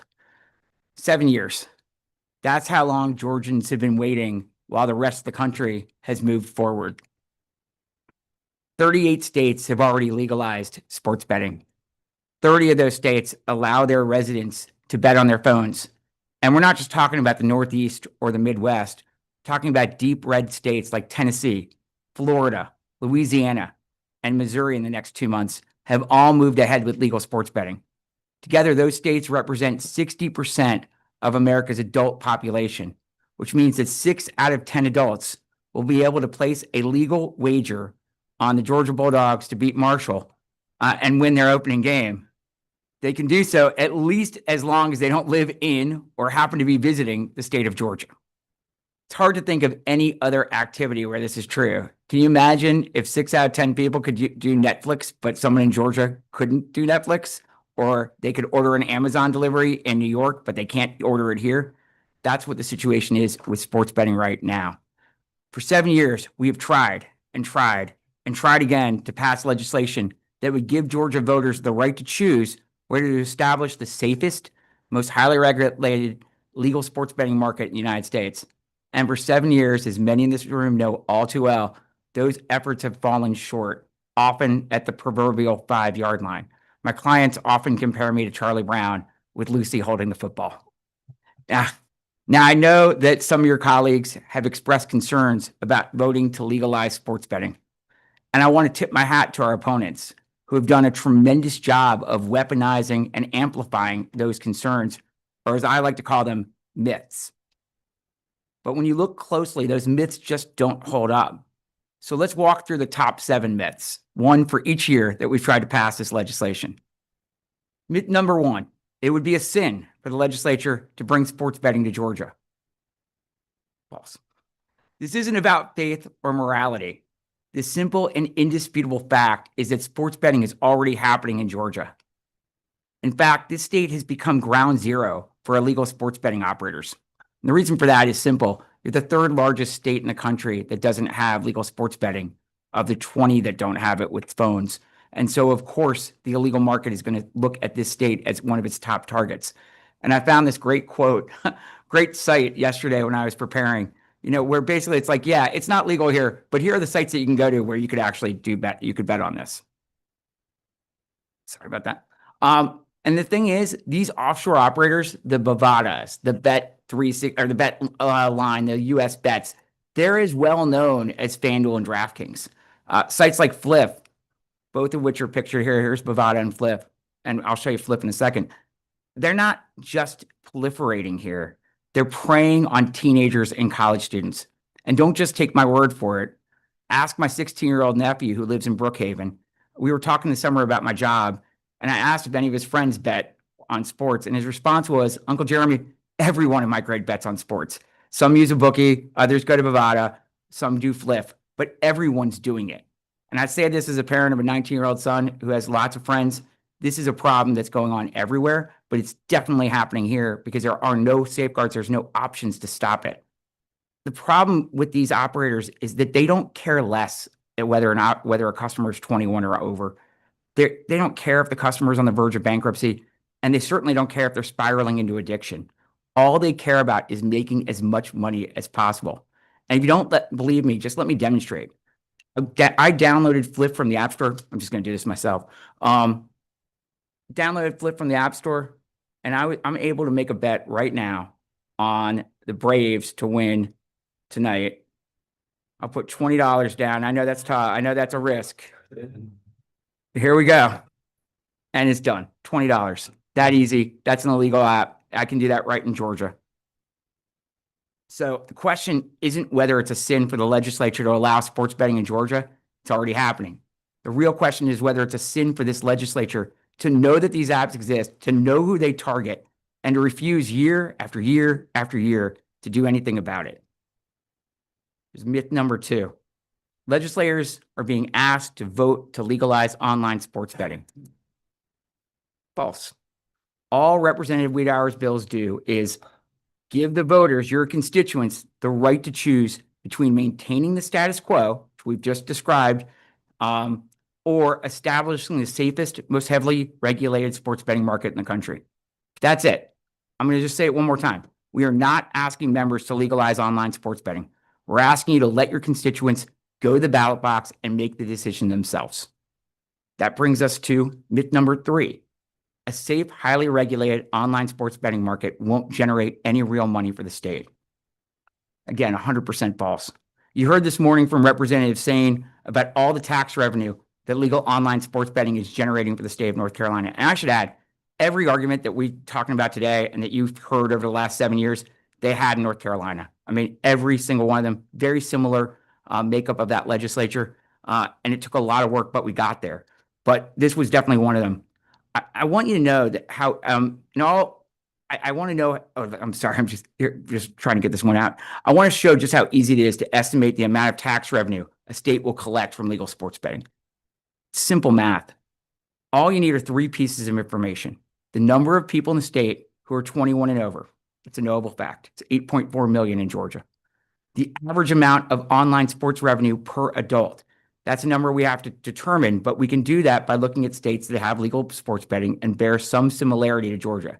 So I've taken North Carolina, Tennessee, and Maryland and come up with what would be a year 1 figure of $100 average revenue per adult and a year 5 figure of $145. And then you just multiply those 2 variables, again, very knowable variables, by a tax rate, which I've set at the national average of 17% for today's presentation. That adds up to $154 million in year 1. That includes the $15 million for licensing fees, $1 million each. And then in year 5, it will be $222 million. That's money that can be used to fund pre-K programs and other education needs in the state. Brings us to an important one that's been a source of a lot of confusion, one you've even heard about today, specifically the myth that legalizing sports betting will cause a surge in addiction. This is without question our opponent's go-to myth, especially in the days leading up to a crossover deadline or to sine die. But here's the thing, it's just not true. To the contrary, gambling addiction has held steady over the past 7 years. That's the time since the Supreme Court allowed states to authorize legal sports betting at approximately 1%. I imagine that number is a lot lower than anyone imagined. And to put it in context, the percent of people addicted to alcohol is 7%, or 7 times the number of people addicted to gambling. Nicotine addiction is a whopping 70%, not surprising for anyone who's ever smoked. And social media addiction is between 1% and 5%. All activities that are and have long been legal in this state. Let's move to myth number 5. Legal sports betting doesn't do enough to protect gamblers. False again. Representative Wiedauer's legislation doesn't just establish a framework for legal online sports betting. It sets a new national gold standard. HR 450, and I should credit Chairman Martin for that as well. I know you put a lot of work into that part of the bill. HR 450 dedicates 15% of the revenue, nearly $20 million in year one, to problem gambling services. That would be the most in the country. I mean, it would create all the things that we've discussed. It will get from this bill. No other state comes close. HB 686 goes further. It requires operators to use player data and AI tools to spot early warning signs and intervene before any problems can spiral. These are protections you won't find on any illegal sites, and no other state has required them by law. But we think it's important, and we think it's worth trying to get this bill passed to show how committed we are to problem gambling. And these are all things, by the way, that the sites are already doing in other states, but we want to make them law here to get this over the goal line. Let's move to my favorite myth, which is that voting for HR 450 and HB 686 is political suicide, especially in conservative districts. I told you I wanted to take on all the arguments today. Again, that's false. Now, you've already heard this from Representative Sane, but at the risk of gilding the lily, I want to show you how misguided this concern truly is. Let's start with a December 2024 poll that was commissioned by the University of Georgia and the Metro Atlanta Chamber of Commerce. The poll shows that 63% of Georgians support legal sports betting. Put another way, according to this poll, if we put this on the ballot today, it would pass with overwhelming support. And I want to point out that in a world where Democrats and Republicans can barely agree on the day of the week, support for legal sports betting cuts across party lines. Republicans support at 64.9, Democrats support at 65.6, statistically insignificant. One number, though, really jumps out. In fact, it's something that any legislator who's running for re-election should pay careful attention to. 75.4% of respondents between the ages of 30 and 44 support legal sports betting. That is a critical demographic. It is the demographic that President Trump credits for putting him over the top in November. That level of support overall jumps to nearly 80% when you tie the revenue to educational programs. Hard to get 80% on anything in this day and age. And it goes all the way up to 90% for our friends in the critical 30 to 44 age group. An age group that I once was part of, and it's been a long time. With numbers like this, doing nothing seems like far more of a political issue or risk than simply voting to put this on the November 2026 ballot. Interest of time, I'm going to skip through this next slide. But before we turn to myth 7, I want to touch on something that Representative Sane discussed earlier. He talked about how no one in North Carolina lost a primary or an election simply because they voted for sports betting. We actually went even further this summer. We researched every state that's ever voted yes for sports betting. And to see if they had a primary opponent in a subsequent election and or lost their seat to another candidate. And the results were striking, and they were very consistent with Representative Sane's experience. Over the last 7 years, 99% of legislators who voted yes on sports betting kept their seats. No spike in primary challengers, no wave of defeats. In fact, in state after state, sports betting has proven to be politically safe and even popular. The national average, by the way, is 97%. So 2% better than the national average. And look, we only have to look at this state. The 2020 sponsor of our bill in the Senate, his next election, he went on to win a statewide elected office. He's now running for governor. So this is not something that will cost people seats. I know that's a concern, and we are happy to do polling in their district to prove the point. Now, I've saved perhaps the most sensitive concern for last. Many of you worry that legal sports betting will expose more teenagers and college students to gambling. It's a fair question. It deserves a straight answer. Oh, there we go. False again. Legal sports betting operators, including every member of the SBA, use the most advanced underage detection technology in the world. Literally, it would be easier to rob Fort Knox than to get through their KYC efforts to determine your age. It's the very same technology that banks use to prevent fraud and money laundering. Simply put, it's far easier for someone under the age of 21, notwithstanding, I mean, it sounds like they have this new advanced stuff, to sneak into a Las Vegas casino or a bar in Buckhead than it is to put the safeguards, to get past the safeguards on a legal sports betting app. That's obviously not the case with the illegal market. While some offshore sites pretend to check for age, it's laughably easy to bypass those weak safeguards. We've dressed up dolls to be the picture for the ID or for the making it 18, and they work almost every time. We also know, though, that KYC alone isn't enough. I've seen cases in New York, I've seen it in other states, where parents are allowing a teenager or college-age child to open an account in their own name, called proxy betting. Now, far be it for me, I usually view that as something that what parents do is up to the parent. But we've chosen in this bill, only bill in the country to do this, to require two-factor authorization, which should basically cure that problem. So if you give your child your sports betting account, every single time they log on, they'll have to do two-factor authorization, which will be incredibly annoying and almost impossible for a child to be able to make wagers on their own. So basically, I think the choice is simple. Status quo is illegal apps, no protections, and no revenue. Or HR 450, a safe, regulated market, funding for education, and the strongest responsible gaming framework in the country. I say let's give Georgians the right to choose. Thank you. Thank you, Chairman. Anybody have any questions for Mr. Caputo? Chairman Powell. Yes, sir. Let me qualify before I ask you a couple of questions. I don't have a problem with people of Georgia voting. I still think it's hypocritical to put one issue on the ballot and not deal with all of them. And I look at things like the casinos and stuff. If people of Georgia want to vote for it, they'll vote for it. Gambling's gambling, whether it's betting on that cell phone or whether it's going to a resort. To me, it's just the revenue. As one of the guys previously spoke, it's about the revenue, and that's what it's really about. But it's also about letting the people of Georgia vote. Who funds your organization, the Sports Betting Alliance? Who funds that? Oh, it's the 5 companies. It's a trade association. So it's FanDuel, DraftKings, BetMGM, which is a subsidiary of MGM, Bet365, and Fanatics. Other sport teams do that? No.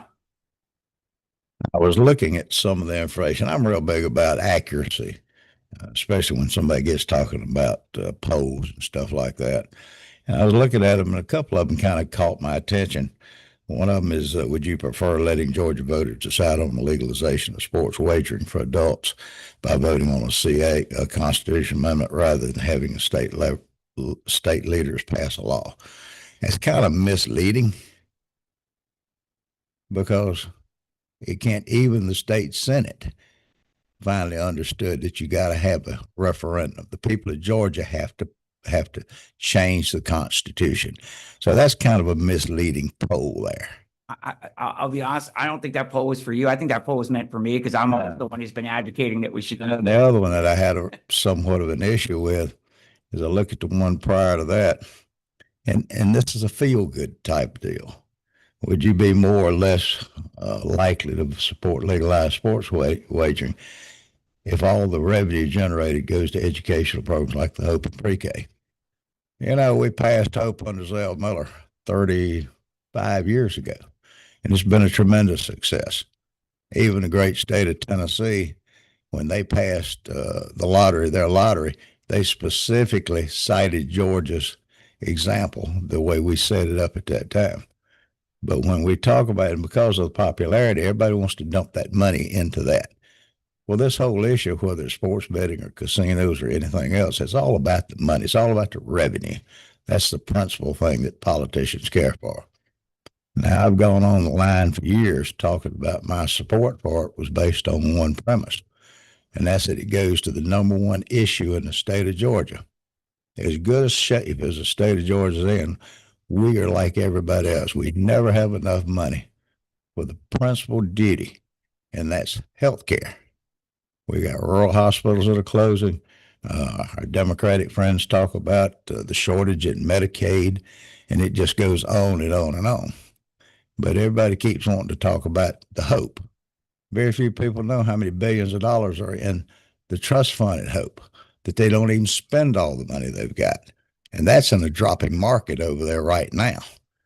So, those are some issues that I've got. But the other question, since you tell me the sports teams aren't involved, but I will ask a question, and I asked one of the guys that contacted me. I'm kind of old school. I'm not technology based. If I want to bet on something, I still get somebody to call a bookie, I guess, if I do it.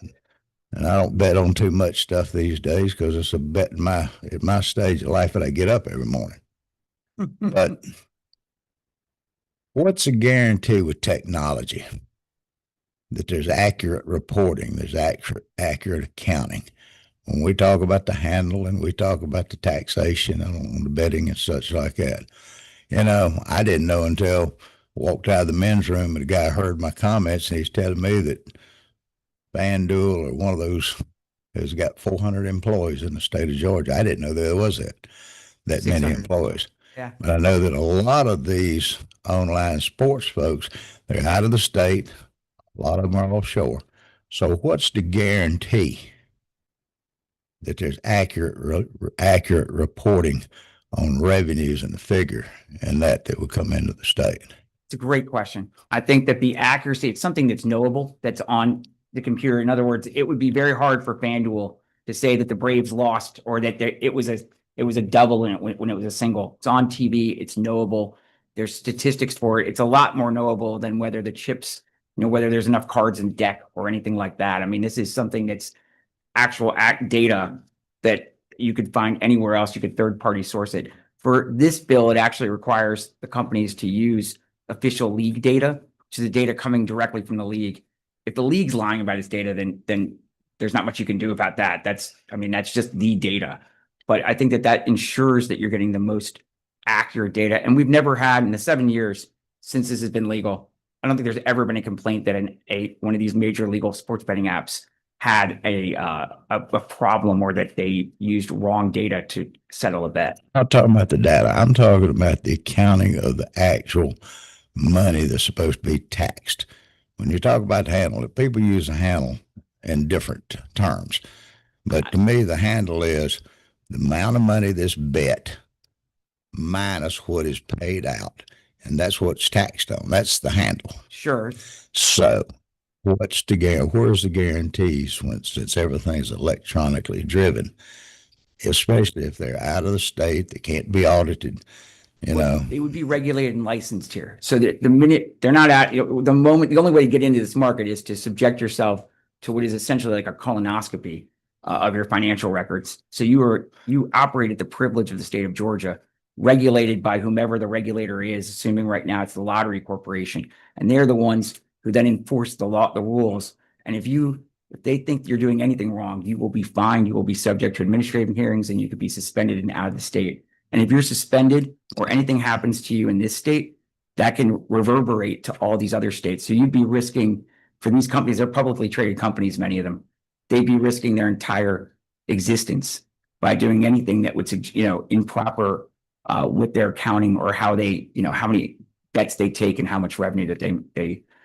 spent or remit to the state. That's so what you're saying, then one of the first steps, we need to set up a very specific gaming commission with that power and authority. I apologize. Yeah. Some states will start with a lottery and then we'll go to a commission. Some states still have a lottery. And some states have a gaming commission. States with casinos, it usually goes to a gaming commission. But other states like Virginia initially started in a lottery. Tennessee is in a lottery or was in a lottery. So is Maryland. And then at times they'll switch over. Maryland's a little odd because it was in a lottery in a state that had casinos. But I think that's, again, often a political discussion rather than something that from our side matters. What we found is in every state, they hire the best people. They hire, Tom Lee was, just testified earlier. They hire the right people if it's a lottery or a gaming commission. But the standards that you have to comply with are unlike anything that almost any business goes through in any state. When people talk about fears of the regulated market, every state that we are in, we are subject to extreme regulation and oversight.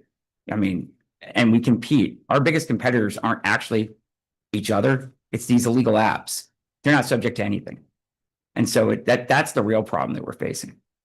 So the testimony from the guy from Tennessee earlier before lunch was that we require that their corporate headquarters or that they have a corporate headquarter located in the state. I didn't hear him say, I mean, that's not true in most states. I didn't hear him say that because there are no Tennessee corporate headquarters. Nobody is based in Tennessee. Any of the apps are based in Tennessee.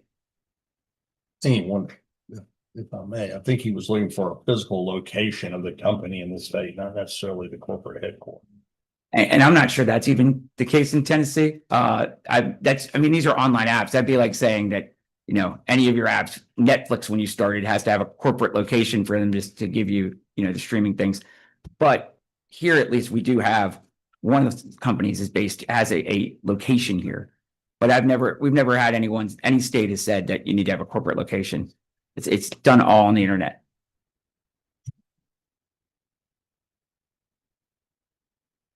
Chairman, thank you. Seeing no other questions, I think the only thing I'll add to that is I think the gentleman from Tennessee was speaking in terms of, I think, some physical presence, but also just cautionary tales, not what actually occurred in Tennessee. Thank you, Jim. Thank you. Mrs. Slater, come on down.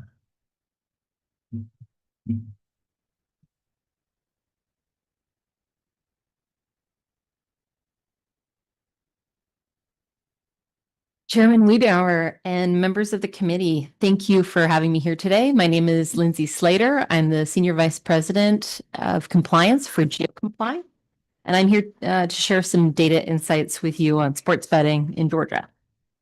So GeoComply is a global leader in geolocation compliance and anti-fraud technology. We work with regulated online gaming operators across the U.S. to ensure strict compliance with federal and state laws.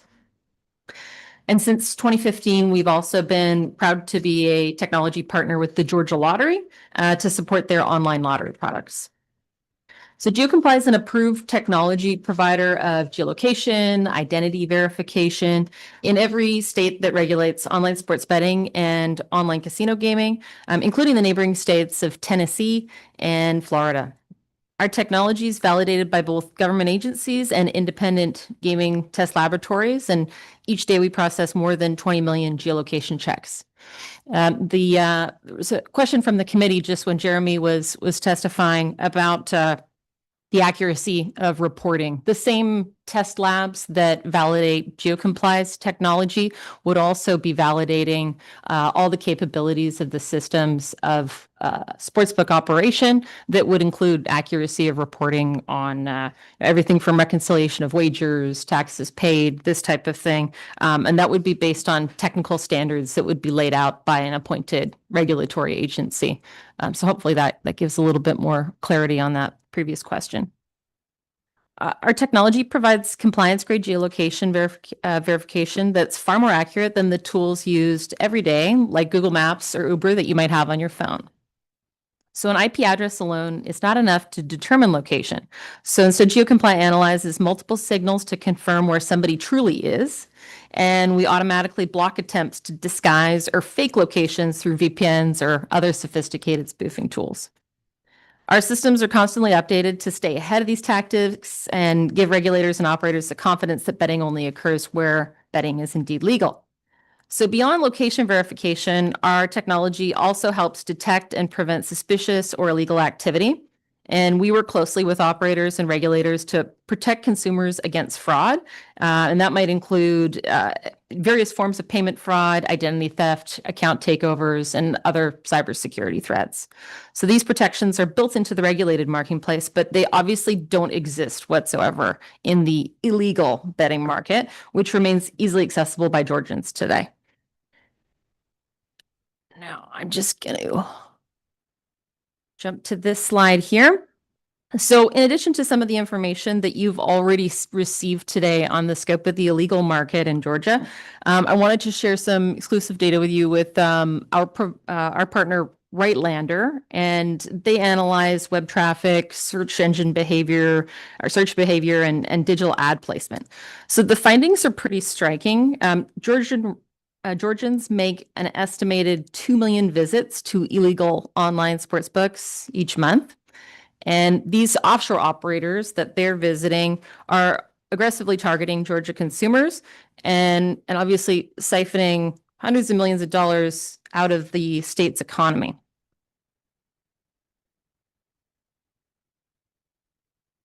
So the billions of geolocation checks that GeoComply processes each year gives us unique insights into the consumer demand for legislated or legalized sports betting. With the professional and college football seasons nearly upon us, I'd like to share some data from the last season that illustrates the scale of that demand here in Georgia. So during the last NFL season, approximately September 2024 to February 2025, we recorded nearly 4.4 million geolocation checks that were performed on devices that were located in Georgia. And so these devices were attempting to access sports betting platforms in other states where wagering is legal. And our technology identified that these devices were, in fact, in Georgia. And as a result, those wagers were blocked from going through. So that's simply the appetite for regulated sites. This isn't capturing the illegal sites that were in the previous slide. At the same time, we identified more than 366,000 unique sports betting accounts within Georgia. And this number has grown extraordinarily, 66% since the NFL season prior. So this data clearly shows that there's a significant demand for regulated sports betting in Georgia. And while these individuals can't place legal bets while they're inside the state, our data also confirms thousands of them are actually leaving the state to be able to place those bets that they're seeking out. So this map here is looking at last year's NFL season again. And we see thousands of Georgians crossing the Tennessee border to place their wagers. And in Tennessee, sports betting is regulated and legal there. So the red lines that you see on this map, they show devices that were first located in Georgia and then shortly afterwards detected in Tennessee, where you could go on to place a wager. So this have app will travel phenomenon is not unique to Georgia, and we also see the same pattern in every state that borders a jurisdiction with legal betting. And then my last slide I'll show you, just to make this a little bit more tangible. I've zoomed in on an area near Chattanooga, Tennessee, and this is just across the border. Exit 1 on the I-75 has become a hotspot for Georgians to drive over the border simply to place bets online. And this heat map here shows you that there were 834,000 attempts from this spot, about 500 meters. So that's quarter mile, third of a mile from that exit, just over the last NFL season of attempts to, wagers that were happening in that area. That's all the data that I wanted to share with you today. Thank you for the opportunity to come, and I'd be happy to answer any questions about this data or technology I've discussed. Members of the committee, I'll tell you this, the technology around geofencing is pretty significant. So this is it's a pretty damning map on the people that are doing it. And I actually was remiss, and there was a suggestion that we should charge Jeremy with a misdemeanor for the bet he placed in our presence. I appreciate, we didn't witness it. It was alleged. I don't see any other questions. I appreciate it. I think this is fascinating information. I appreciate you being here today.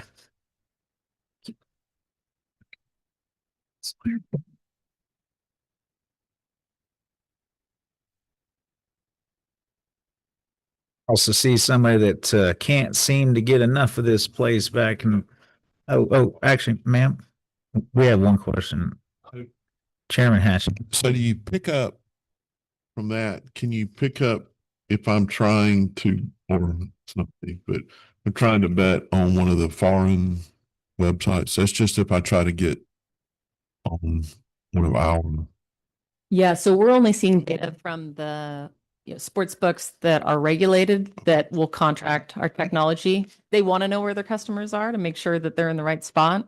If you're an illegal offshore bookie, you don't want to know where anybody is because it's probably the wrong answer. And you don't pick up, you can't pick that up. Exactly. So the slide 2 that I'd shown you, these are the numbers that give you some sense of what's happening on those legal sites. We're not integrated into those websites at all, but I mean, the numbers are pretty staggering. Still 2 million visits a month to those sites. And this slide can give you some of the big names that I believe Jeremy Kudon had mentioned as well. Were attracting a lot of people with advertising here in Georgia. Thank you. Thank you.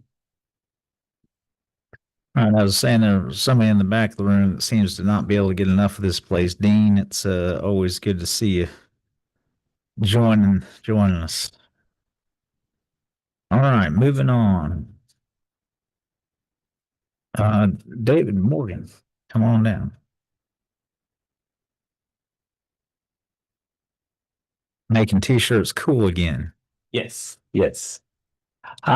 Thank you for the opportunity, Chair and committee. When you get to this part of the agenda, you're not really about to say anything that hadn't been said. So I'm not going to belabor you with this entire spiel that I have. I will just point to a couple things, though, that I think have been highlighted. I work with Reason Foundation. We're a nonprofit think tank, work on a myriad of public policy issues.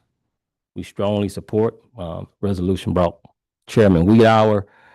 Just, again, reiterate a couple things. One, the revenue that we're missing out on as a state, whether it's rural hospitals, whether it's education. I think those are things that we all can agree. We want to put as much revenue as possible behind it. Second thing is the oversight, whether it's through a gaming commission, Georgia lottery, putting guardrails in place that can mitigate ills of an unregulated illegal market that we currently have. And also just the popularity. I mean, I know that questions can be crafted in such a way to try to create a certain outcome, but I think even in the most generic sense, that most Georgians think that sports betting, especially when the revenue can help us in areas that we need additional revenue, I think most Georgians agree with that. Final thing I'll say about Reason Foundation, should this get through the legislature and go to the voters, we work really well on regulatory models. So we'll be happy to add value in that regard. Again, David Morgan, Reason Foundation, we strongly support and endorse House Resolution 450. Thank you again, Mr. Chairman. Thank you, David. Appreciate you. Thank you. Appreciate you getting us back on schedule too. That part. All right. JT Foley.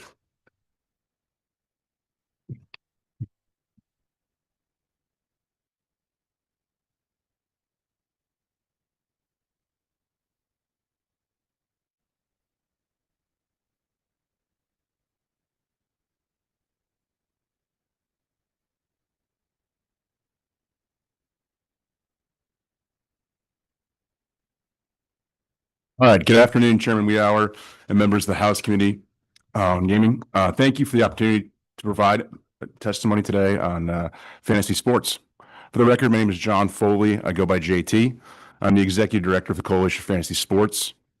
I've been on this role for about 18 months. Prior to that, I spent 17 years out in Las Vegas in the gaming industry. I've had the opportunity to lobby and testify in multiple state capitals across the United States on various gaming issues over the years. I applaud you guys for doing this. It's just great to actually have a study committee, get all the facts, and move forward for the best outcome for Georgia. Yeah. All right. Let me give you an overview of who Coalition for Fantasy Sports represents and what we stand for. The Coalition for Fantasy Sports is made up of 6 innovative companies, including a vendor member named AeroPay that does payment processing, and 5 operators: Underdog, Better, Dabble, Splash Sports, and Georgia-based Prize Picks. All of our members have very dynamic products, and you were fortunate enough to have one in your backyard. Just earlier this year, Prize Picks opened a 33,000 square foot office here in Atlanta, creating an economic impact of $25 million to the state of Georgia. The Coalition is proud to represent fantasy sport fans across the United States and over 2 million here in Georgia. The Coalition for Fantasy Sports has a mission to protect fantasy sport fans and users by promoting innovation, ensuring responsible play, and removing barriers to growth that threaten the fantasy sports industry. Fantasy sports operators have a responsibility to strictly adhere to baseline operating and advertising guidelines to protect players. We embrace innovation and work to remove barriers that prevent innovative and emerging fantasy sports companies from entering the market. Laws and regulations are the most effective when they distinguish fantasy sports as a contest of skill and knowledge that unite fans, and recognize fantasy sports as an American tradition that holds a special place in sports entertainment culture. Let me talk about the Unlawful Internet Gambling Act of 2006, also known as UGIA. This created a safe harbor for fantasy sports by explicitly carving out fantasy sports and distinguishing it from online gambling. At the time, UGIA was primarily designed to stop banks and payment processors from moving money for illegal online gambling like poker or sports betting. But in drafting the law, Congress added a specific exemption for fantasy sport contests as long as they met a certain criteria. This exemption was bipartisan and pushed by legislators who wanted to protect fantasy sport leagues. Under UGIA, a fantasy contest is exempt from the ban if 1, outcomes reflect skill and knowledge, results that are based on participants' skill in selecting and managing rosters, not random chance. 2, prizes must be fixed in advance. A prize must be established before a contest starts and is not influenced by how many players enter. 3, outcomes are based on multiple real-world games and players. Results cannot hinge on single game or performance of a single player or team. The differences in this gaming are a little difficult to understand for some people that are not as familiar with the industry. So let me spend a few minutes explaining it. Fantasy sport rosters must be composed of multiple athletes, where a sports bettor is free to bet on an individual athlete. Fantasy sport rosters include athletes from multiple teams, when a sports bettor is free to bet exclusively on a player of the same team, or multiple players of the same team. Fantasy sport participants may not place entries on outcomes of single events or games, while sports bettors are free to bet on the outcome of a single game, including a money line bet or a bet against the odds, the spread. A fantasy sport participant can only compete based on statistical performances of individual athletes. Not only can sports bettors bet on a score, an athlete in the same team, they can also bet on trivial things such as the color of the Gatorade, duration of the national anthem, or even a coin toss. When it comes to responsible gaming, we prioritize the well-being of our participants. We recognize that our responsibility to ensure that fantasy sports are enjoyed as entertainment. Our member companies pride themselves on continually investing time, research, and resources to responsible gaming space. Some of the tools that our members offer to support responsible play are timeouts. Players can take breaks to step back and reassess their gaming habits. Threshold alerts, notification reminders for players when they are approaching a budget limit. Entry limits. Players can cap the number of contests they enter, preventing over participation. Self-exclusion options, available for months, years, or even a lifetime, depending on the player's needs. We encourage all our participants to set specific play times, not exceed them, define a budget in advance and stay within it, and never chase losses. Fantasy sports are meant to be fun, skill-based entertainment. Our industry is committed to responsible play, safeguards, and protect players to promote healthy participation. As I mentioned before, we are a coalition of innovators. That does not just mean fantasy sports products. It also includes responsible gaming tools as well. Back in 2024, we decided as a coalition to work with a company named ID Pair to make great strides in the responsible gaming space. ID Pair is an award-winning safer gaming company dedicated to enhancing consumer protection through research and creation of innovation technology. The product we decided to work with ID Pair on was a national voluntary self-exclusion program. This product allows our coalition members to work together with one of the best responsible gaming tools in the market. This allows the fantasy sports participant to self-exclude across all coalition platforms at one time versus having to go to each individual operator website to self-exclude. This can be done with an anonymous identification of each participant.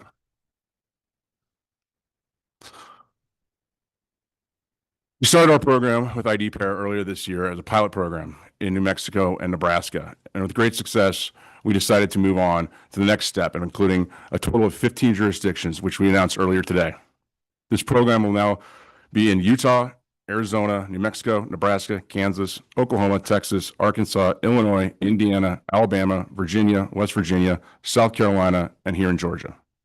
We are very proud that this partnership with ID Pair has demonstrated its value to consumers, with more than 66% of individuals who self-exclude choosing to opt into the national system, showcasing the demand for a unified national self-exclusion program.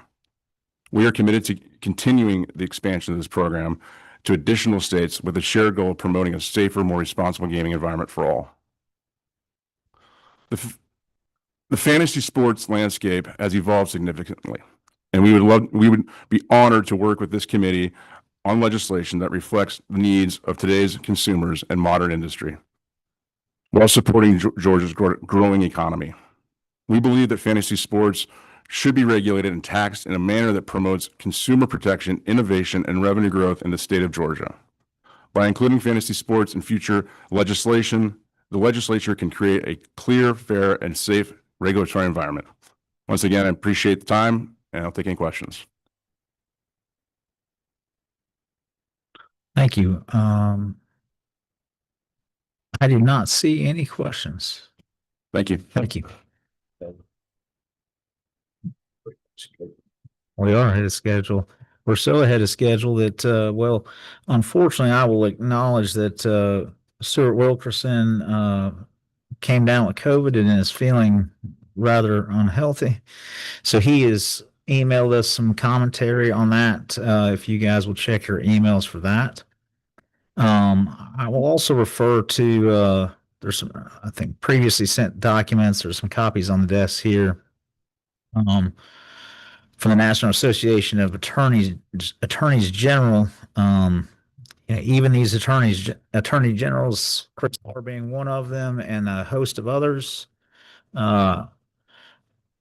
really begging the Department of Justice, DOJ, to address the rampant spread of illegal offshore gaming operations. So it is widely acknowledged the issues across the country in that respect. Seeing that it is 2:35 and there are still people in the audience, which I appreciate your attention and attendance, I'd give 5 or 10 minutes if somebody really needs to speak, but I think we've heard a lot. We will have another meeting to capture anybody that's been able to unattend to this point. Seeing nobody jumping out of their seats, I will call this meeting adjourned. Thank you.